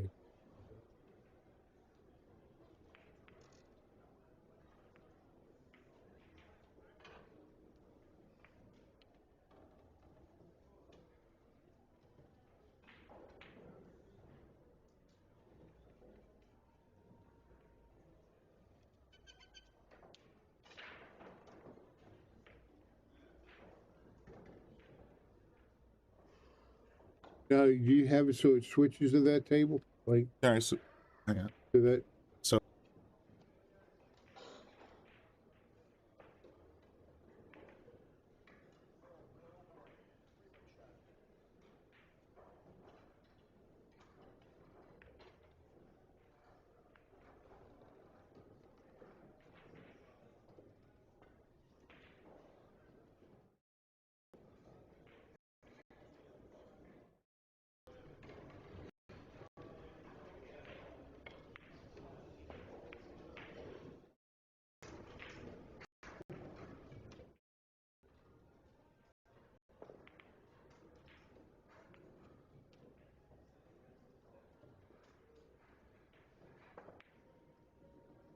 I'm gonna keep an eye on it for a second just to see when if Josh and John Morris start, then I would like to go to that one. That's gonna be a bad. That's gonna be a good one. I like to see that one.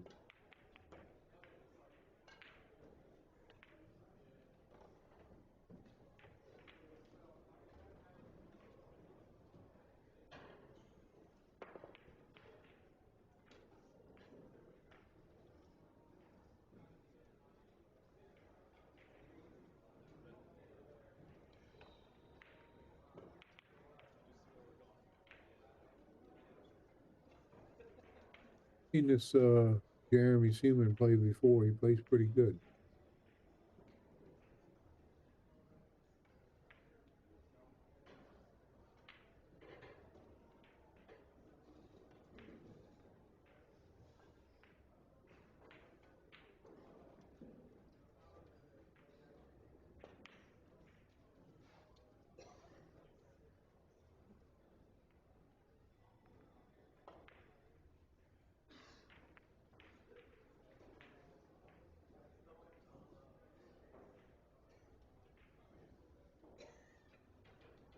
Yeah, I really don't see no shot. He's going to try to play safe.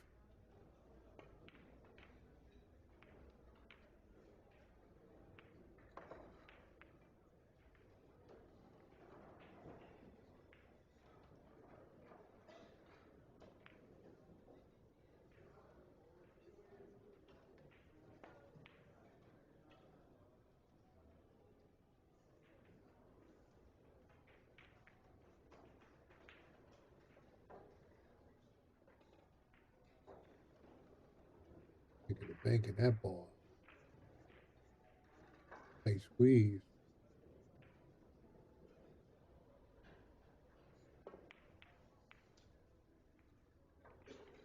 Moving them around.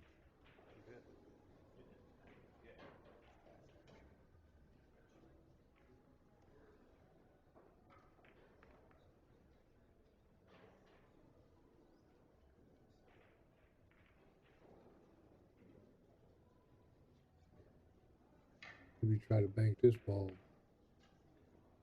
Gonna leave the 5 ball.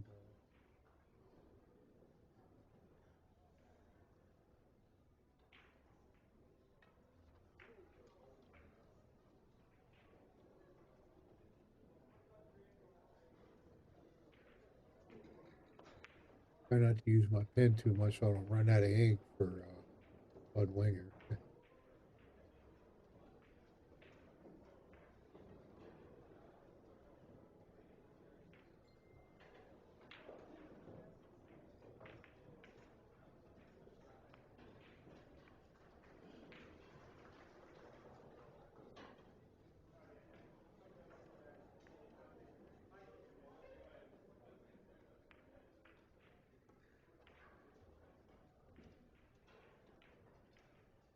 Balls down here. All 10 of the table. 1, 2, 3. Oh, they got them all up 5, 6, table. 7, 8, 9, 10, 11 balls up table. You know this is gonna be a long night. Oh yeah. Get one at a time, then have to move, you know, play safe. One move, play safe. Ooh, look at here. This is a good shot. Kind of easy to get out of. You just gotta make sure you hit it hard enough to lead the ball down here. Just barely touch it and lead when you cue ball over here. A couple different ways of getting out of that.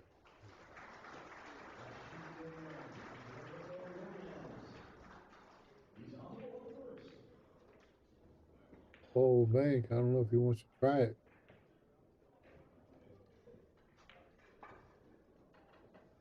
Could leave a shot here if he does. Miss it.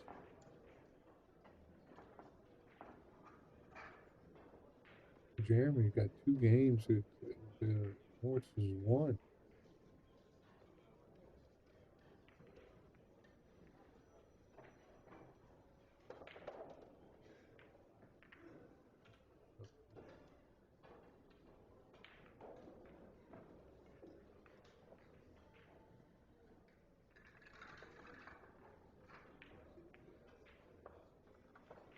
Imagine that's Frank.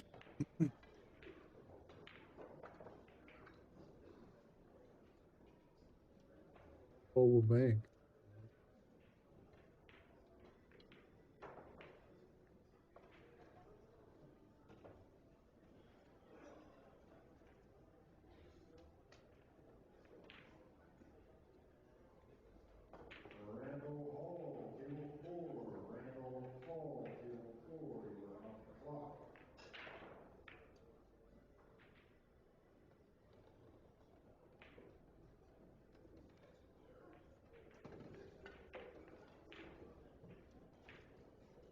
That angle, the cue ball is going to come over here and hit the 8, and then come over here and carry him off of that.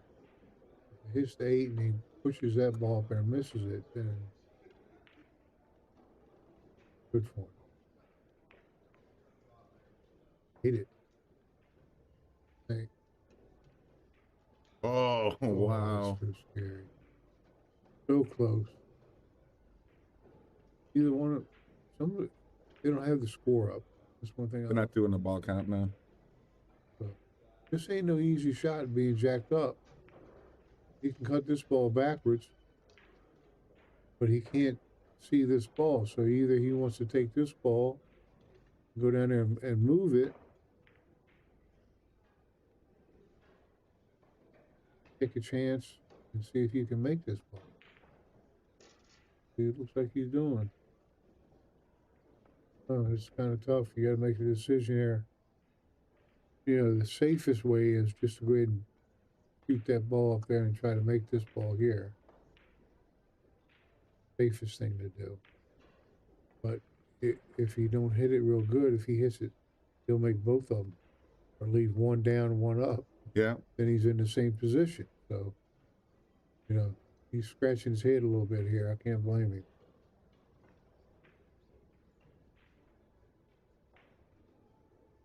Easy being jacked up over this 11 and trying to make this 8. Not easy at all. Got to duck in behind something. But it looks like if he can duck in, make the 9 and duck in behind here, that'd be good. That don't look like it's easy either.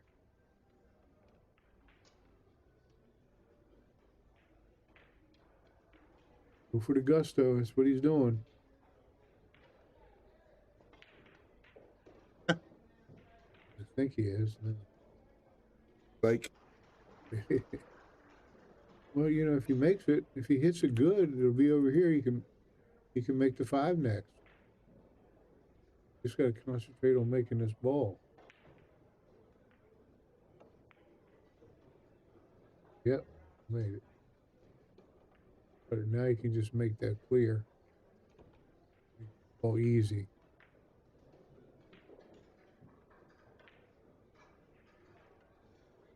Got that 5 backwards or not. That's way too risky. I've done it, but it's a chance. Easy to scratch. If he, yeah, he's going for the 5. He won't make this ball if he makes the 5.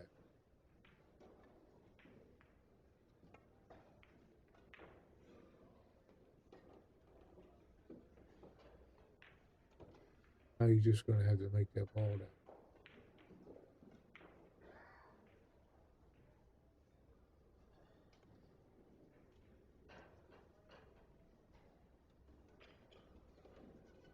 Hey, what's the score? I wish I knew the score. Gotten one up. He had one owed. Oh, he owed one. No, some of these games they keep scoring, some of them they don't. I don't get it. Yeah, it's just a matter of the players. I mean, you can see the tablet for scorekeeping right there in the center of your screen under the diamond.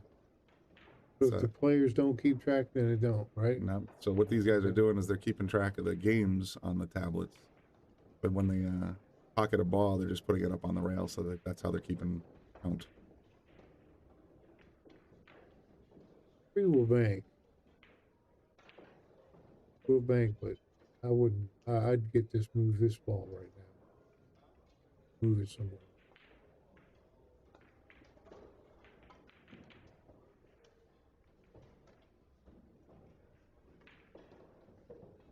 Put it on the side and we'll go.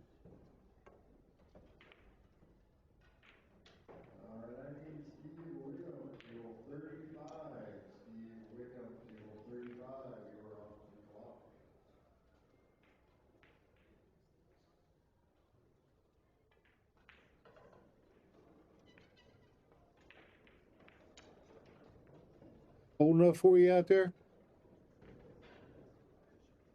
Is it cold enough for you out there? Oh yeah. A little salt over here.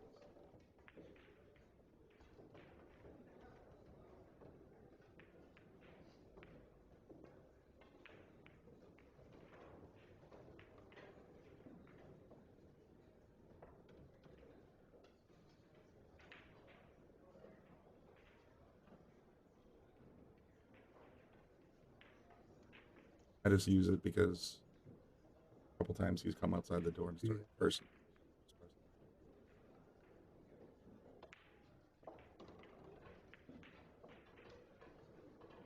Fine mess we have here. Nice. Back salad front blunt. What is it? He's referring to this guy here. Back salad front blunt. Oh.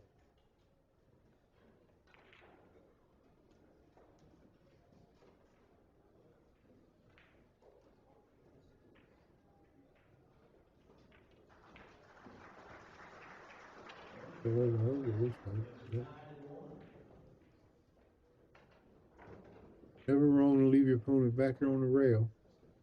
Yeah.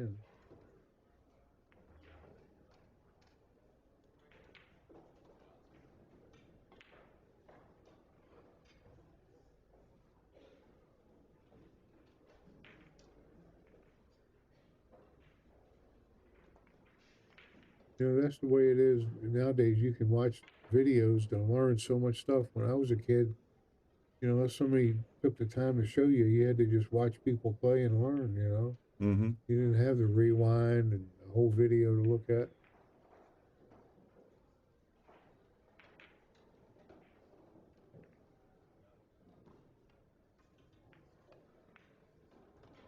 Goes here, so you just want to play safe.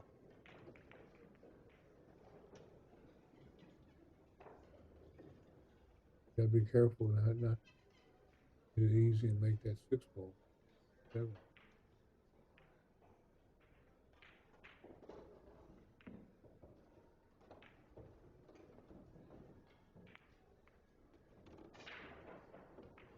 Balls in play. It looks like that 3 is dead. Mm-hmm. The ball's dead. But I don't know where his pocket's over here, isn't it?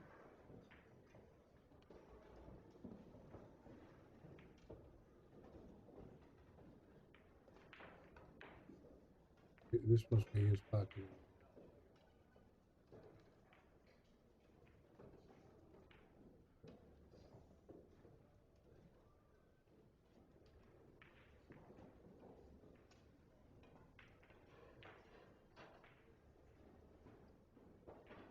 So he's probably just going to kiss off of this ball, come over here.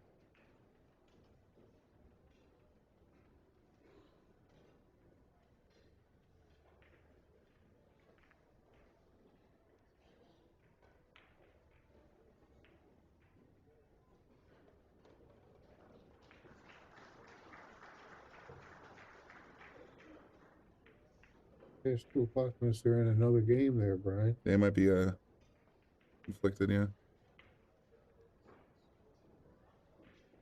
Yeah, they just changed it.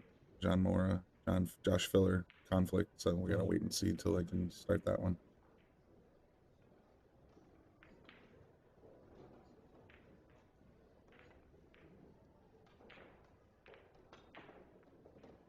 Good shot. That 7 will bank back. Do you want to try it? A little bit harder would have been perfect. This, you can cross bank this down.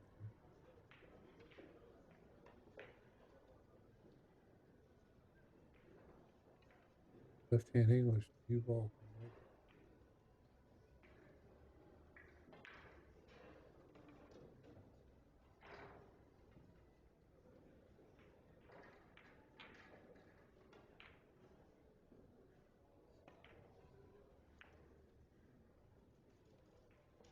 Close but no toe.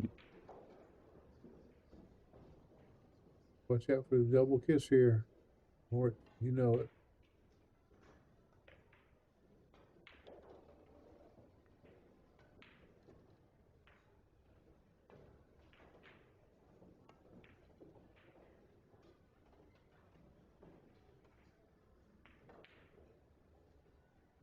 A lot tighter if you actually would have, ball would have been going towards the back.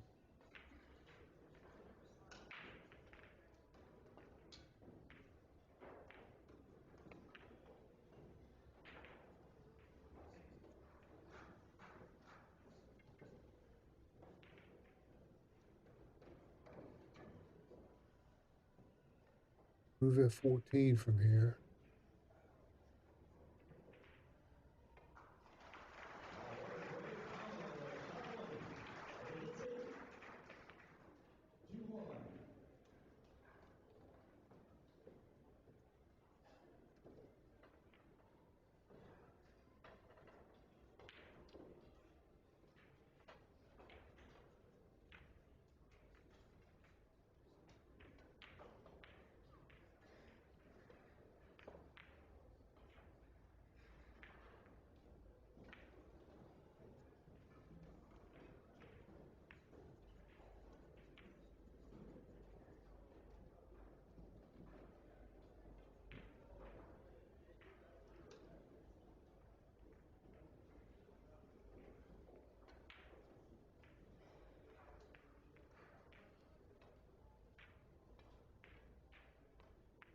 That's the move.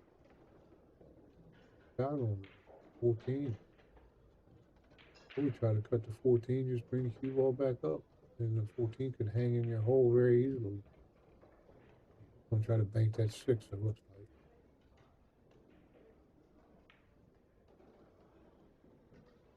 That's scary. You really got to control, if he's going to bank that 6.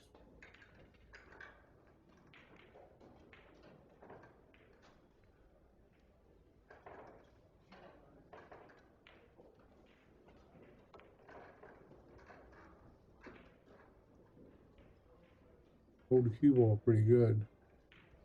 Now he can move both of them balls at the same time. Hit the 6 straight on and they're both going at it.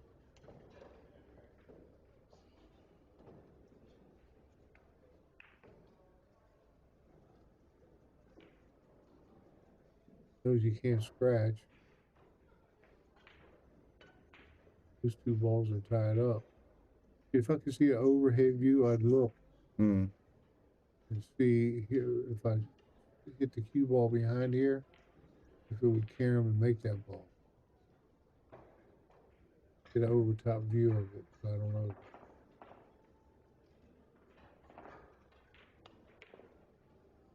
Still. Ah. Wow. Wow, that deserves a boom, huh?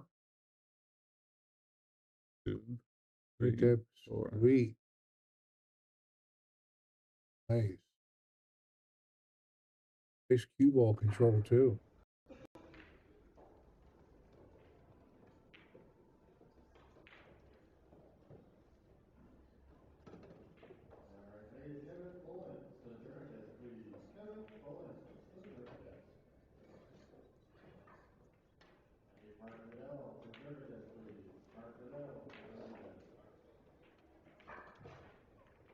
Yeah, I think he did that because he knows he already has to post the 2. This should be 2 balls coming back up now.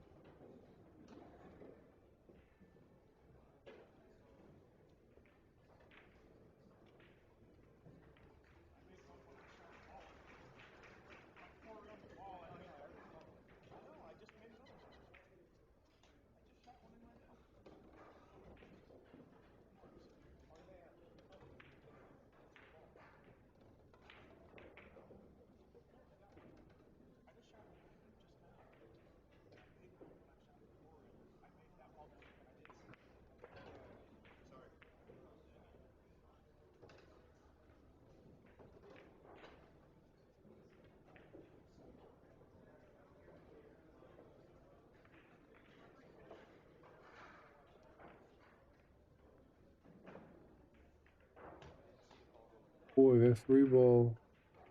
Good. Yeah, I don't think the 3 goes by the 10.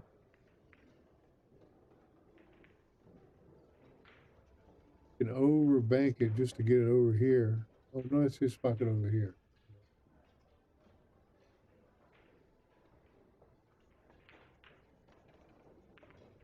There's nothing wrong with him just bunting this ball, moving the 8 up, and having this hit the rail. This ball hit the rail. Get back behind there. Nothing wrong with that if he thinks he can do it.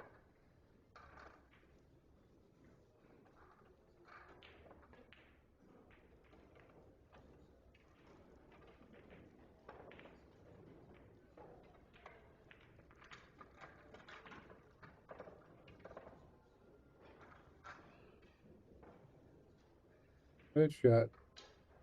Let them simpler the better.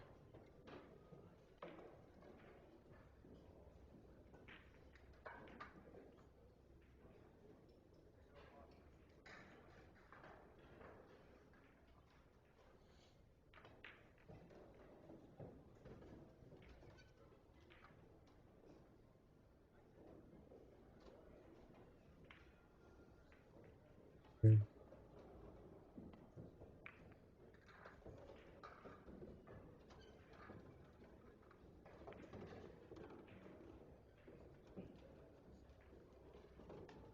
Slowly getting back towards the playing side of the table anyway. You are not.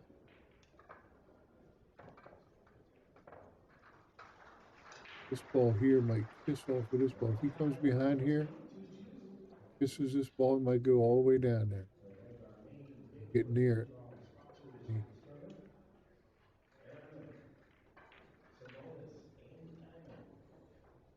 He likes leaving snooker behind these balls over here, that's for sure. Find a good hiding spot, that's what you want to do, just keep them there. Sooner or later they'll do something.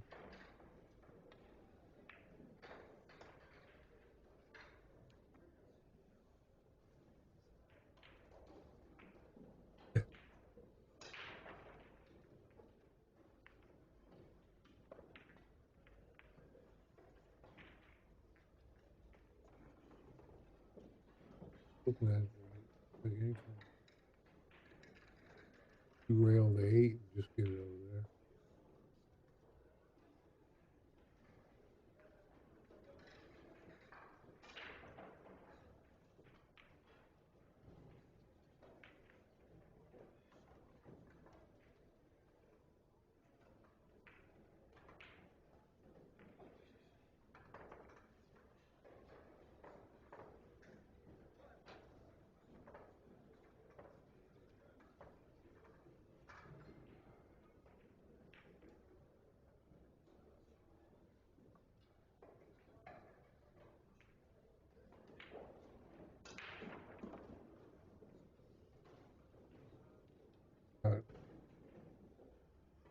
You rail that 8.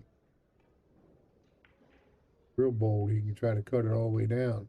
You know, at least if you try cutting it all the way down, the cue ball comes back and forth like this. Banks it. And leave the cue ball right here where try to snug it in right here. here, here. You got to hit it right about here. Go past these balls.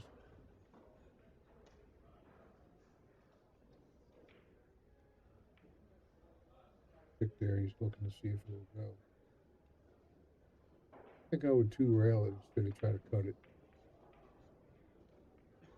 When you're seeing the balls real good, yeah, I'm going for it.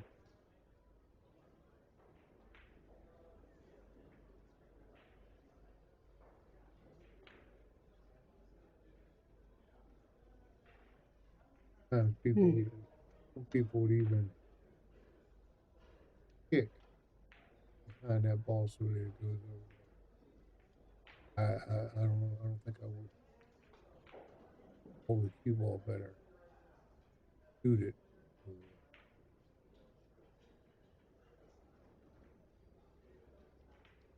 He'll do something with his 8. Let's see what he does.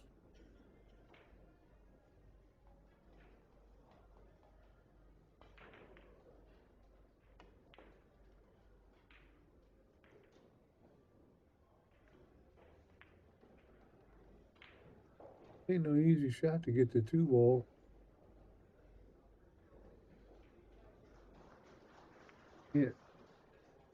Can't bring the cue ball to go like this because it might double kiss it when it comes back this way. You can try to cross it over there like that, but that might double kiss.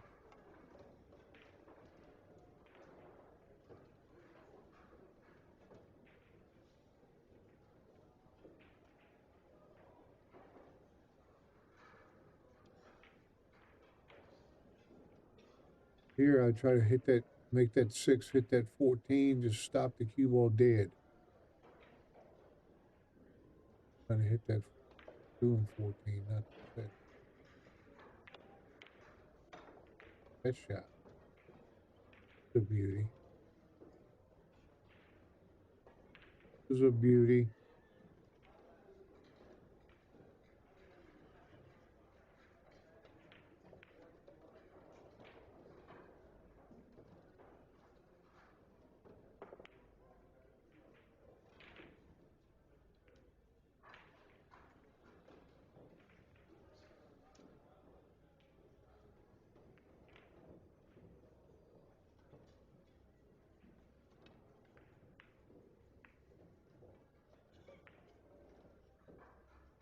Apple. He was typing that's dope. Just typed it backwards.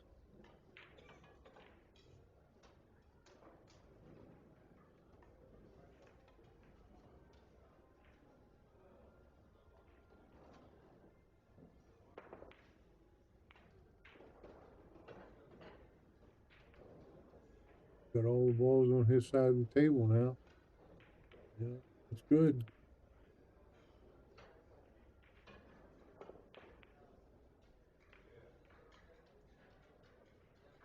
It'll bang. 8 will bang. Got to watch scratching here, but he can leave the cue ball right in this stack. He's just moving a 7. That's smart.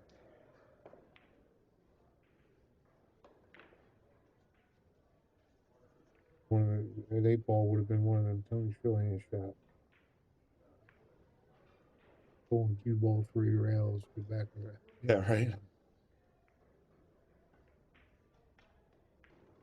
Here we go again. Scratch. Oh, he did.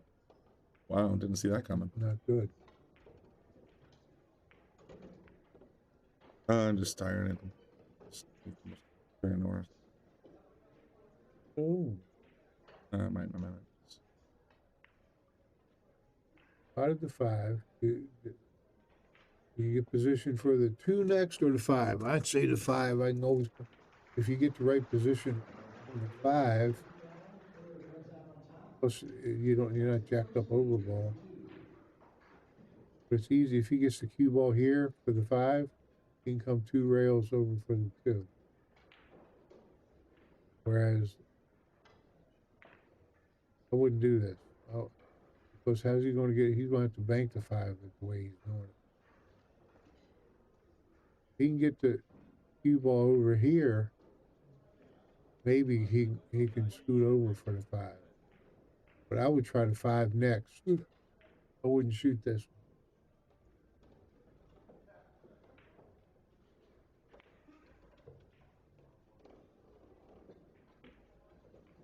one. Got there.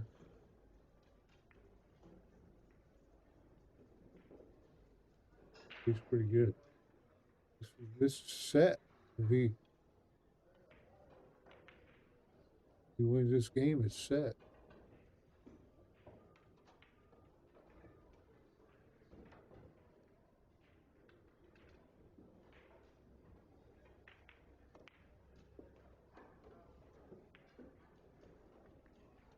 Seven will bank. I don't know how many he needs.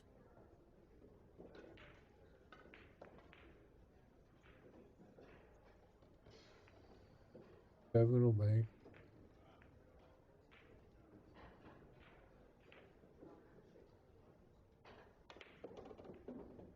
Little shot. Try to get behind it. Okay, so now he's probably going to try to. If he cuts the 7, he's going to break open all these balls, which is good. He might end up with a nice shot. Makes it.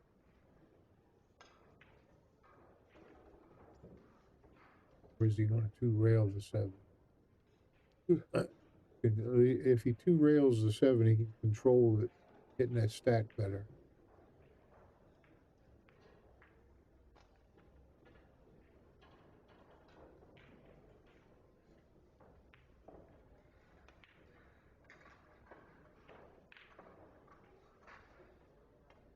A little too hard. It's all right.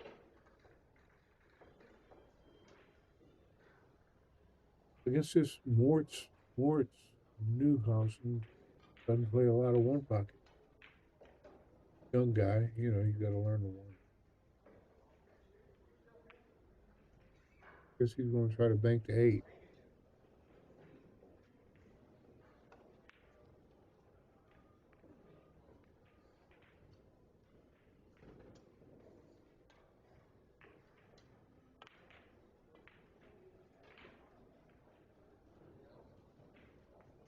Control the cue ball good. I try to hide him somewhere.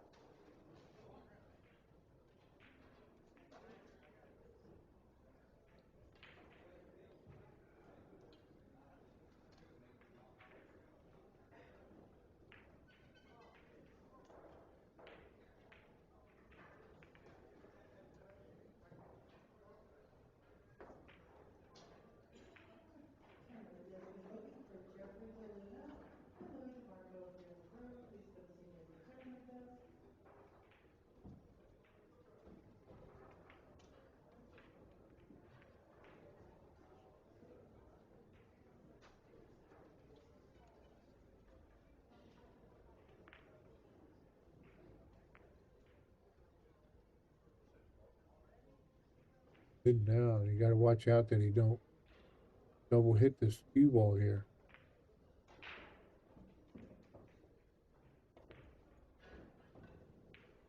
And get over here on this side of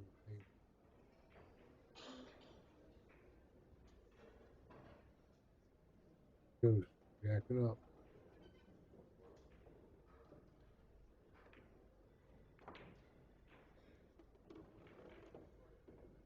Good. Surprise.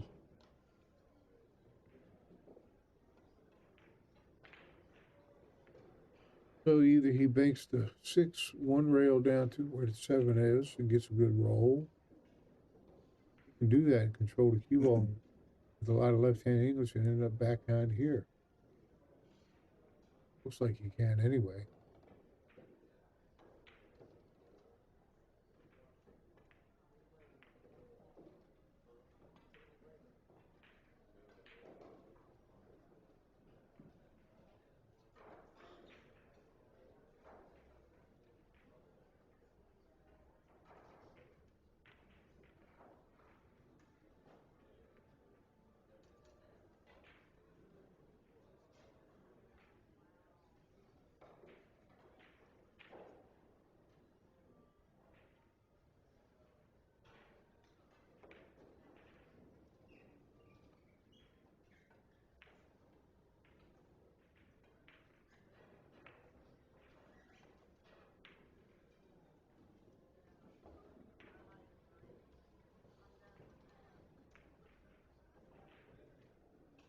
Gomes wants to win this whole match. We're going to be here for a long time. They have a time enforcement. This year they got to put a time limit. They start putting balls, like, see how this ball is closer to this line than this ball? So if a certain amount of time, they would take this ball and spot it. Oh, yeah. It's news to me. Yeah, it was weird. They wanted people to hurry up. Yeah, well, you know, this game can take a long time. Yeah, no kidding. Can't be in a hurry playing one pocket. If they want you to be in a hurry, you better open up.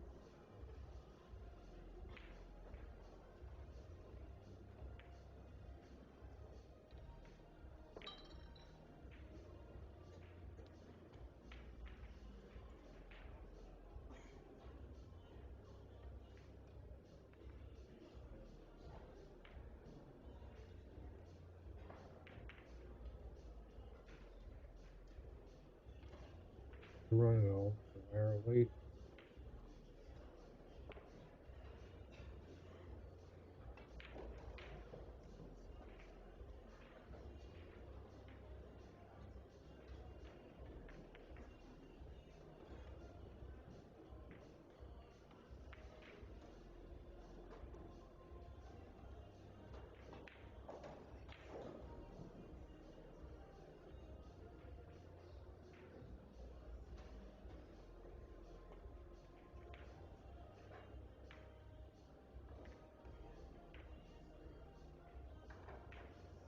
Be trouble here.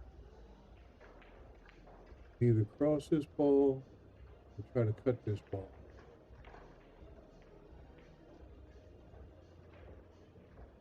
Cut this ball with a lot of right hand English, so that spin over here, and it still has enough power to go down there, and it stops over here.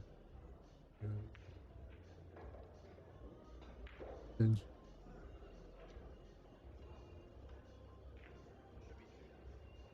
go for it.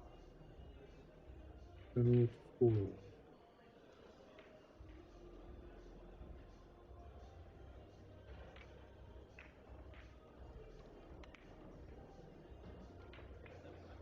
Go. Hit it hard so you don't leave the shot.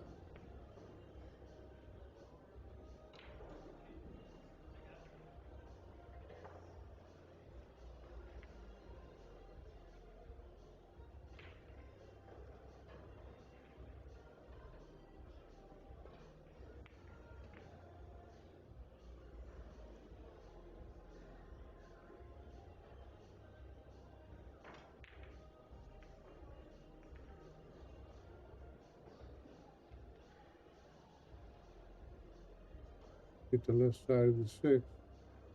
The ball go over here. And that ball. I railed this ball.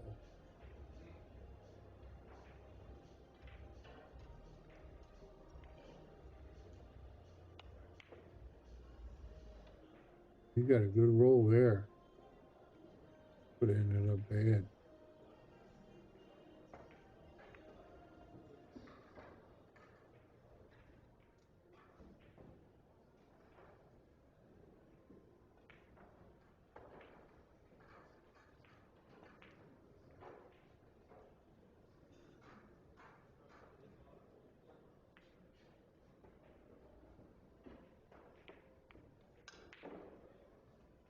Tried to rail it. That was a good try.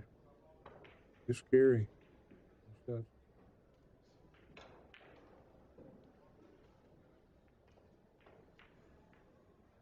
He's going to try to one rail this ball or not. We'll see. Move it 3 out of the way. I can't blame him.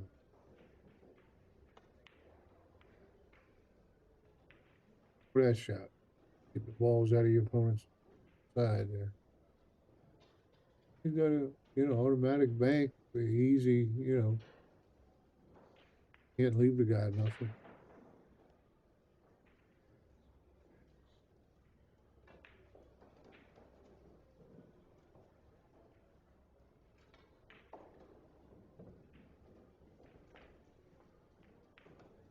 Messing around with these same balls, huh? Yep.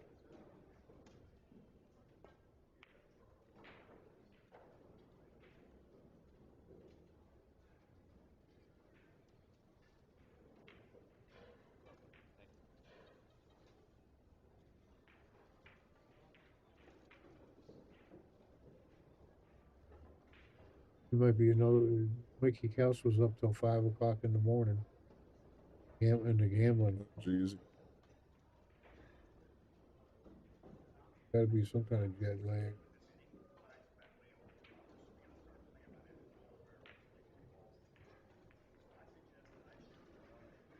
I'm behind it. Left and here. And here. Right shot.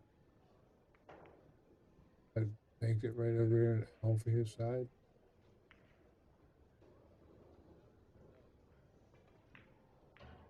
If I was Moritz, I would go ahead and try to make this ball so that it's playable. Just put the cue ball over here. Right now it's blocking his pocket. Yeah, okay, see, that's what he's doing.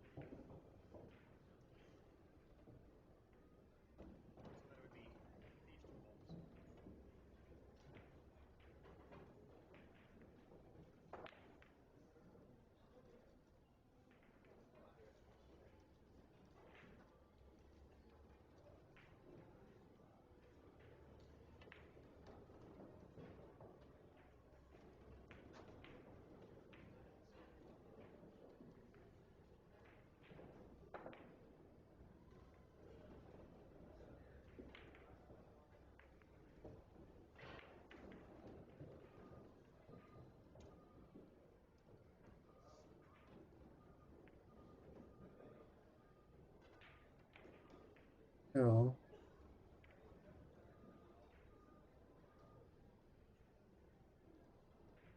this ball go down in. Make sure he leaves it down in here or over in here, but he has to hit it hard enough.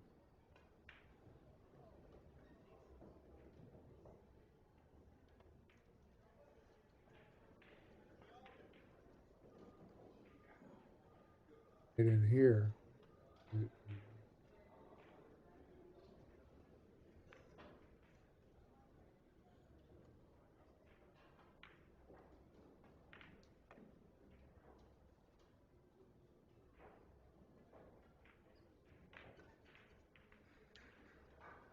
Dean Van Bonen and them guys, they make these so consistently. All you gotta do is just make this ball, and you have this.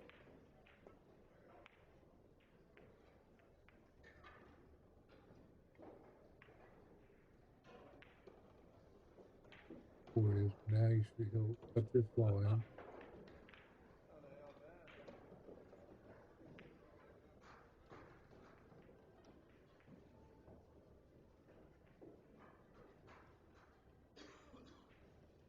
Tell if the other table's a conflict.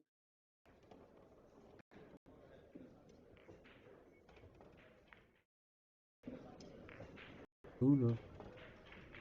You guys are about the same, aren't they? I don't know. Oh, this is 9 ball. This ain't or bank. This might be bank pool. Bank.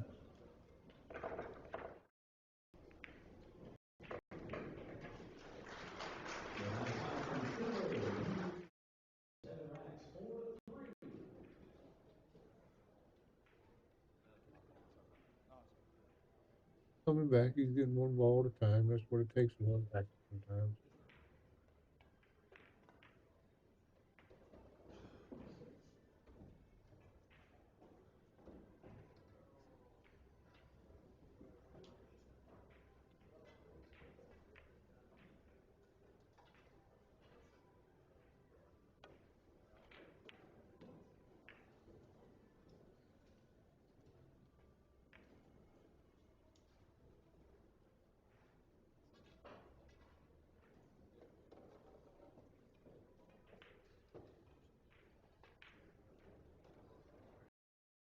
Gary, if he tries to bank this ball, probably leave him a shot.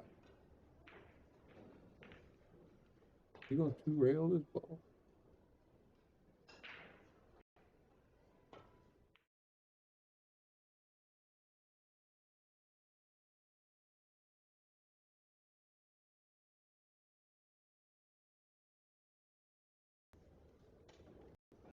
Here's the button.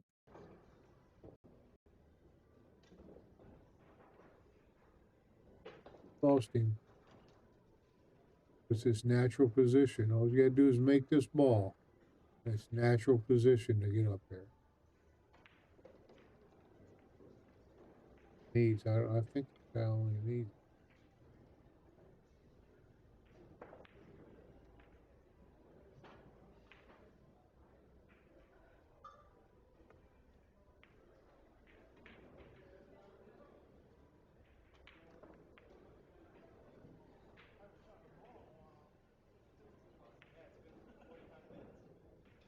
Whenever you try to them shots here, you always want to try to lean it towards this side, not this side.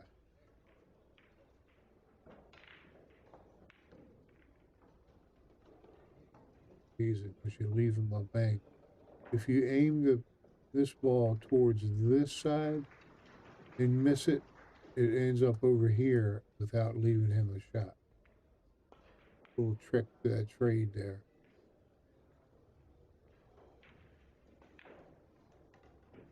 So do you shoot the 6 or the 14 from here?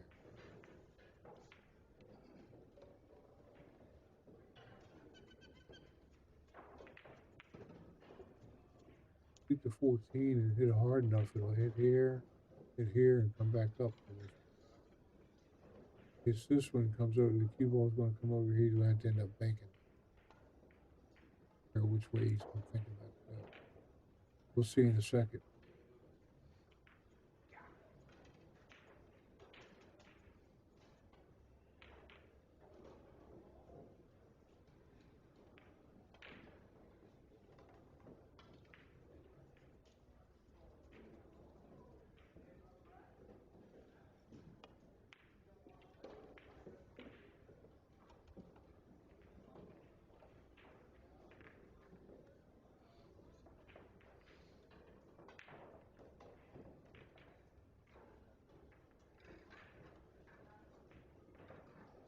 Careful.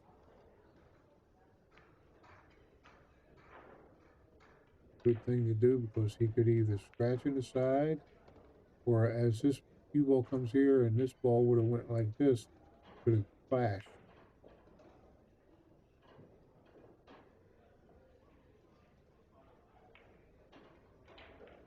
Hold pocket, hold one pocket.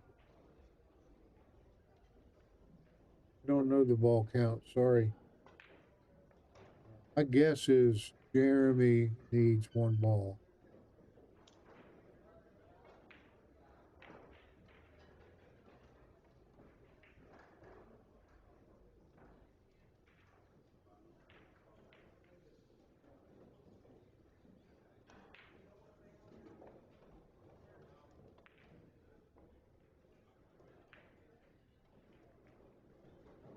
We're gonna have to play safe. Just barely kiss this one over here. Come back over here.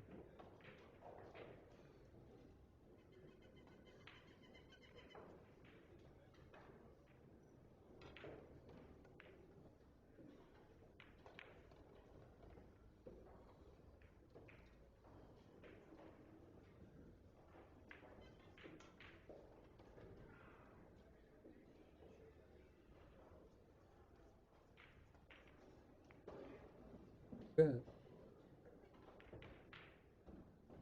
Now he really don't have it. He can kick here, go back down towards his hole. I don't know if you can try that. Isn't bad at all. That's one of them things.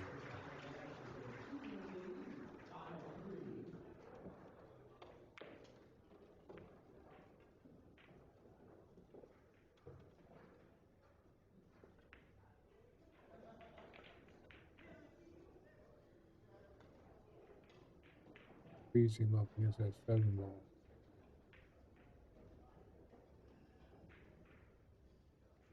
Told you yesterday, you're really not allowed to put your hand in there and catch the ball. But if you're playing decent people, they don't haul with them. You're supposed to put your hand in. Yeah. If you did that in straight pool, it'd cost you 15 balls. You ever heard of that rule, Brad? I've heard of 3 fouling in 14-1, but not just catching the ball now. Yeah. It's straight pool, yeah. Here, I think, in one pocket, the rule is you're not supposed to do that. Let it fall. Hold one. Okay, you know, you're playing decent people, you know. We're gonna do it here. That shot, that's nice. Maybe you spot balls for people. You want to make sure they're frozen in the air. Because if you're down here and you try to hit those 2 balls and they're not frozen, they act weird. They click, and that ball acts funny when it hits you.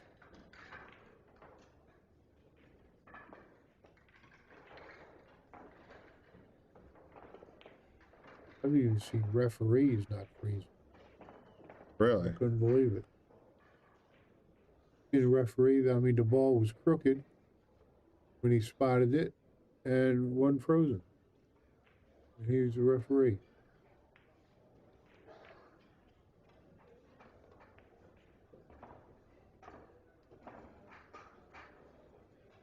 Now the 3 balls are back where they started from. I say they just keep coming back to this position over and over again. Eventually, one of them will pocket a ball, then the other one will get pocketed, and then they'll be back at the top. It seems like a broken record right now. They even just go back over here, or he's going to go this way and just come back.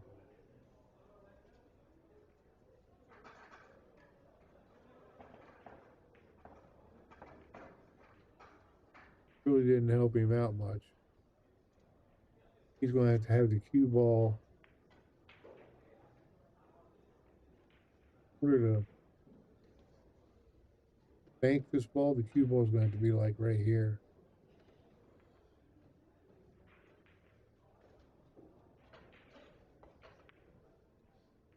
It'd be crazy. I mean, you can bank that ball back like that, but he'd be crazy to do that.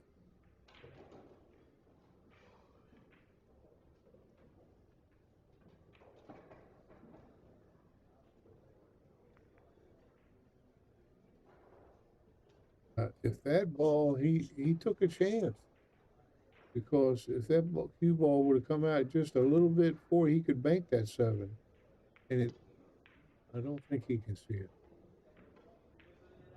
Maybe he can. Yeah, it looks like he can. I mean, that's the perfect angle to bank that ball.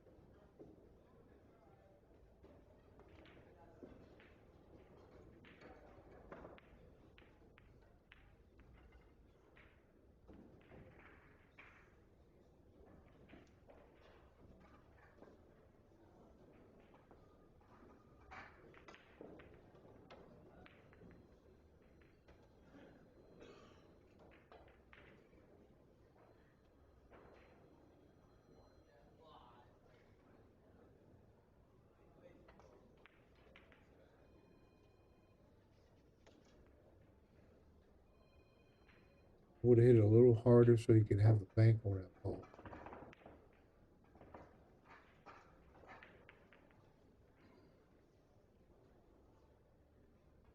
Wouldn't hit the 7, I'd hit the 10 here.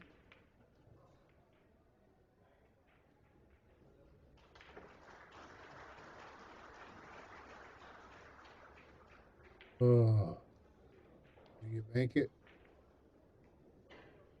I ain't gonna take that chance. He's a real conservative player. He ain't gonna take it. Like a scratch. Was that a scratch? Couldn't tell.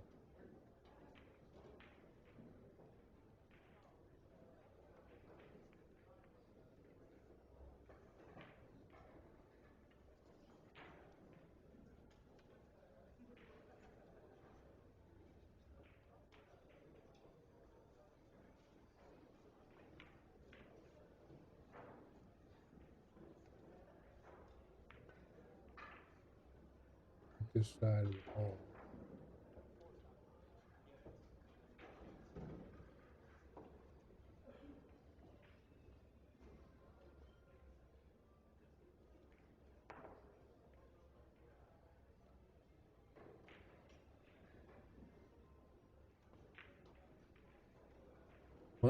Bunt right now. Pretty sure this guy only needs one ball. Yeah, now if he would have called this ball froze, that would be a scratch. He kicked the rail first, then he hit this ball, and this ball just double kissed that 8-ball. But unless you call it froze, it's not a foul. Your opponent, like if he called it froze right now and the same thing happened, then he'd owe a ball. Then next shot, he'd have to do it again. Oh yeah, that was a nice little shot, but he left him a bank here.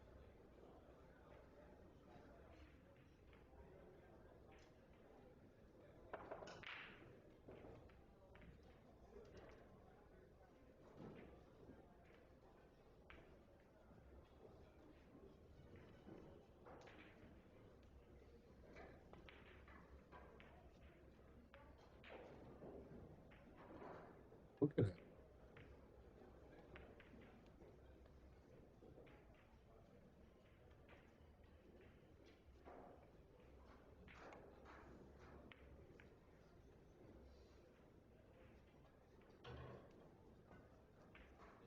Bank that 10-ball, no problem.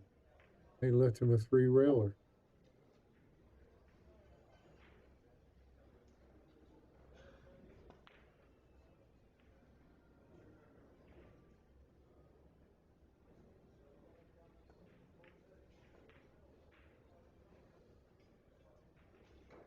How you didn't bank that 10-ball?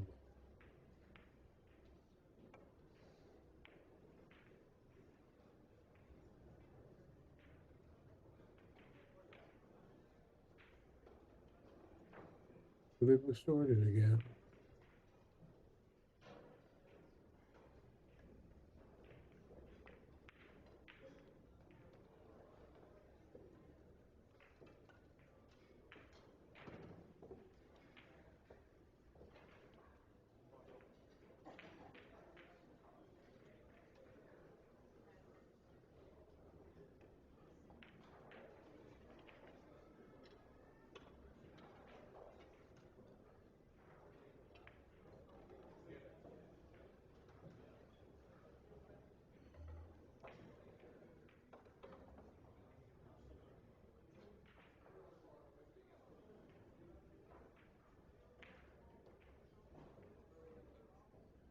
The shot.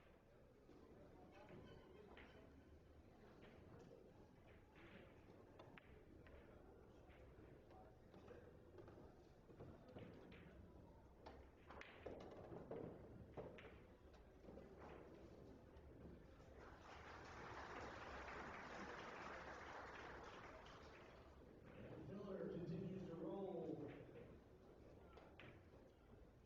After 10 racks, up 7-3.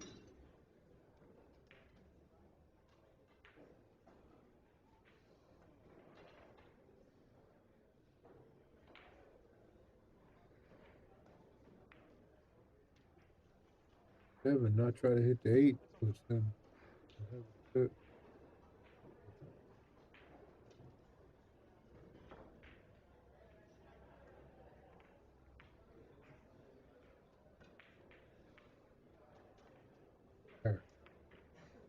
Would have had this bank, cross bank.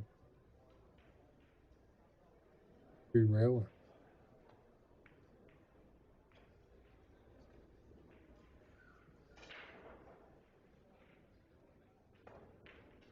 Bank this ball with left-hand English, not right-hand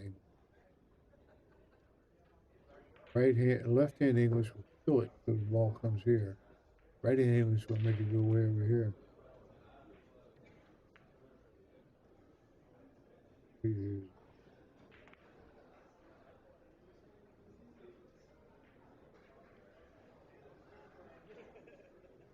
Well, then you get it near my hole. Just put a little bit of left-hand English so you don't scratch.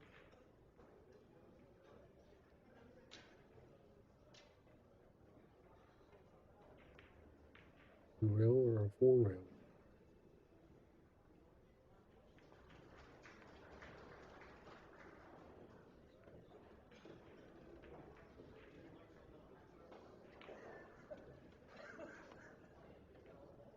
That overcut it.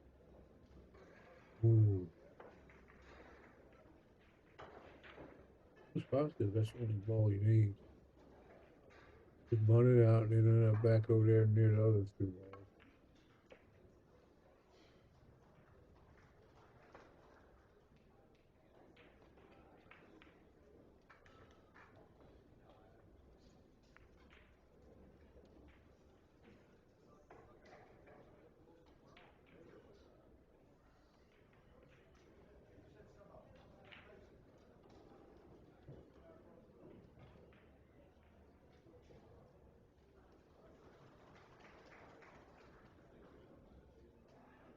What we gotta do is make this ball.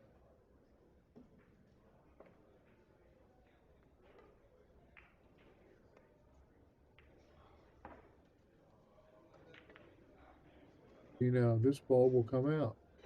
Got the perfect where the cue ball is. You hit here with a lot of right hand English.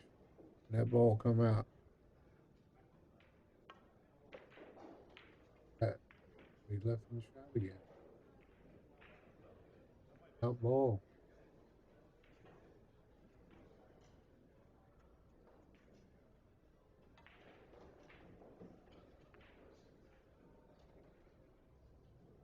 See if he makes it this time.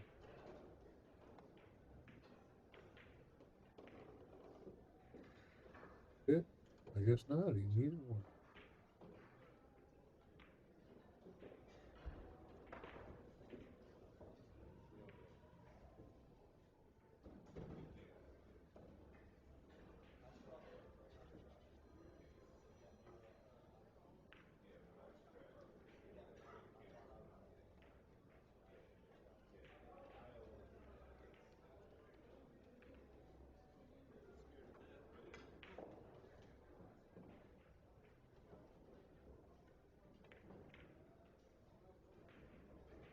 You know, you didn't leave him over here.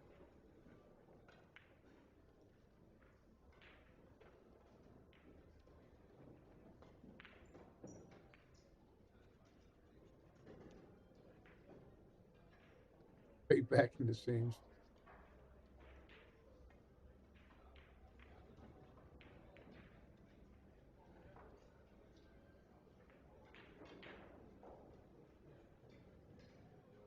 This ball, three rail.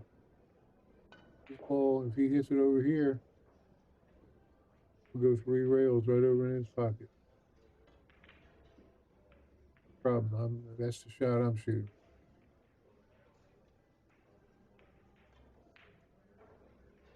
This ball will go three rail. Want it? Is he going to try it? I don't know.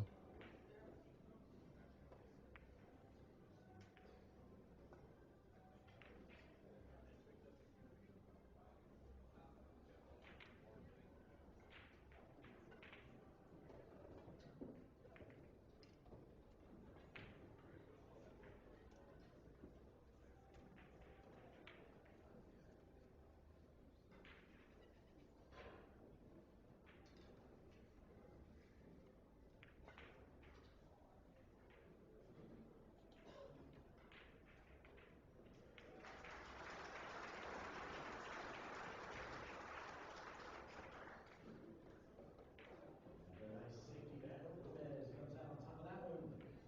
Cuts the lead. 7-4. A bit harder, he would have been corner hook.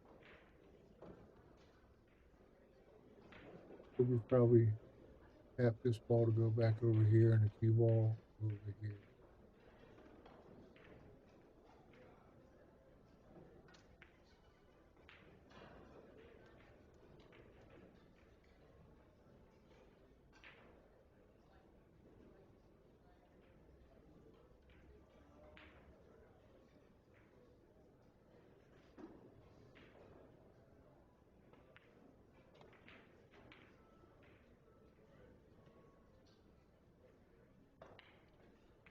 hit it good, believe it or not. If he'd hit it harder, he would have made it. Can't scratch, so I would try to use a lot of right hand English. Cut that ball in like that. Cue ball can't scratch. You made it. Overcut it. Overcut it. Gotta come in behind this ball now. Behind it. It might double kiss if he went in here. See it real clear though. Oh boy. He gave him the game. Wouldn't have gave him that ball. That wasn't no easy to cut in. 2-2. Go see what's on bank. I can take a look, but I have a hunch that's all jammed up.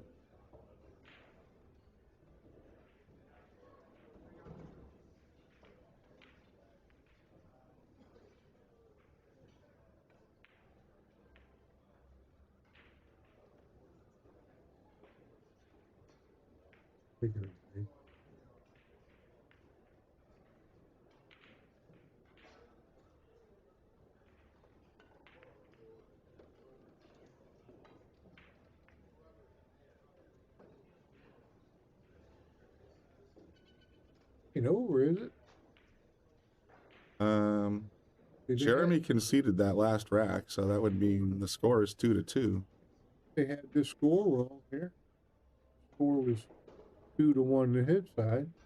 Then it would be over, but I don't know. Wouldn't have conceded that. That 7 ball, it was far enough out that it was definitely a tester. Right, I wouldn't, because he could have scratched up here. Wouldn't have done it.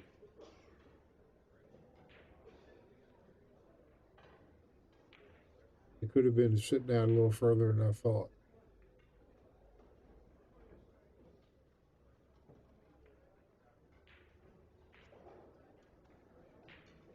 No bank 4 that you want to win? Well, I looked and there was like at least one in progress, but yeah, I recognize you got Jeffrey DeLuna and Louis DeMarco. They're currently playing on table 16.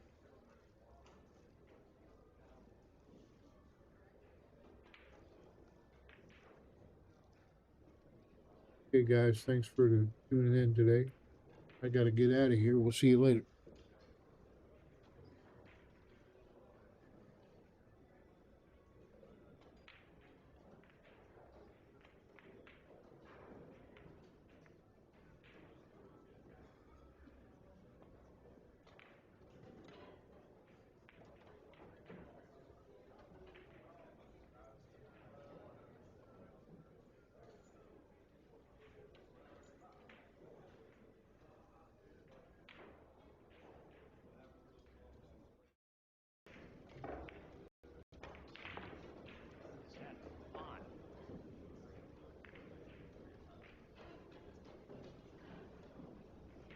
Check back in on Moritz and Jeremy in a few minutes. For now, let's just watch a little bit of bank pool. 9-ball bank pool, I believe it's round 8. Still 31 players in the tournament.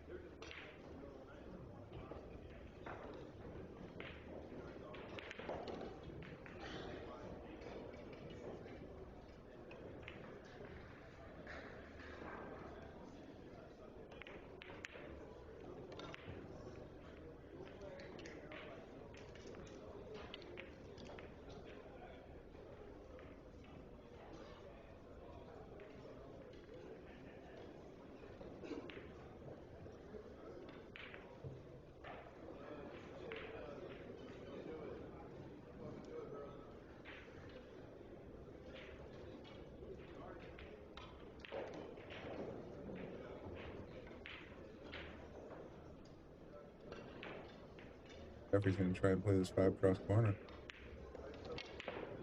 Oh, wow. Brained it.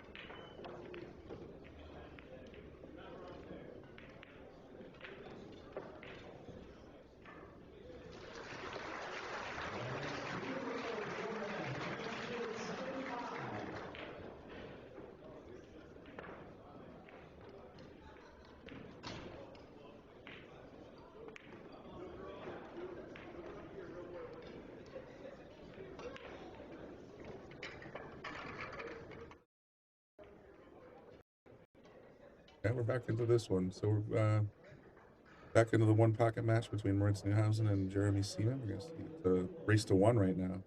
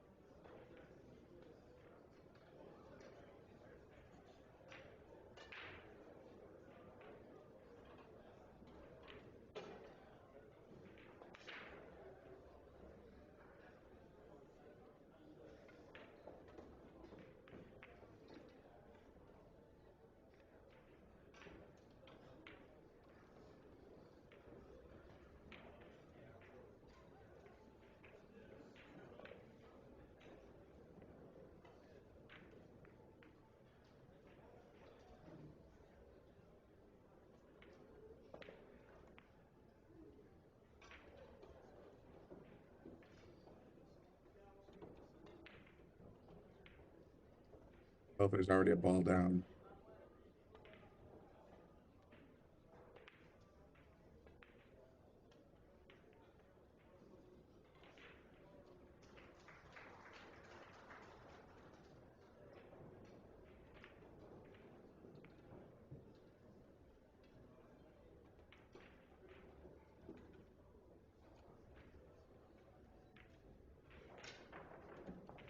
Yeah, there's 1 ball missing. I don't know who's got the first shot. We were tuned in just after the break, so I think Jeremy might have 1 ball.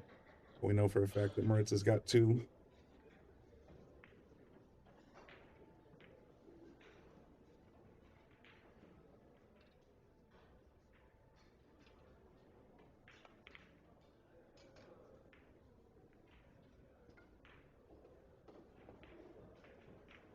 For a risky combo there, and it looks like Jeremy's going to have a nice, at least 1 tap-in ball.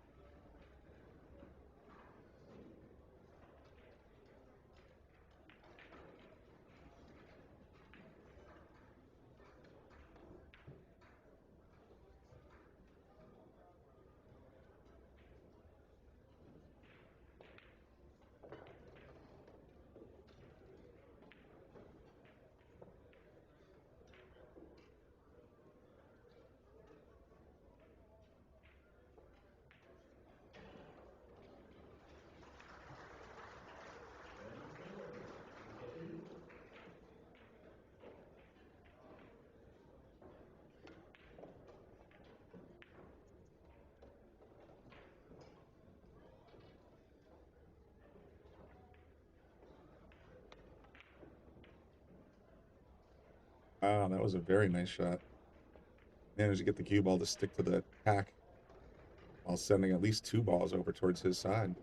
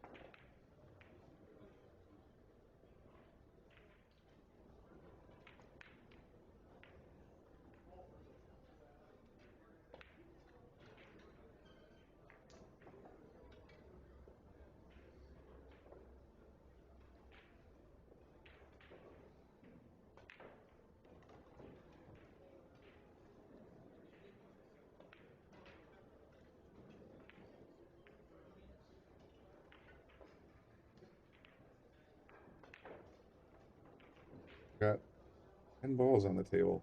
Well, there's your ball count. They updated the ball count. That's helpful. Fritz has 3. Jeremy's got 2.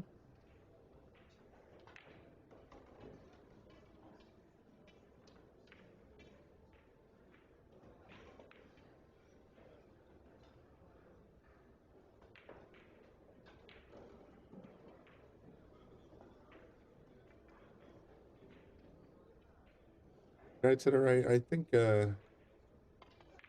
one pocket of all games necessary needs to have a shot clock, but it's gonna be hard to enforce when you have 400 players and not nearly enough referees.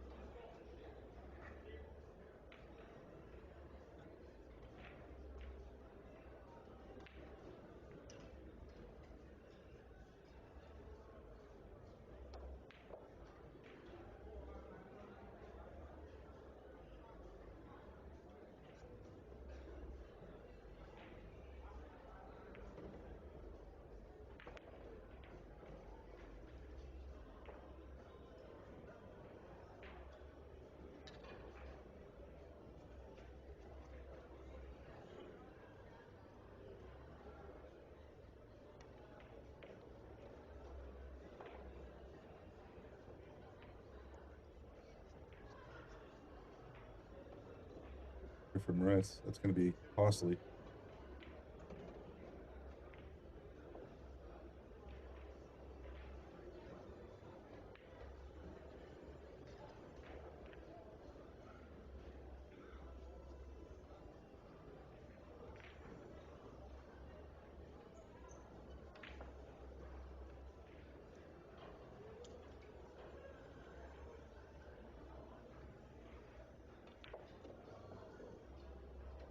Jeremy already has 4 balls, so I think he only needs to pull 4 more outs. Rest with the 6.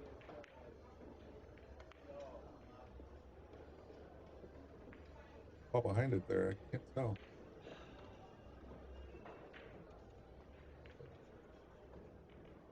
Banks still has 31 players still left in Banks. Round 8 is in progress. I was kind of hoping to see Josh Filler and John Mora play, but there's this digital pool page that says conflict. So, and the other match, Moritz is still in the bank pool, but obviously he's busy right now.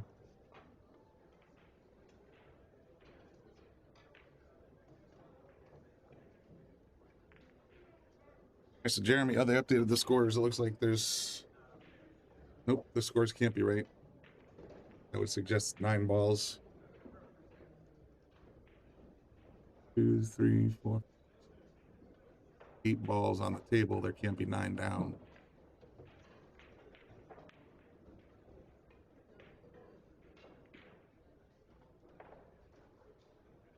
I just changed it again, so now it says 6-1 was Jeremy.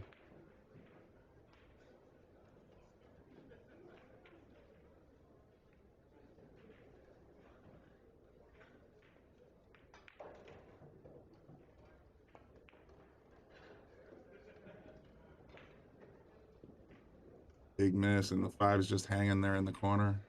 I think this one's almost over, folks. Got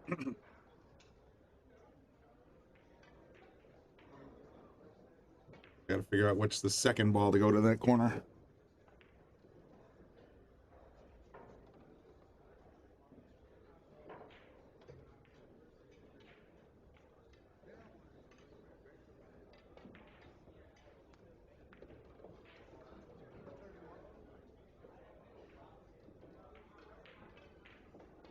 Leave that.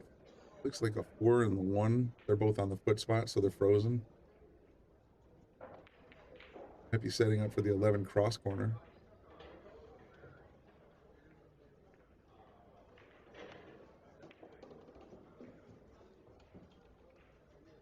Back behind the 6.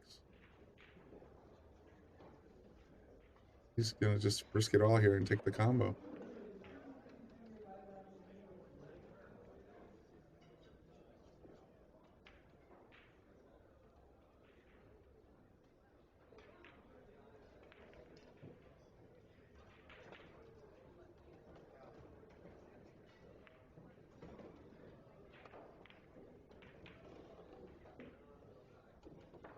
That's match. Yep, they're shaking hands.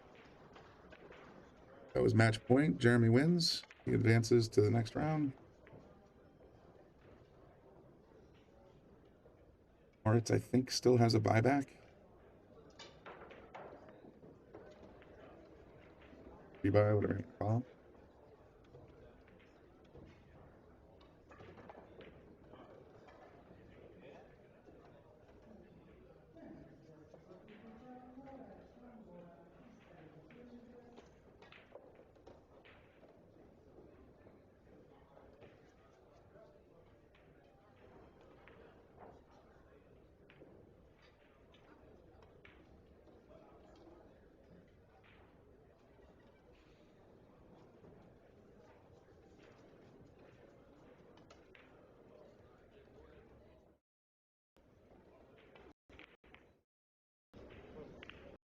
These guys are playing bank pool. Switch it up a little bit.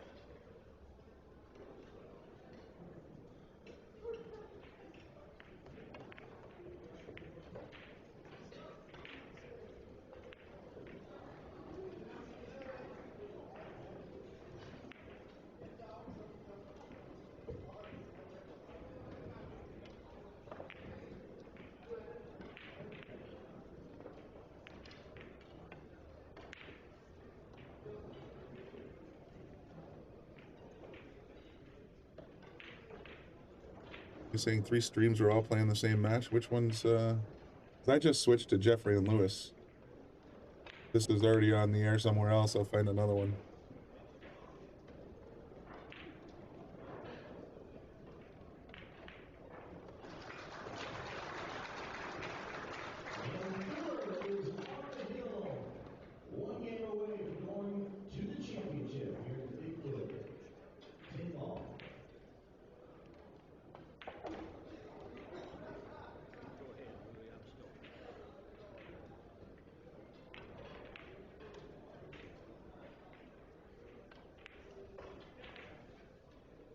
Okay. Yeah, that's good. We'll stick around here. This one. I believe it's a race to, what is Banks now? Is it race to 3? Have to get 5 balls to win the rack.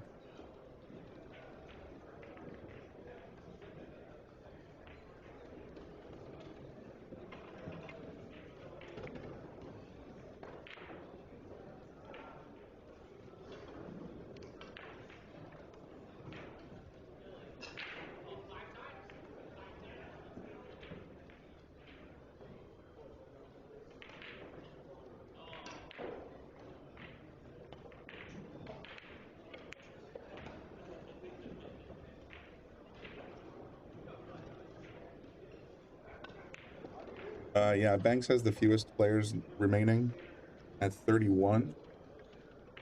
We're only in round 2 of the one pocket tournament. So since we're in round 2, pretty much everybody's still in. We got, according to the Digital Pool website, there are 400 players in one pocket, 35 eliminated, and therefore 365 are still on the hunt.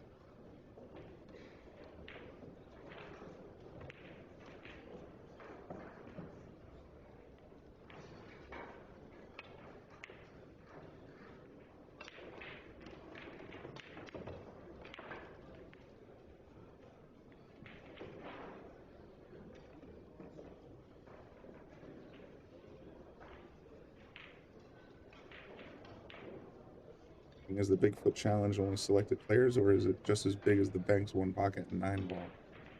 Great question. I don't know. I go to the tournament page, the Bigfoot.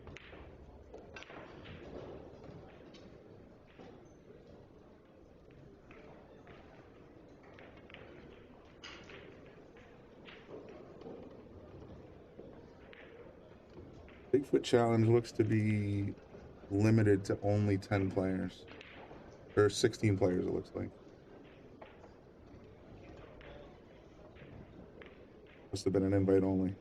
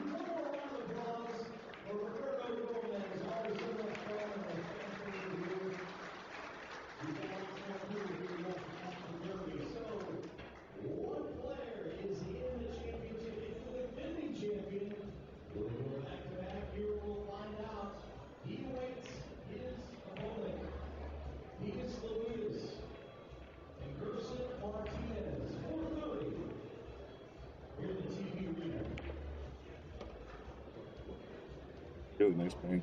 Slammed it. At the outside angle, he could play the 2 cross corner right here. Does that? He'd only need 1 more.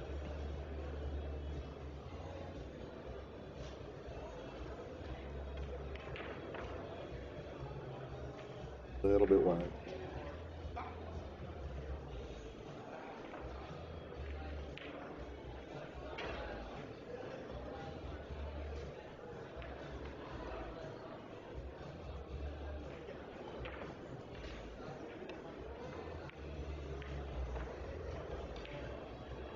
Get a chance to see Fedor's comeback last night on Banks. One of the last matches streams was a good watch. No, I was out of town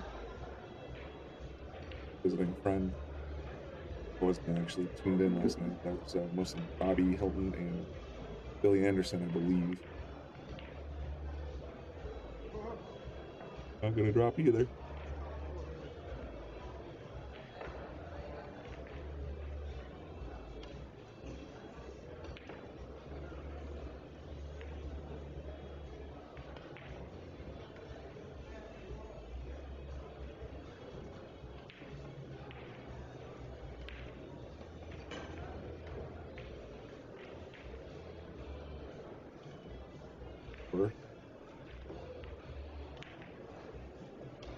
Ball.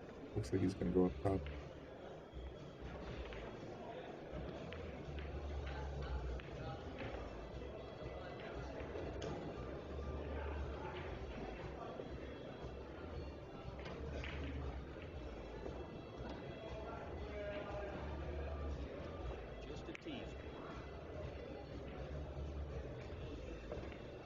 That's gonna give him the set, or give him the match, or not the match, the game.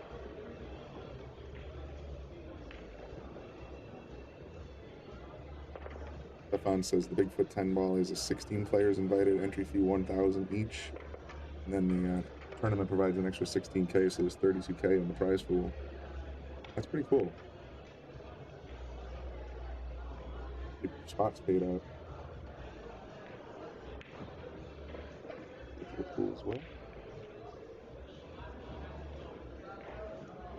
There you go. First is 16, second is 8, third is 4, fourth is 4. So that's your payout. You got to come in top 4 to cash.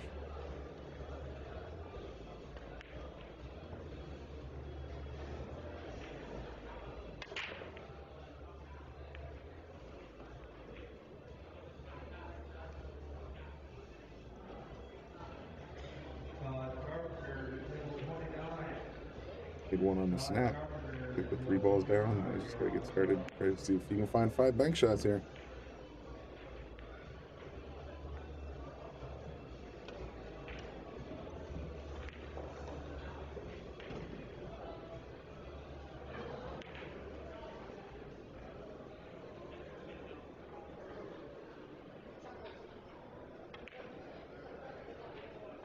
Oh.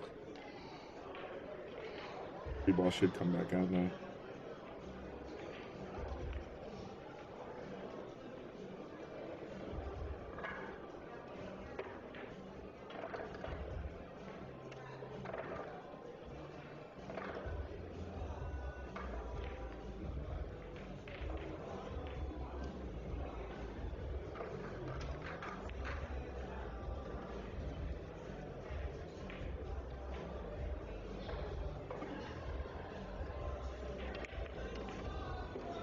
Both. I don't know how that counts score-wise. I think you only get credit for the one you banked.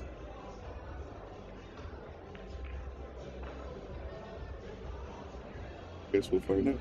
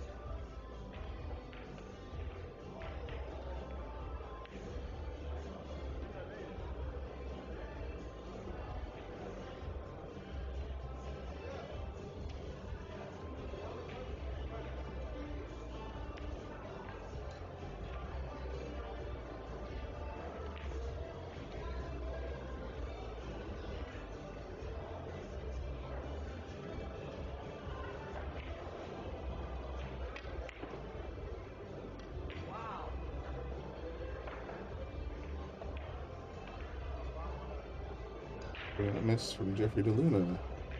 Rattled out with that bottom right corner puck.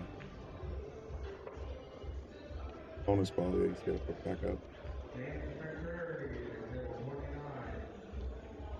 We have 1 point on the side. They banked the 6 correctly.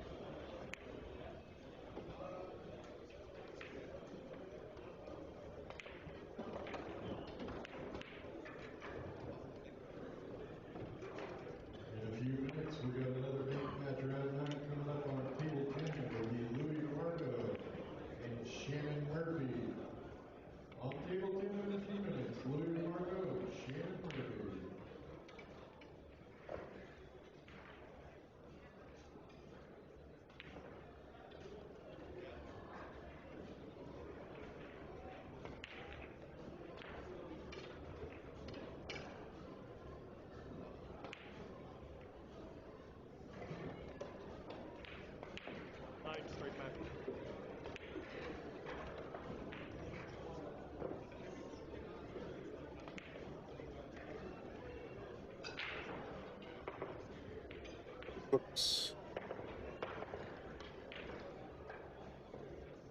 What's we got going on? Martin's, Joshua Frida?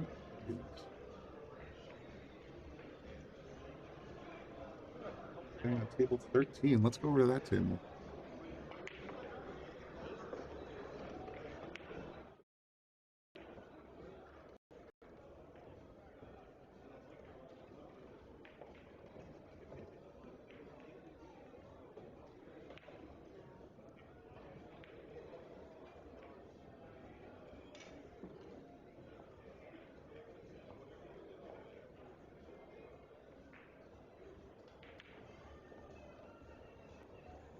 Good. This is the one I was kind of waiting for.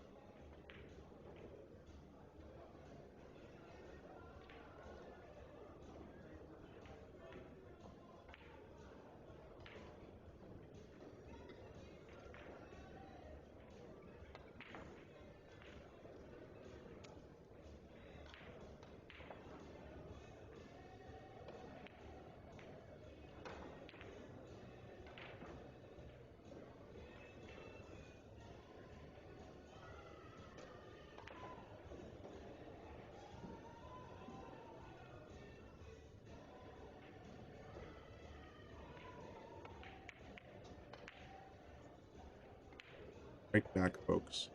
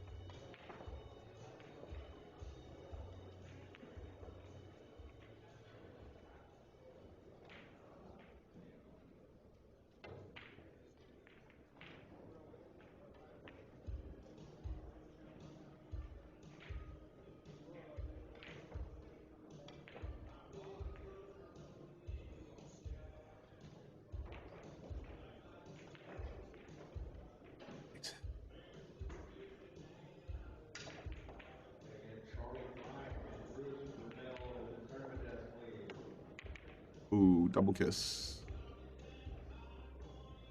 Like there's 3 balls down. They're not keeping track of the ball count on the score machine. I'll have to, if you guys know the score, the ball count, definitely check it out.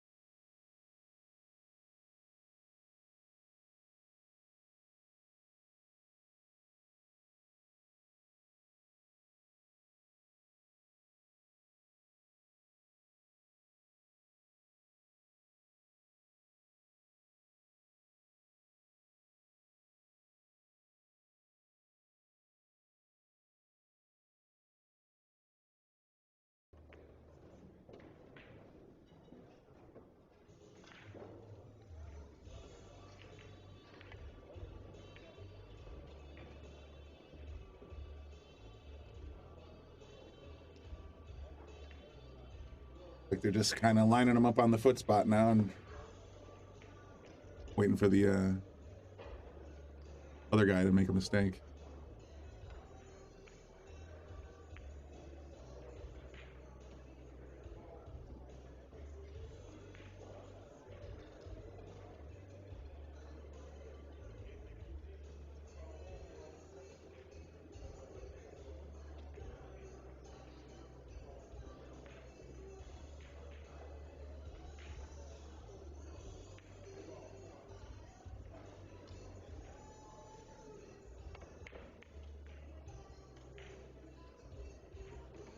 Big scratch there.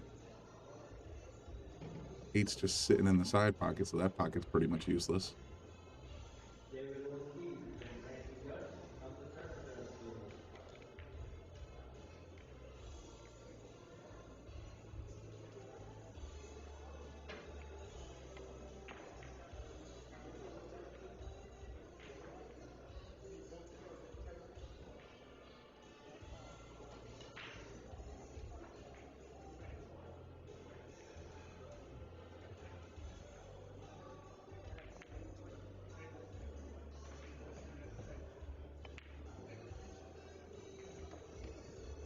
Actually hits that right in.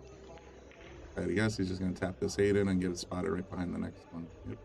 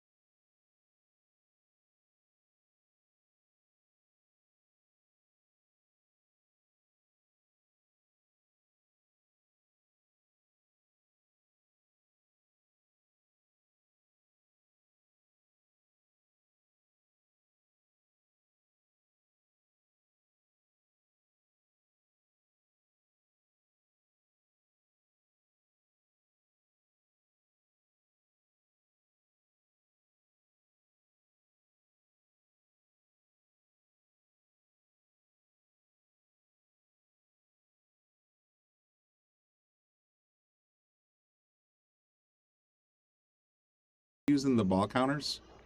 They're using the racks and the table. So I got in here a little bit late and I didn't want to get and speculate on which one's which. You guys know the score out there, let me know. If not, starting next rack, I'll try to use little hash marks or something so you guys can have a scoreboard. He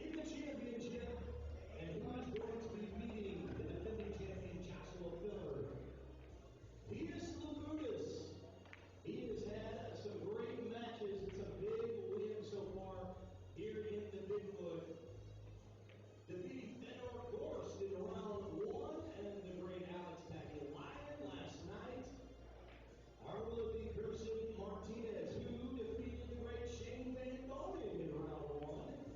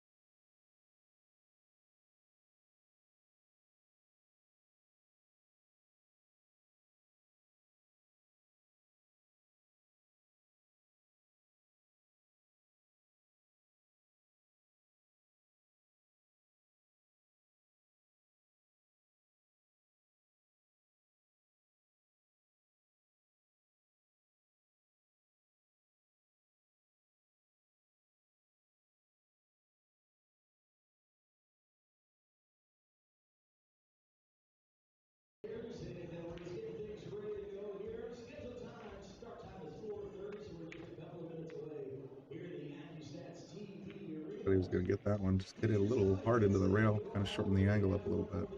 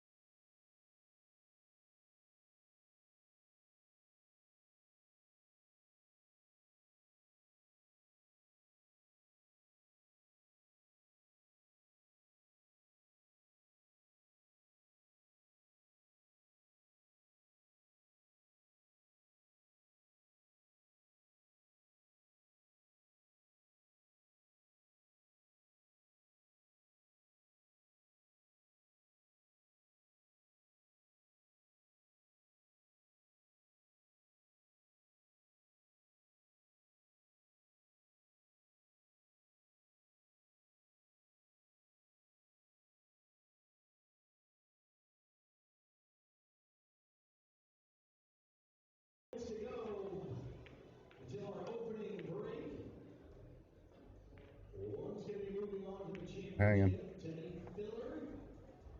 Take a look. Banks, we are down to 30 players in Banks in round 8.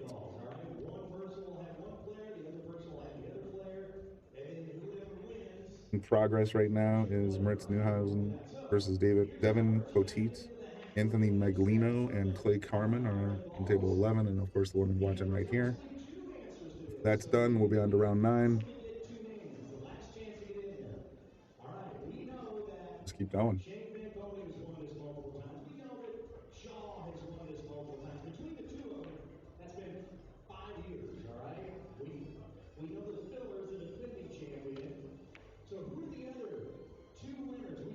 We knew that Gomes, as I mentioned the last match, has won. So who are the other 2 winners? All right, we got one here. We got one answer here. And one of the winners was the best pool I think I've maybe ever seen one year. So who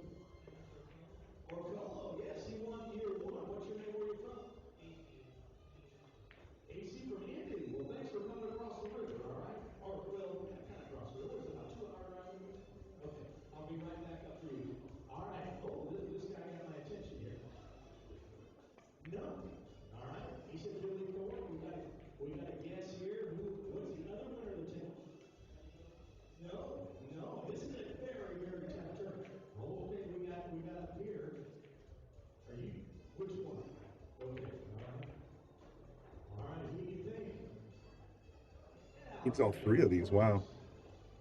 And I guess you know now the score is 4-4. There's no other possibility. Okay, I'm going over there, and then I can't believe you guys don't know. I mean, you were sitting here. Hold on, he throws his head over the pool. Yeah, watch out for the boom. And let me just tell you, never hit your head and hit your head. Oh, he just tapped it into the rhino. They got great hats. Diamond has some amazing hats out there. Okay, I didn't walk over here for nothing, did I? Effort? No. Okay, right down here for look at him. Did we Google it or something? Jason Shaw? No, I said Jason Shaw. Okay, all right, here we go. I'll let you in here. Come on. People. Oh, okay, we're good. All right, here we go. I'll give you one chance here. But it was the best pool I think I've ever seen. Real tall guy. Real tall guy. Tall guy. Who's your bet? Oh, all right, right here. Hold on, this guy right here. Hang on 1 second. Who's the other? Pocket it and leave him on the rail. Give him a long spot shot. Chang, yes, Chang. What's his first name? Anyway, Chang. And I don't think he's been in the derby. That's a long way for him to travel, but wow, what a performance he put on. So, we got 2 people in it, and we'll do that drawing before the finals at 9 o'clock is the start time we got here.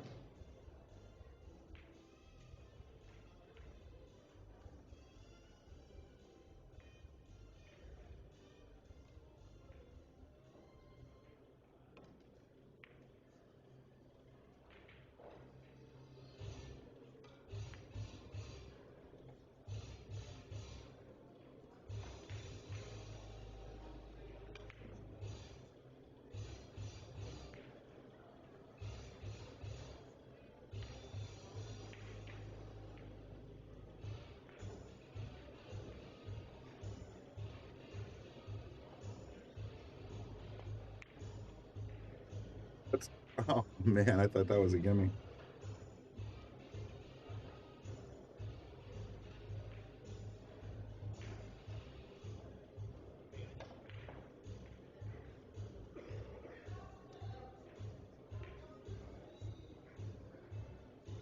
Cross side.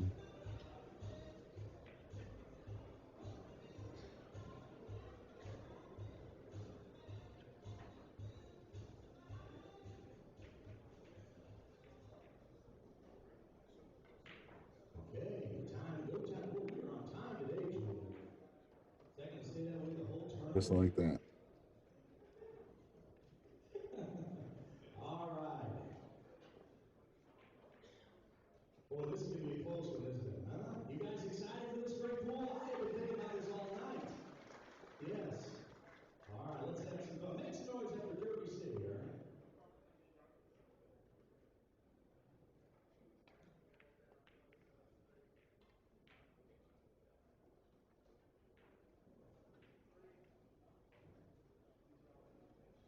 Welcome, ladies and gentlemen, to Caesars, Southern Indiana. It is the site of the pool universe right now. It's the 2025 Derby City Classic. We've been having a great time so far, and this tournament has been just ultra good so far. We've had 16 of the best players on the planet, all facing off on this beautiful Diamond 5x10. We call it the Bigfoot, and this is the Diamond Bigfoot 10-ball challenge. And it's single Nothing. elimination. Getting ready to Only break. one can move on to the championship to meet the defending champion, Joshua Filler. It's time to find out who is going to the championship. First up, he is a 2023 American 10-ball champion, 2022 Texas Open 10-ball champion, and he's sponsored by Predator, Kamui, Zone 5, and Tinko and Louise Daniel. He defeated the great Shane Van Boening in Newhausen to get here. He's the pride of South America from All Lima, now, so he's going to stay at the table. for Gerson Martinez. And his opponent is a junior European champion, 2024 9-ball Derby City runner-up, and 2024 9-ball Super Billiard Expo runner-up, and the 2023 UK Open semi-finalist, sponsored by Action Palace, Predator, Taom, Uptown Billiards, and Sushi Master. He defeated Fedor Horst in round 1, and Alex Pagliari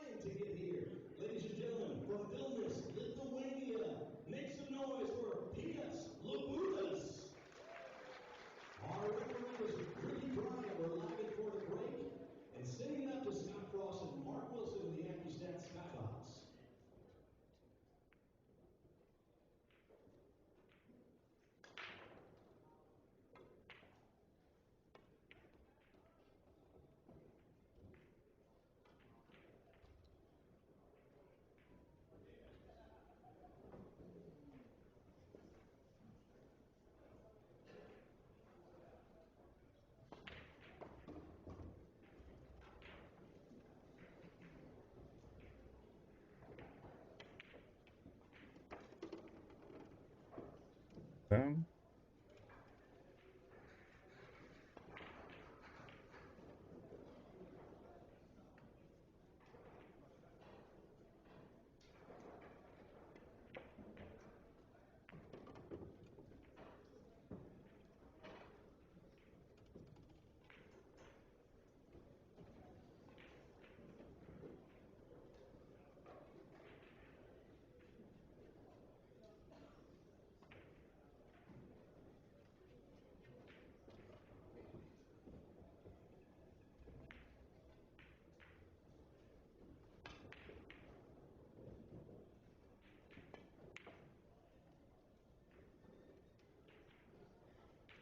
Barely.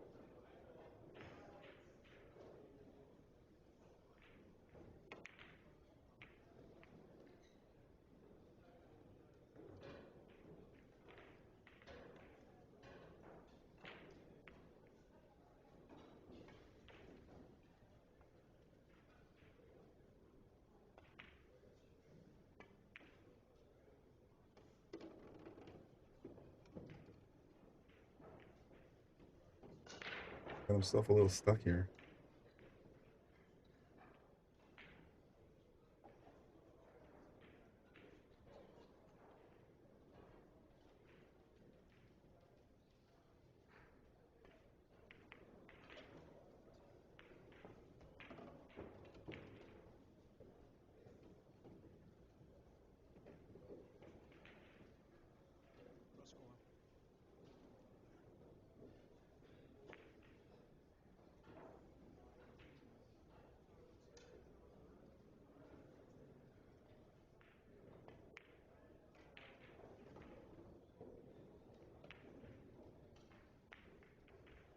Just caught the points.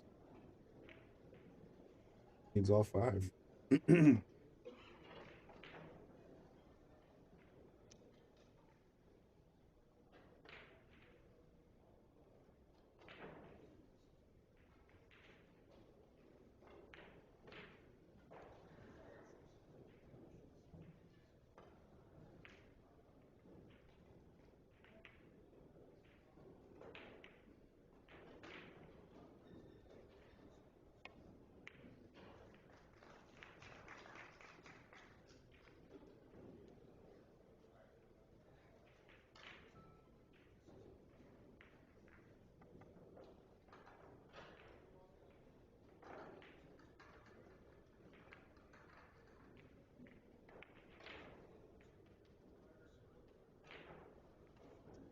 It glanced the 5 ball, otherwise that would have been the game.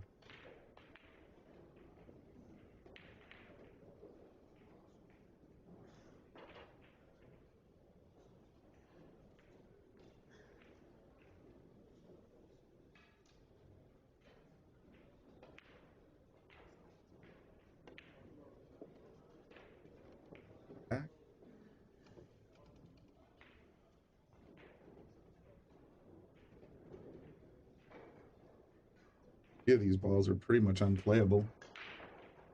Don't really have many choices here.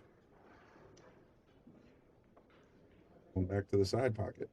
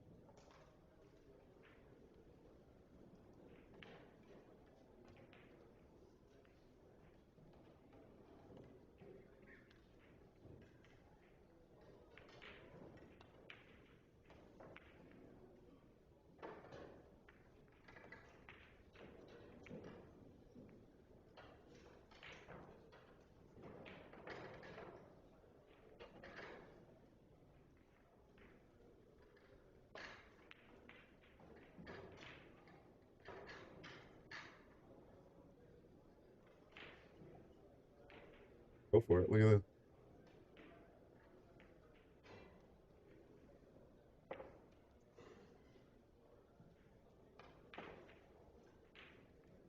Wow, so close.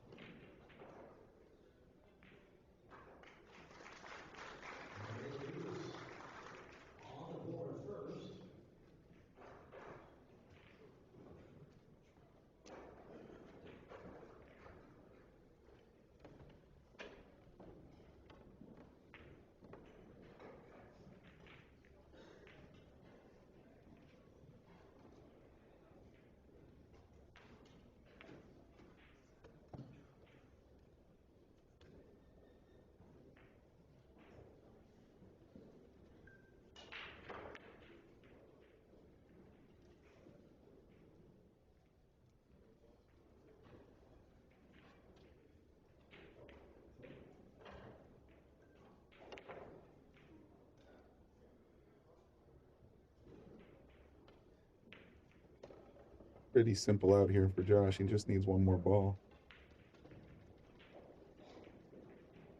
He's calling this one.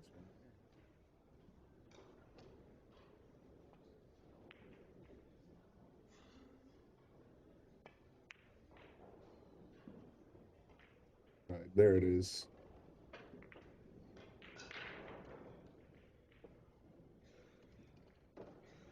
The new score is going to be 1-1.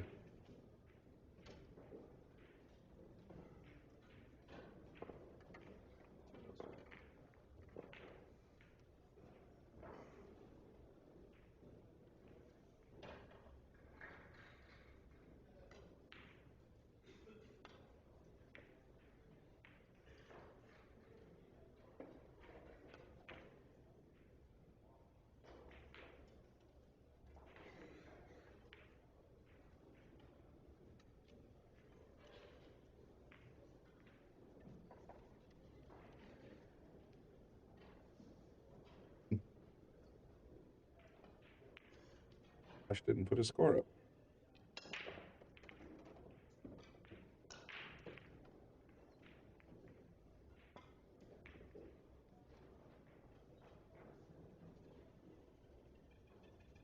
There it goes.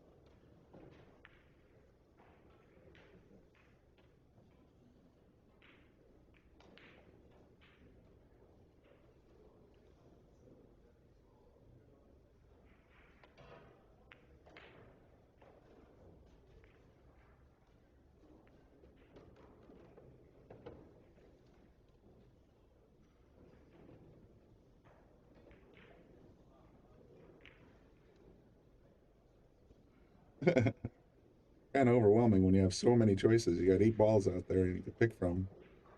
You don't want to sell out, so get that a little spicy. Got the cue ball way down here in the corner though, which is kind of good defensively.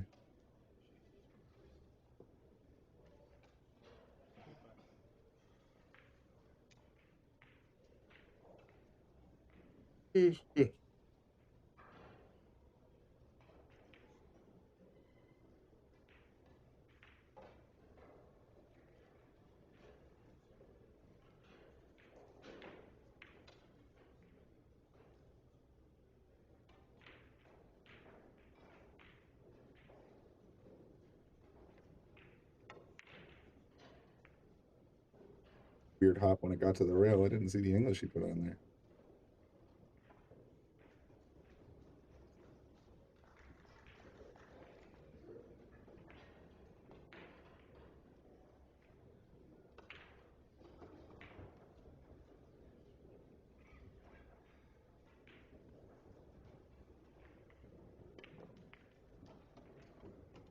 So that gives 1 point for Josh, right? Because you know he made another ball. He doesn't get credit for that one.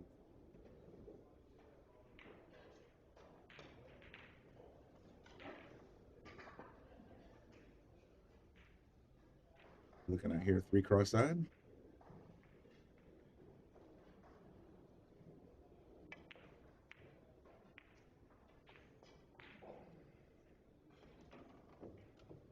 Two balls should be coming back to the table.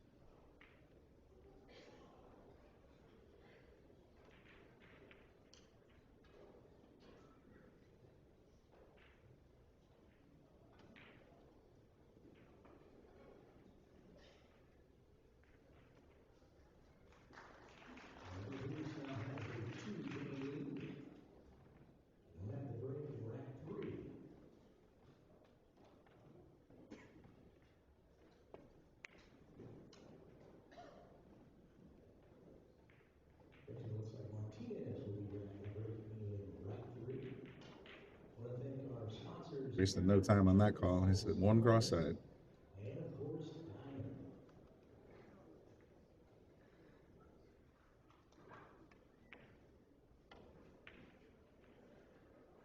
Oh.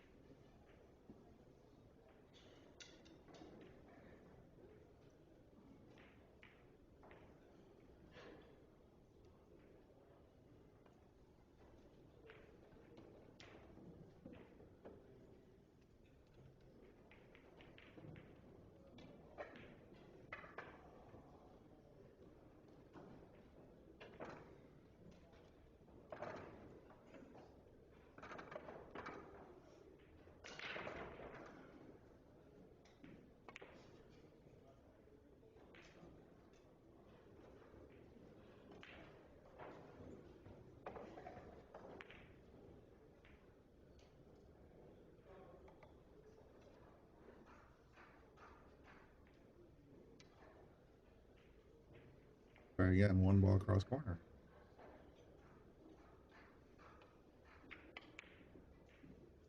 Right there. Yep. Nailed it. 2-1 or 2-0. Ball count.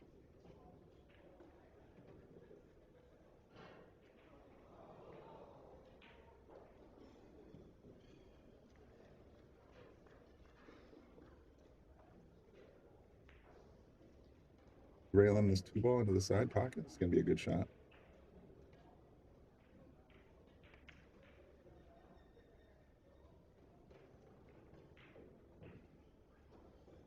Not quite.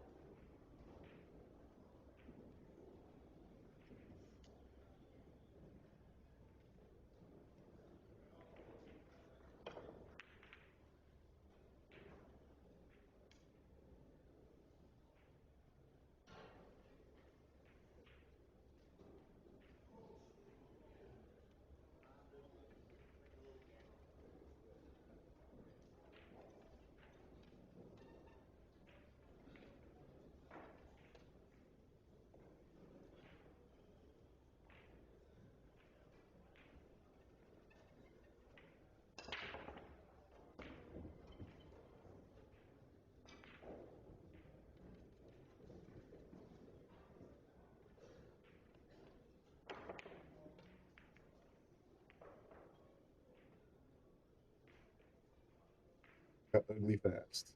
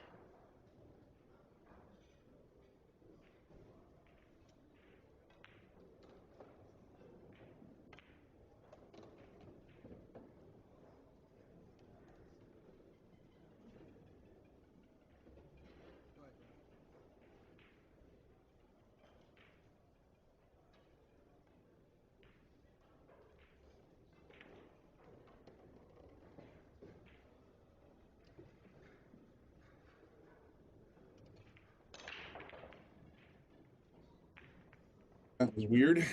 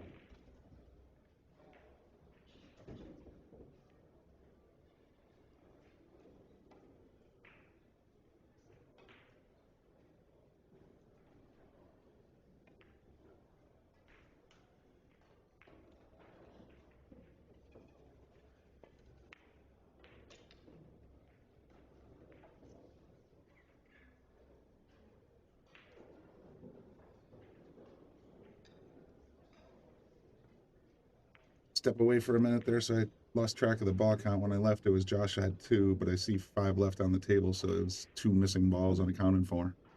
Sorry about that.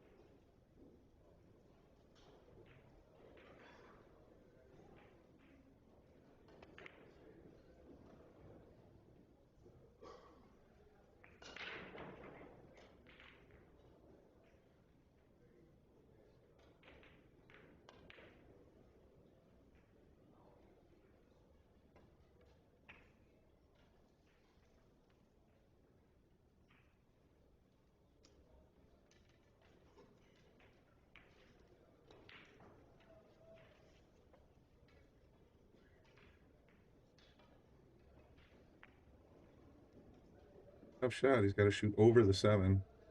He's going for this 8 ball. Could be going 3 rails with the 2 ball. 5 ball.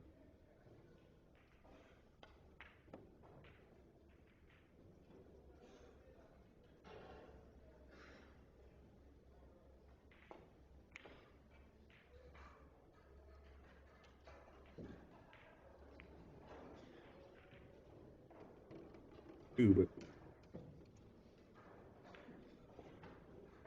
the foot spot. Josh should have no problem taking this into the corner.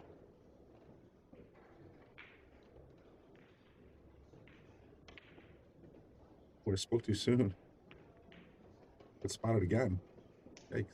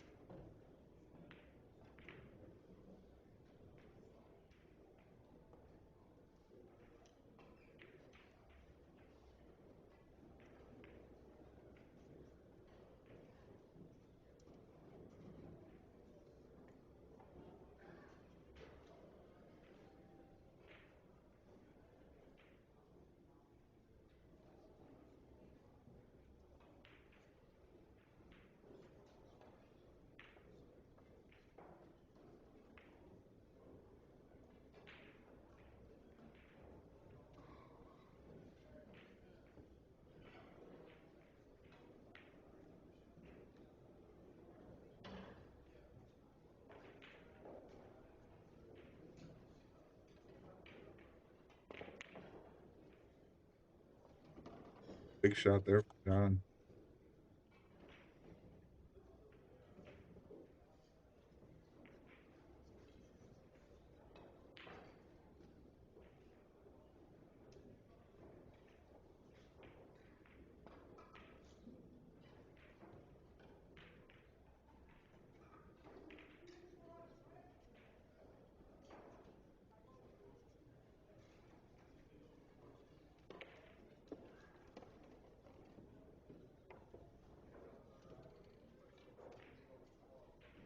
Leave though.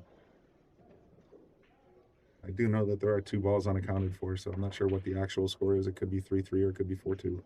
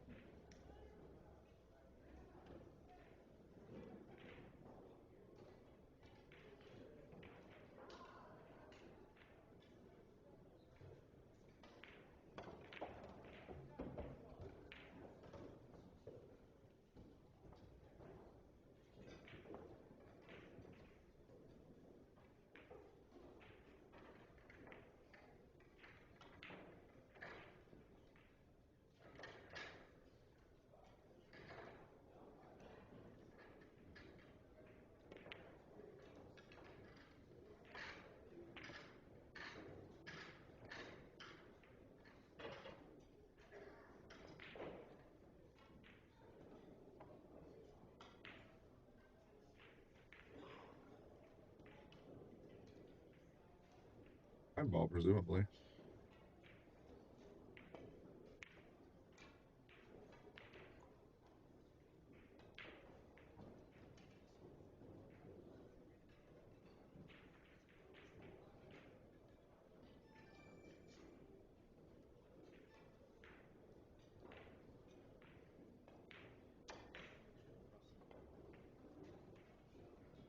He's sitting that made this 6 pretty hard, so looking like he's gonna go 5 cross side.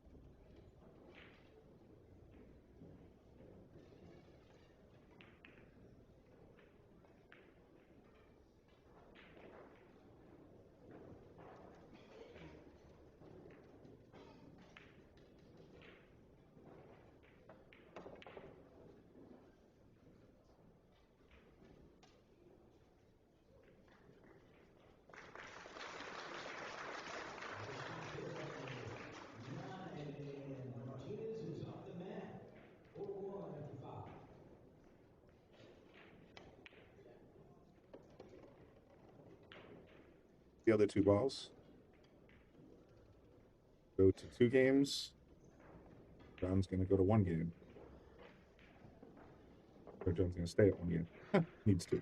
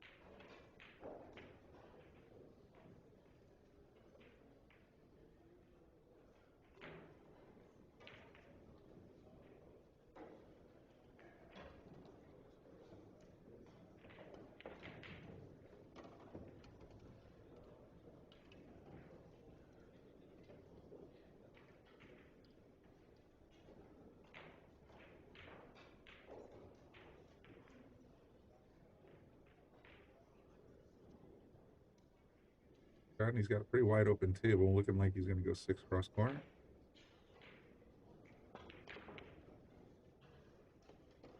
In.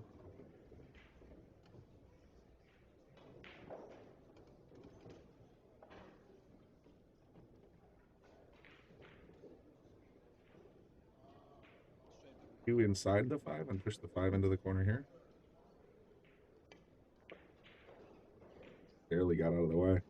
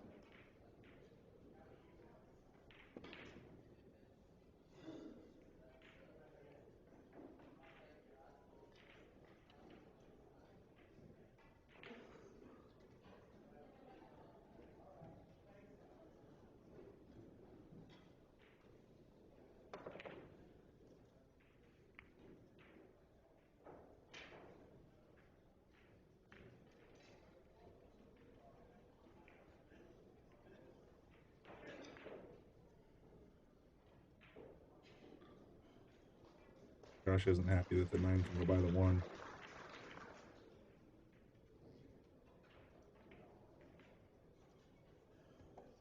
Throwing it back corner. Oh, he's using the 5 again.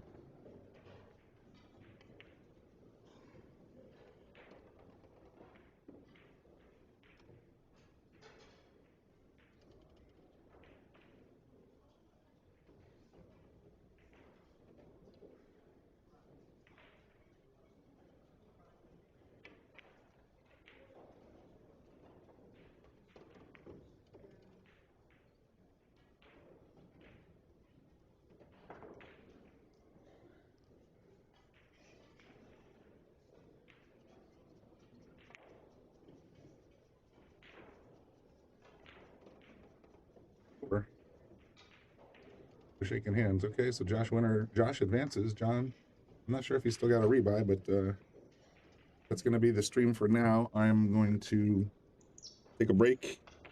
We'll be back a little bit later with more live action from the Derby City Classic. Thanks everybody for tuning in. We appreciate it. And we'll be back in a little while. Thanks.